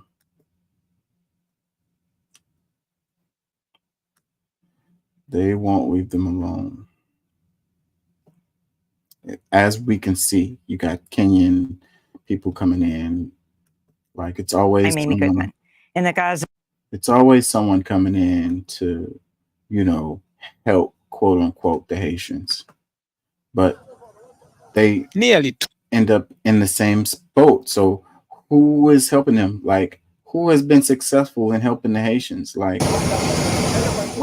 let them get it together. Leave them alone.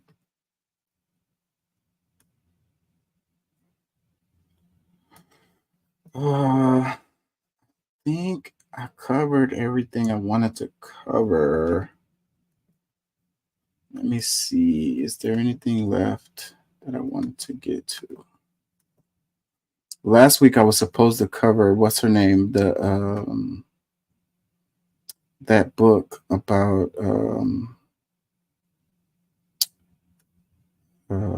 caste. And I didn't ever get to that. Oh, the Uvalde thing. I briefly covered that though.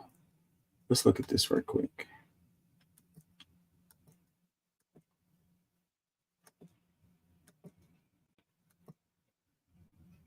There's breaking news from Uvalde, Texas. Former school police chief Pete Arredondo has been taken into custody more than 2 years after the shooting there. The San Antonio Express News reports a grand jury has indicted Arredondo and a second former officer on child endangerment charges. 19 children and 2 teachers were killed. Hundreds of officers waited outside the school for over an hour before confronting the gunman. There's breaking news from Uvalde, Texas. So it says breaking, the former Uvalde school police chief and another former officer have reportedly been indicted on child endangerment charges more than 2 years after the mass shooting at Robb Elementary School in Texas. 2 years later. And so he's the school police chief. Like, was he the one calling the shots on the scene? I mean, it's hard for me to believe that. It's hard for me to believe that he was the one calling the shots. So I think this guy got scapegoated. You know, heads must roll, you know. Somebody has to be held accountable. It was a super embarrassing situation that happened. I want to say whoever was the politician that was over that county also lost his position. Comments, it says, it took 2 years to arrest this dude. What the F? Another one, child endangerment. They couldn't bring more serious charges against him. Another comment, hold on. Another comment, it says, good. Man, I remember reading the husband of one of the teachers passed from a heart attack right after he learned his wife was killed. That's literally heartbreaking. The families deserve justice. I don't give a F how old we get. We always remember our favorite teacher. Another comment, justice for all the Uvalde babies. Another one, watch Greg Abbott pardon them.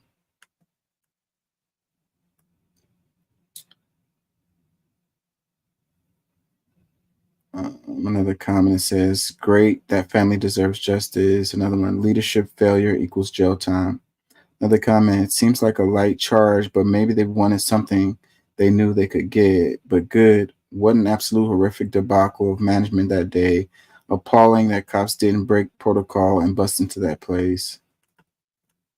Like, what is the protocol for that situation? Another comment, child endangerment, he's being undercharged. That's for sure. Another one, good, that was a cowardly thing that did that day of, I know it's tough, but this is what you're signed up for. Yeah, man, this is your job. Do your job. Another comment, it says, it's about time. The families deserve justice for their children, and the teachers who died also deserve justice. Another one, it's about time. Another one, him and his other stooges need to be punished to the highest degree. Their lives need to be ruined forever, just like the way they ruined the kids' lives. Another comment, this is a never-ending tragedy. Hope this kind of accountability eases the pain of the families. Another one, took long enough. It really is unfortunate all the way around. That situation was and is, continues to be. Like, they act like they so gangster, but when it's time to get gangster, they freaking turn into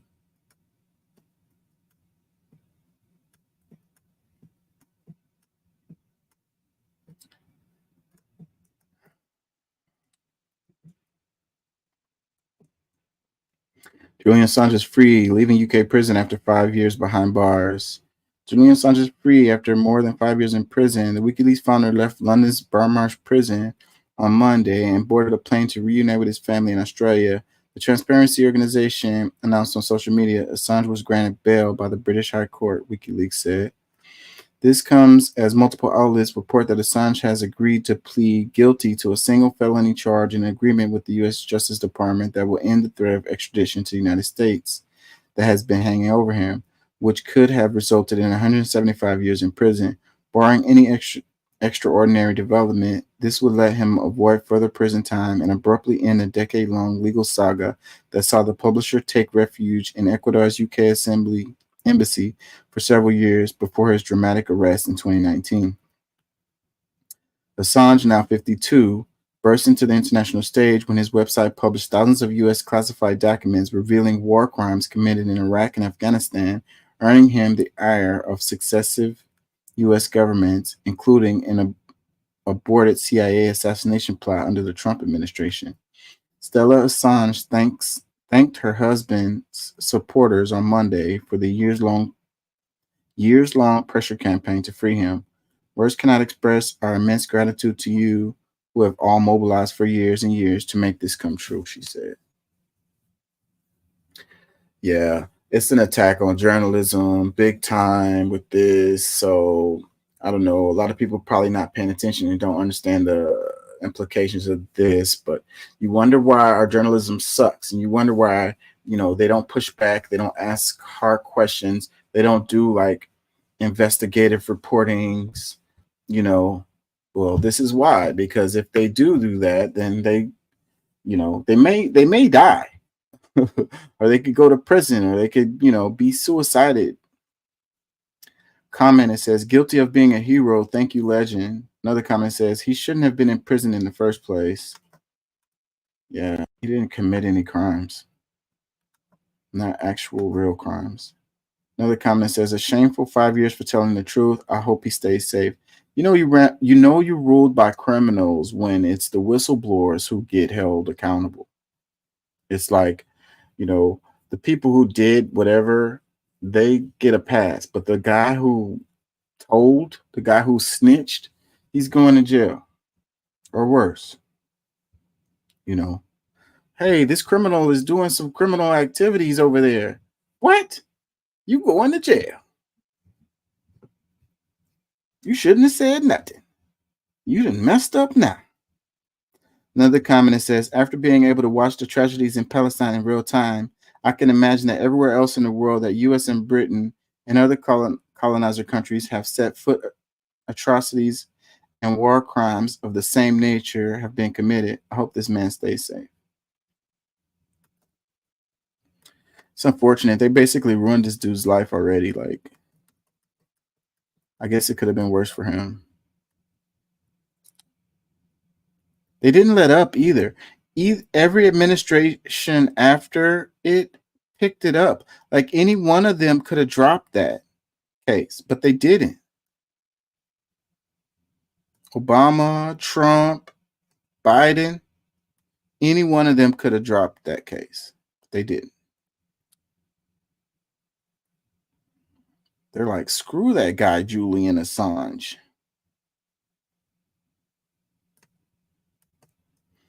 This one, it says, any political system that produces these two candidates for its most powerful executive position is broken.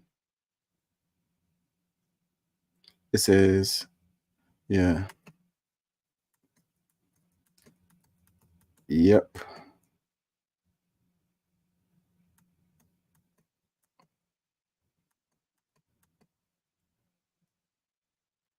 This one, it says, starting July 1st, landlords cannot ask the tenant for 3 times the rent anymore.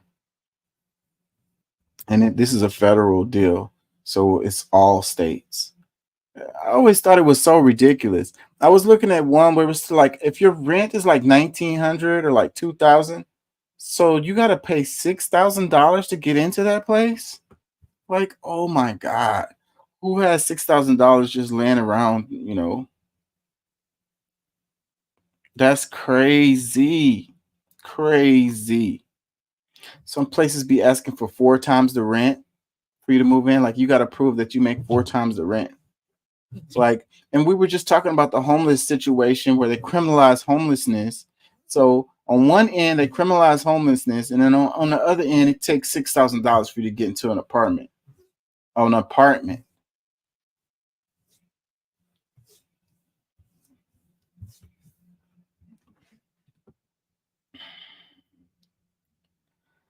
So it says, is this a win for people, or does it even matter? It matters. On the other end, I could say that people can take advantage, right? So if they don't have to spend a lot to get into an apartment, like those apartments, nice apartments never really have move-in specials, because if it's like free to move in, or it's like $250, you don't have to pay rent until the next month, you got people that's going to exploit that. They're going to stay there for 1 month and then they're going to leave. You know what I mean? Before they have to pay rent. Now, for me, that makes no sense. All the stress and drama of moving into a place and then moving out again after a month is like, that is way too much going on. Like, for me, I can't even imagine doing all that. Like, that's more work than just pay the rent when the end of the month comes. Like, I don't know. If you don't have the money, you don't have the money or whatever. Maybe you just, and then you go look for another place that has a move-in special and then you do it again. I don't know. I don't know. Maybe you feel like you're winning. Shit. Just the work of moving your stuff from one place to another. Well, maybe you don't have much stuff. You don't have any stuff. I guess maybe it's not that hard then to just steal. For me, that's just a whole mess. A whole mess that I could not understand doing that. It says, found on Florida Senate Governor SB 1244 Housing General Bill by Tories. Housing, citing this act as Keep Floridians Housed Act, creating the Department of Housing and Tenant Rights as a new department of the state government, providing requirements for rental agreements, required that a landlord provide written notice for a rent increase to a tenant by a specific time, prohibiting landlords from charging tenants a security deposit that is more than 1 month's rent, revising and specifying grounds for termination of a rental agreement, authorize local government and special districts to adopt a specified impact fee, etc., effective day 7/1/2024. So this one is talking about just Florida. But yeah, most of these apartments are big corporations. So, and they got way too much room to like screw over people, and people don't really have much recourse. You can sue them, but then you have to have lawyers for that, and you have to have patience and time for that.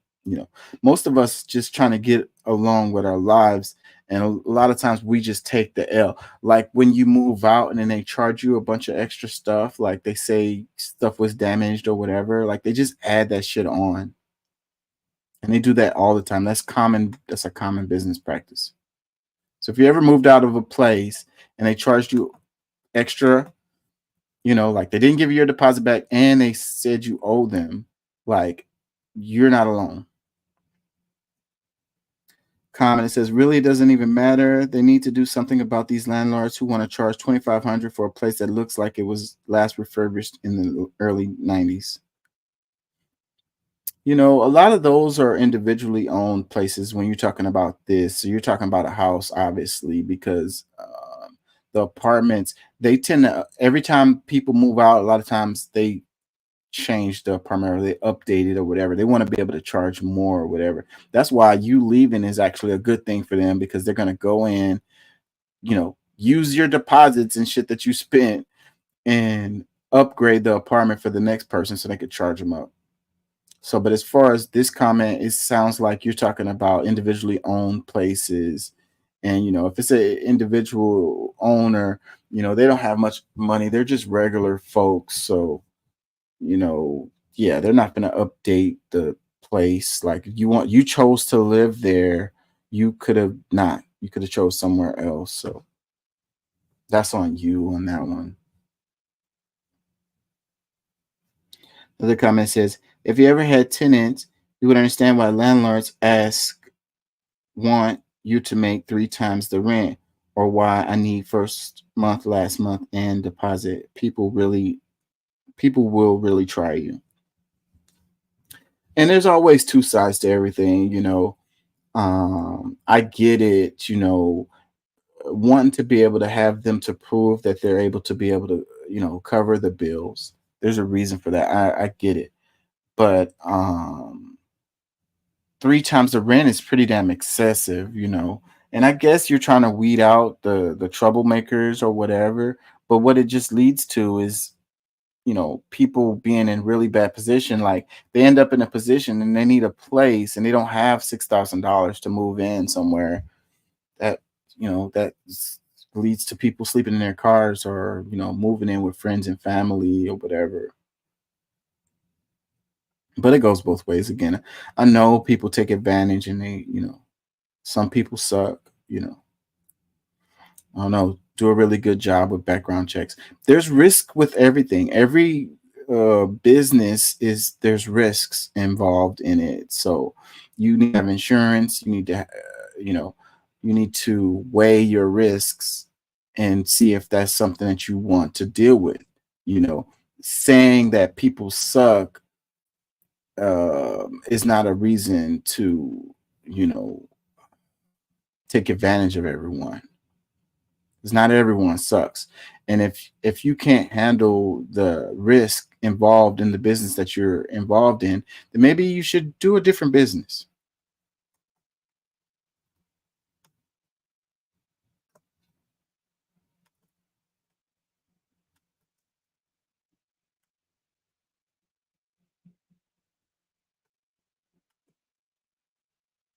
Do you believe in God? Every description of God that I've heard holds God to be all powerful, very typical, and all good.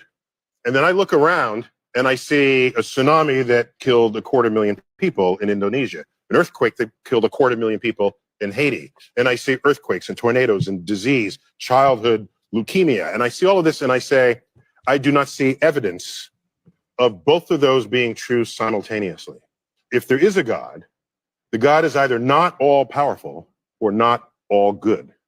Can't be both. But I'm evidence driven more than I'm faith driven. To be faith driven is one thing, but to be faith driven and try to create legislation on that affects other people who don't share your faith, that's the beginnings of a theocracy. And we have evidence of what that is in the past. And our founding fathers specifically founded this country to prevent that from happening.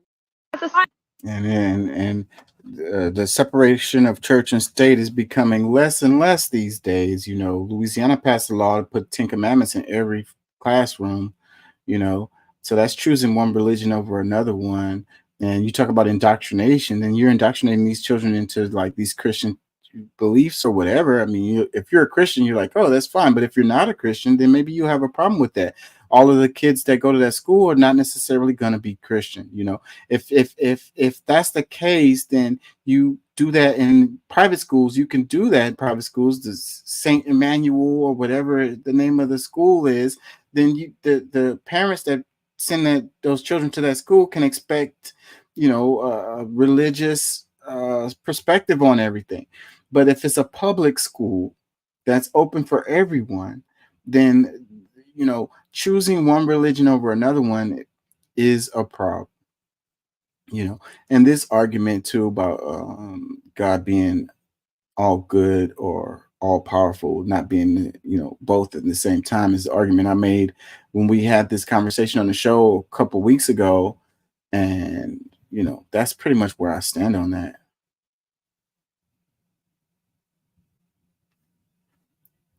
So I agree with him on that.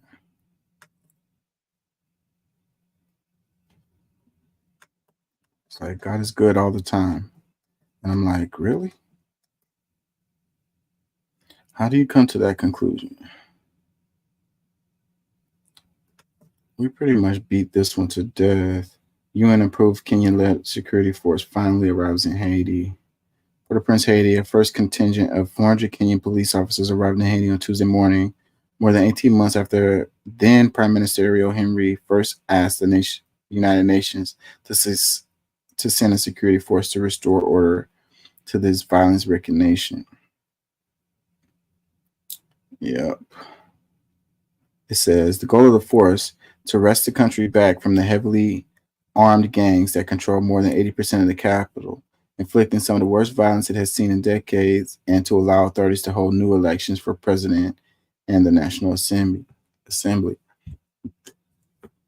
I don't know. I think they could do the elections anyways. They were pushing that back for a reason. They want to put who they want to put up in there.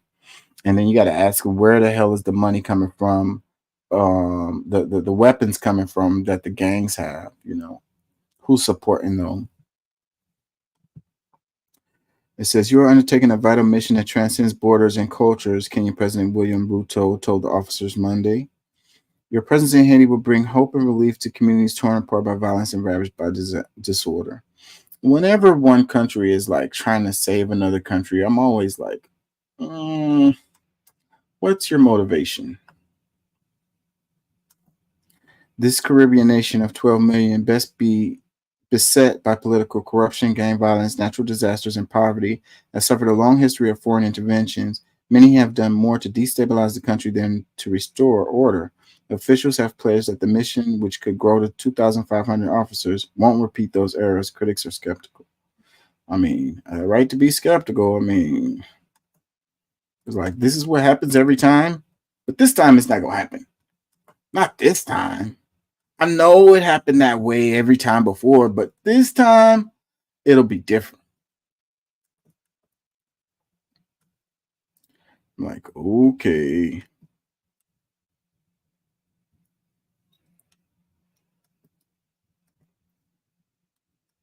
Believe in anything. It is not a question of God. I do not believe in believing. My approach is to know. And knowing is a totally different dimension. It starts from doubt. It does not start from believing. The moment you believe in something, you have stopped inquiring. Belief is one of the most poisonous things to destroy human intelligence. All the religions are based on belief. Only science is based on doubt. And I would like the religious inquiry also to be scientific.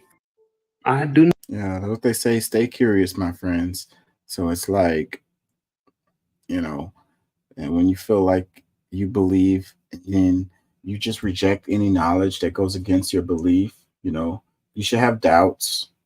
You know, no one knows everything. And then it's like the people who talk about they know what happens after you die. It's like, how the hell do you know what the hell happens? Has anybody died and came back and told you what the hell it was that happened? Like, I don't see how you can be confident in your knowledge of what happens after death. Like, can't be sure. Like, I know what happens after death. Such and such happens. How do you know that? Where'd you get that? Oh yeah, I did want to talk about this. I'm glad this popped up. Freaking APAC, and the amount of money that they pour into these elections. And if you talk bad about Israel, just know that your seat is in peril. And it happened. Jamal Bowman is out of there. And basically APEC got him up out of there. So breaking news, it says Jamal Bowman loses primary to George Latimer and a lot of APAC money. So Mother Jones Mag, and this most expensive. So look, this is the other thing. Most expensive primary in the history of the United States House of Representatives. Like, this is what I've been talking about. It's like, if you want to make a difference or make a change in the politics, instead of pointing at the Republicans or pointing at the Democrats or saying it's all Trump's fault, it's all Biden's fault or whatever, we need to look at the money and the politics, bruh.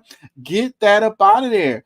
If you don't fix that issue, then none of the other stuff matters at all, because it's going to continue to go down the road. You're just going to keep changing names and faces, and the results are going to be the same. You got to get the big money out of politics, period. It's really simple, but they're not talking about this. They don't talk about this in the media. They want you to talk about like personalities and shit, you know, culture wars and shit. You know, the corporations, Citizens United, the lobbyists, all the money in politics, how much it costs to freaking run for office. This is what we need to be talking about, and this is what we need to fix. You know, the gerrymandering, that needs to be fixed. The way they draw up these districts, you know, the way they do that shit is crazy. How, like, you got prisoners who, you know, count as citizens, and then it's a few people in that county, and their vote has so much power because of all the prisoners are there, and they move the prisoners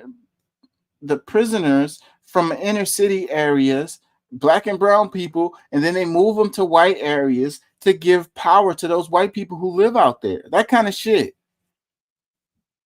Well, that's not what you're talking about. Oh, it's not about race. You keep talking about race. Okay.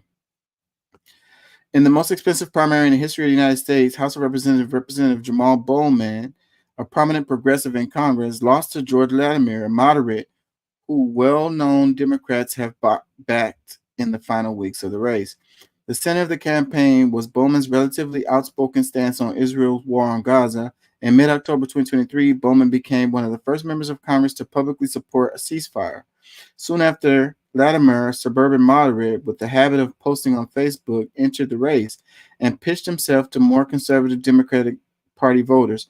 He was backed aggressively by pro-Israel groups. They probably called him and told him to run.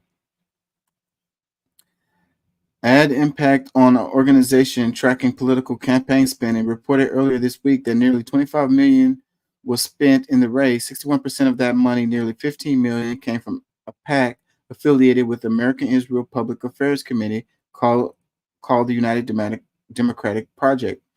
UDP spent most of the money on the ads attacking Bowman. Bowman's position on the U.S. alliance with Israel changed after a November 2021 trip organized by the advocacy group J Street that took him to the West Bank city of Hebron. Bowman, a former middle school principal, was particularly affected by the interaction with a group of Palestinian school children. There are streets that they cannot walk and places they cannot go simply because they are Palestinian, he wrote on Instagram at the time. When I asked about their dreams, their answer was simple: freedom. The occupation must end.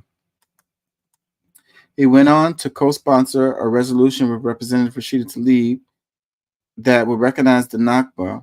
Now, 8 months into Israel's unrelenting war on Gaza, more children have been killed than in previous 4 years of global conflict. First comment, it says, Israel owns and runs the United States. Another comment, it says, he lost because he opposed a genocide. What does that say about the world's leading democracy? Another one, well, there you have it. Can't criticize Israel policies in American politics. Another comment, as usual, AIPAC can buy elections. Absolutely frightening. God forbid it. If there was a Chinese or Russian or Iranian version of AIPAC, people would be up in arms about it. That is so true. Israel gets a slide, though. Another comment says, AIPAC is continuing to come after any anti-Israel protests. This should worry everyone. Why does Israel control a local election? Another one, foreign government funds opponent to legislator who criticizes them. We really are the United States of Israel. It's cool, though. They've created a generation of people that hates them, and we have long memories. Another comment, it looks like 90,000 registered Democrats voted in NY16 today, and there are 260,000 registered Democrats in that district. If you don't vote, you can't complain. Bowman did not go TV. Yeah, those little elections tend to, people, majority of people go to the presidential, the people who vote, the majority of them tend to only vote in the big elections, the president and stuff like that. They tend to not participate in the smaller ones. And I think that's by design. I think that we've been programmed to behave that way. It's kind of sad.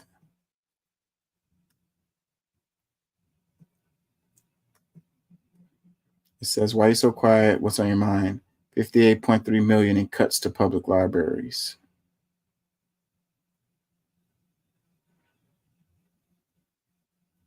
The libraries are going down left and right across everywhere. I'm seeing it here in Texas. So really sad. We used to have so many more libraries and they were so nice. I always loved to do them. It's like summertime. It's hot outside. You take the kids. They can have a good time. It's a fun place.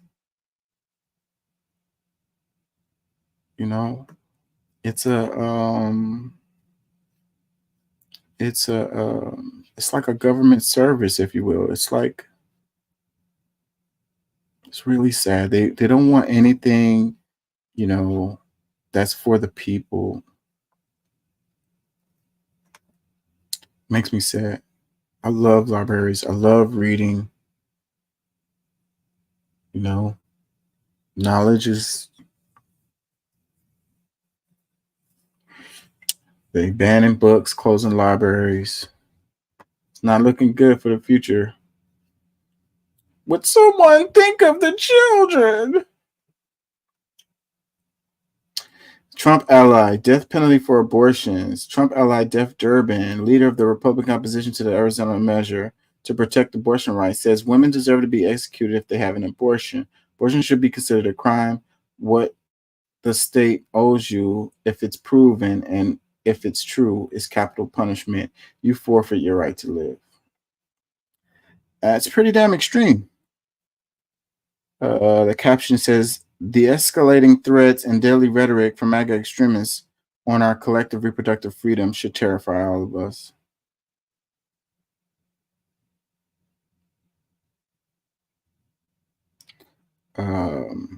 First comment says, the irony of them calling abortion killing an innocent child to then propose the government to kill an actual human. You know, an eye for an eye leaves the world blind. It's like, that's what you call justice. Another comment says, what is the punishment for the man who impregnated her? Ooh, dun, dun, dun. Another comment, I hear people say that Republicans are afraid of Donald. No, they're not. They are him. They are sticking with the guy who gives them permission to be their worst selves. Another comment, it says, an abortion could have prevented this. Oh, that's dark. Another comment, it says, so sexual assault will also be a capital crime too, right? Right? Well, it actually is, right? It is. Isn't it? Wait. I don't think they can put you to death for that though. So maybe that's what they mean. Another comment, it says, pro-lifers, if you're so worried about a few cells in a woman's uterus, where's your outrage about gun regulation, keeping children safe in schools, adoption centers, and welfare programs, or any program that benefits a child's life when they are actually born? That's always my argument, because I feel like these people aren't pro-life. They're pro-life all, while they're in the womb. But once they get out of the womb, it's F you. Screw you, you little crumb snatcher. Your parents should have been more responsible. Now you're going to starve to death. Talk about you want some food when you go to school. What are your parents doing? Buying cigarettes? Another comment says, they're so pro-life, they'll kill you. It doesn't make any sense. It's schizophrenic. Really insane, these people. It says, but after kids are born, they couldn't give a F. How many children are living in poverty in America? See, that's what I'm saying. I don't care about these kids. They're not pro-life. If you're pro-life, you're pro-life from the womb to the tomb. Another comment says, women don't impregnate themselves. Go after the men who impregnate her.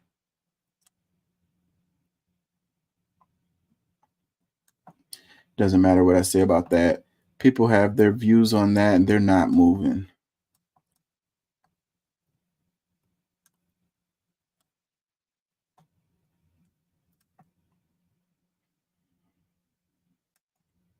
Yeah, I covered this.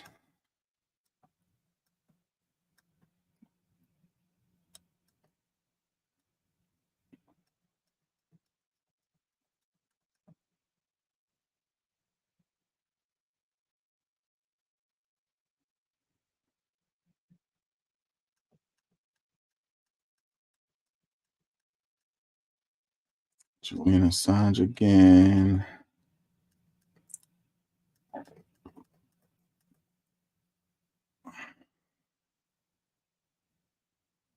Anti-DEI groups funded by corporate affiliate charities. Damn, you got a charity that goes against DEI? Like, hey, I want to fund that.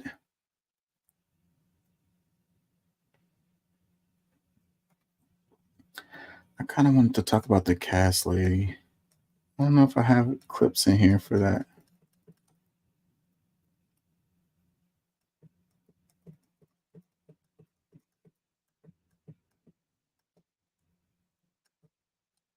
Texas ranks second in nation for active shooters in 2023. That's crazy. They're always talking about Chicago. They talk about wait, who else? Where else? New Orleans. They don't talk about Texas in this way. I guess it doesn't fit the agenda, right? It's like Democrat-run cities. New data reveals Texas ranks second only to California in the number of incidents and people killed. Tap the link in the bio. Da, da, da, da. Other comment says, we are also one of the more populated states. Let's not be dramatic.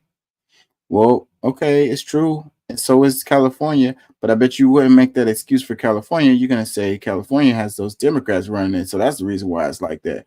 Oh, well, what about Texas? Well, Texas, we're one of the most populated states. So, you know, hey, there's a lot of people, you know, that's the reason why. Shit. I mean, you're right. It is a lot of people. It's a lot of people in California too. But like I say, you would say California is because of the Democrats. You're not going to say that because it's Texas. Another comment says Chicago has 72 shootings over Memorial Day weekend and averages 40 shootings every weekend. How is Illinois not on the list? Chicago has the toughest gun laws in the country. It doesn't seem to change a thing because judges let criminals run free. And people, again, like I was saying earlier about the global thing and trying to understand things better, you have to look at it from a wider perspective. When they talk about the guns in states that prohibit guns, those guns come from states that don't prohibit guns, that you can freely buy the guns. They come from there. So that's what is driving it. If you want it to be, you know, safe in all of these states related to gun crime, then you need to synchronize the laws and the prohibitions related to guns across the states. And then you're going to say states' rights. Okay, well, that's fine. So the states have the right to shoot the shit out of themselves and to take guns to another state and shoot people there. Like, there's no way, you know. So those people who are trying to keep their people safe, then the states that don't give a fuck, the people come from those states that don't give a fuck and go over there and shoot people at or sell guns to the people that's in that, you know.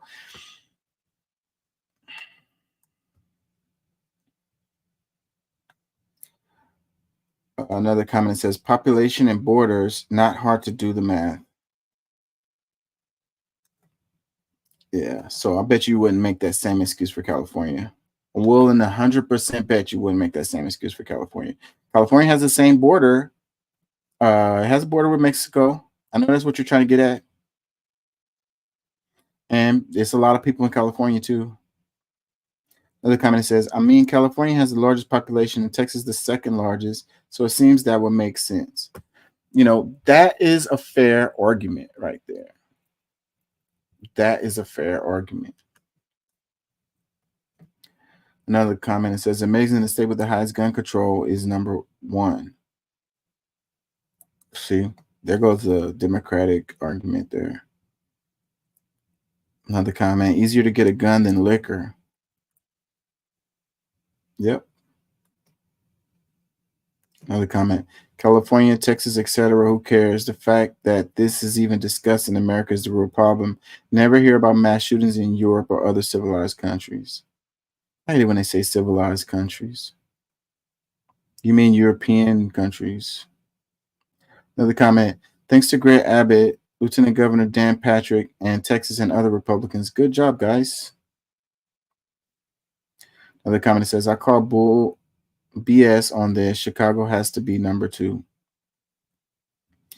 Yeah, you don't like facts and actual numbers, statistics. You just go by the shit that you get brainwashed all over again. So, you know, Chicago has a lot of black people in it, so yeah, those uncivilized folks shooting up each other all the time. It says infant mortality increased over 12% in Texas after near total abortion ban enacted in 2021, study shows. So this is the results, okay? Infant mortality increases over 12% in Texas. You know, this is the results. If you're pro-life, you're pro-life. But the decisions that you have made, the laws that you have enacted, has led to infant mortality to increase over 12%. So if you don't know what infant mortality is, that's babies dying. Okay? 12% increase. You're pro-life. So then you should make policies that would lead to more babies, you know, not dying. It says infant mortality increased by 12.9% from 2021 to 2022 in Texas after the state's near total ban on abortion was enacted, according to a new study published Monday in JAMA Pediatrics.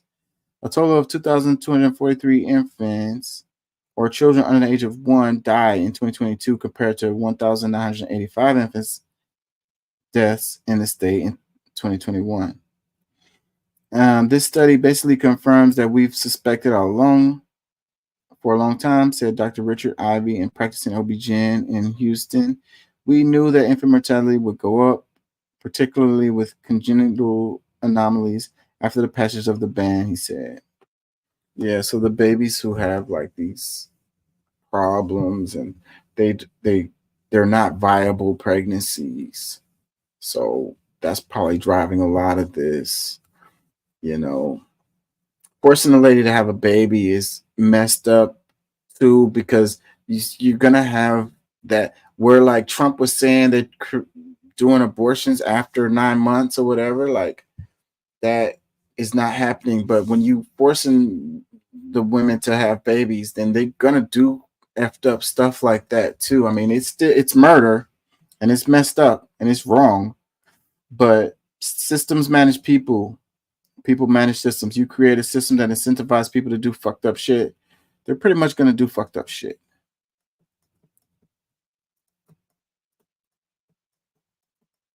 You got to give them an out.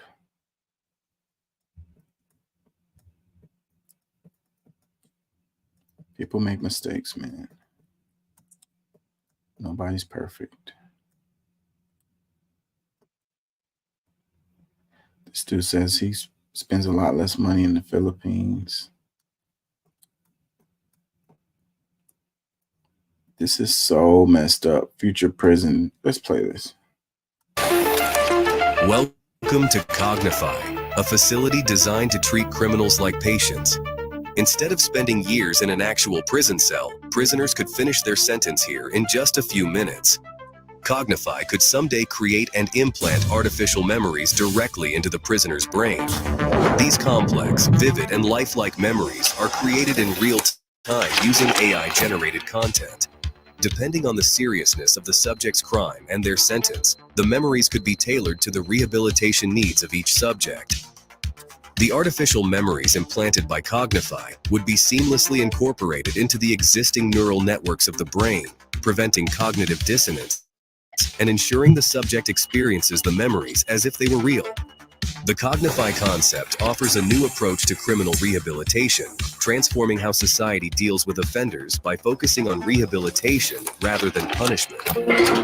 First, the prisoner is given a choice, either spending tens of years in a prison cell or seeking fast-track rehabilitation through artificial memory implantation. If the prisoner chooses to undergo fast-track rehabilitation, the Cognify device is used. Next, the prisoner undergoes high-resolution brain scanning to create a detailed map of their neural pathways. This brain map helps guide the Cognify device to target specific brain regions responsible for memory, reasoning, and logical thinking, such as the hippocampus, prefrontal cortex, amygdala, parietal lobe, and anterior cingulate cortex. Once the target brain regions are identified, Cognify is then placed around the head of the prisoner. The intensity and the type of artificial memories is then adjusted depending on the crime. Inside the criminal's mind, time would pass differently, slower than in real life, making them experience years' worth of artificial memories in just a few minutes. Synthetic memories are customized depending on the crime committed and the unique brain structure and psychological profile of the individual. Violent offenders could experience memories that are designed to trigger empathy and remorse, seeing their crime from the perspective of their victim, feeling their pain and suffering firsthand. Some memories are designed to trigger consequences and trauma. Such memories could simulate the long-term consequences of violent actions, such as the grief of the victim's family or the physical and emotional trauma endured by the victim. Artificial memories could cover a wide range of crimes, including domestic violence, hate crimes and discrimination, embezzlement, insider trading, theft and fraud. Cognify Emotion Regulation System could modulate neurotransmitters and hormones to induce specific emotional states, such as remorse or regret, which is crucial for rehabilitation. Real-time monitoring and feedback mechanisms could track the prisoner's neural responses throughout the process, allowing the system to adapt and optimize the rehabilitation in real time with new visuals, sensation, and realistic AI-generated content. To ensure the long-term effect of the therapy session, the memories could become permanent, fully integrated into the subject's mind, as if they were part of their own personal experiences. While subjects are undergoing therapy session, valuable data are collected from all the prisoners into a central computer for scientific research, which will help understand the criminal mind and determine the best approach to tackle crimes in society. AI-driven analytics could enhance the device's functionality, optimizing future procedures based on gathered data and insights. Cognify could feature encrypted storage for sensitive prisoner information and rehabilitation data. A compact and portable design would allow Cognify to be used anywhere in the world. It would be constructed with durable materials to withstand frequent use. Its energy-efficient design would ensure long operational life, reducing the need for frequent recharges. It would have the ability to integrate seamlessly with other prison systems, like security cameras and biometric identification. Once the therapy session is concluded, family members of the subject could be provided with a comprehensive report on the new artificial memories that have been implanted, offering them a chance to adjust to the subject's new, positive personality traits. The subject is then released back into society to start a new life away from crimes. The Cognify concept could revolutionize the criminal justice system by significantly reducing the need for long-term incarceration and its associated costs. Traditional prisons require substantial budgets for construction, maintenance, staffing, and prisoner care, including food, healthcare, and rehabilitation programs. By replacing extended prison sentences with brief intensive rehabilitation through artificial memory implantation, the costs of maintaining prison facilities and supporting inmates could be drastically lowered. The funds saved from reduced incarceration and recidivism rates could be reallocated to other critical areas. These might include education, healthcare, infrastructure development, social welfare programs, or research and development initiatives that benefit society as a whole. By rehabilitating offenders more quickly, Cognify could enable them to reintegrate into society sooner and contribute to the workforce. This increased productivity could boost the economy and generate tax revenue, further offsetting the initial investment in such technology. Successful rehabilitation through Cognify could lead to safer communities, reduced crime rates, and improved social well-being. This could have far-reaching positive impacts on individuals, families, and society as a whole, contributing to a more stable and prosperous future. Apart from treating criminals, Cognify could also be used to treat severe memory loss by helping patients recall their past memories. It could also treat patients with PTSD by implanting positive memories that replace the negative ones.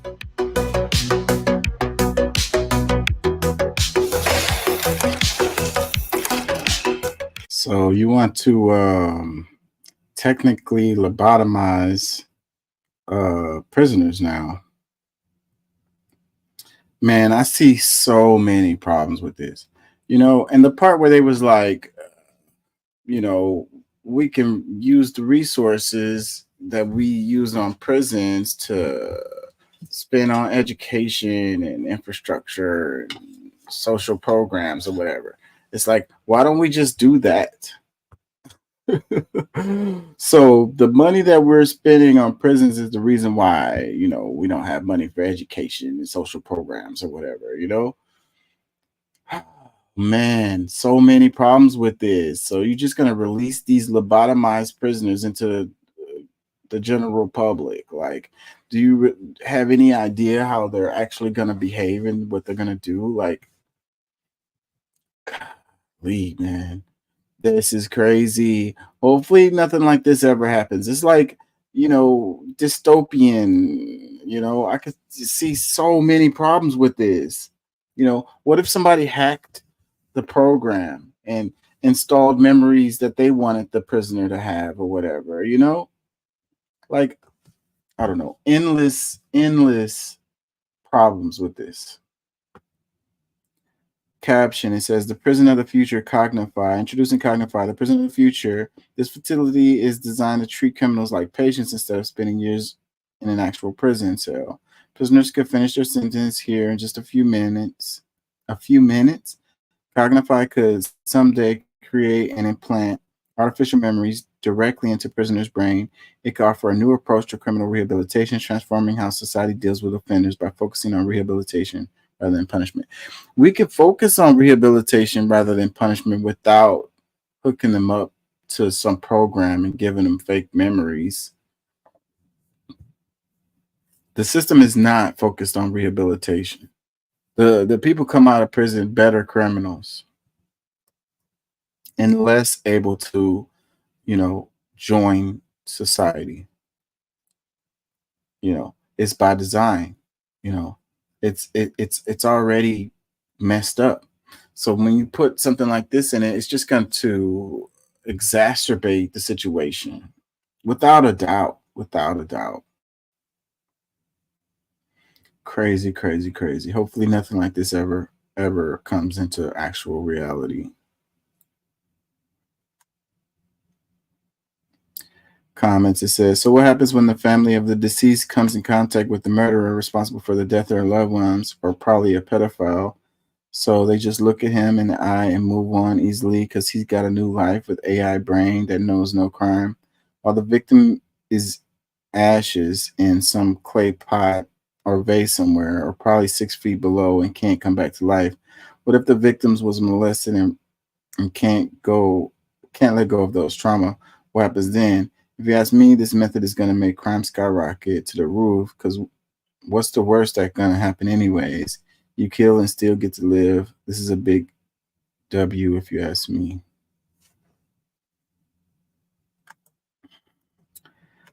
Another comment that says, I'd rather they use similar technology to determine whether someone committed the crime or not and free the innocent. Another comment, we will be able to reprogram someone's memory and we're not able to cure cancer.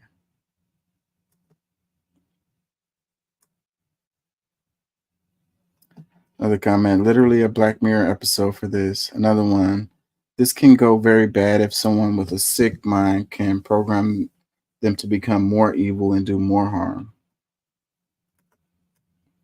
Another comment, LOL, if they can do all these, why don't they use AI, provide prosperity to each family and make sure they're loving homes and lack nothing, starting from kindergarten all the way to high school, and give them the best education?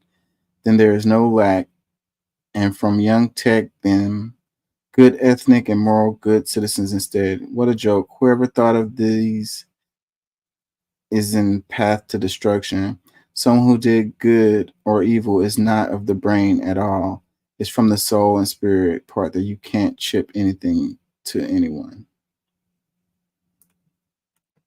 Yeah, I don't. The premise of this is just really bad. It says, I'm sure these technologies are secretly being tested, but damn, the future will be a scary place with human advancement. And then the part where they said they're going to learn about the brains. So then I think that's what, if they was to do this, that's really what it would be about, is like really learning how to manipulate people better.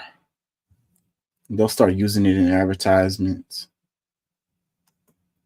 They'll beam this stuff right into your head from your phone or your laptop. Scary times ahead.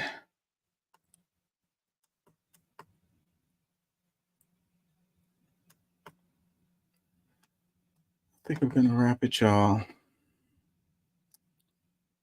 Peace and love. Thank y'all for joining. Thank y'all for listening. I'm at 5 hours.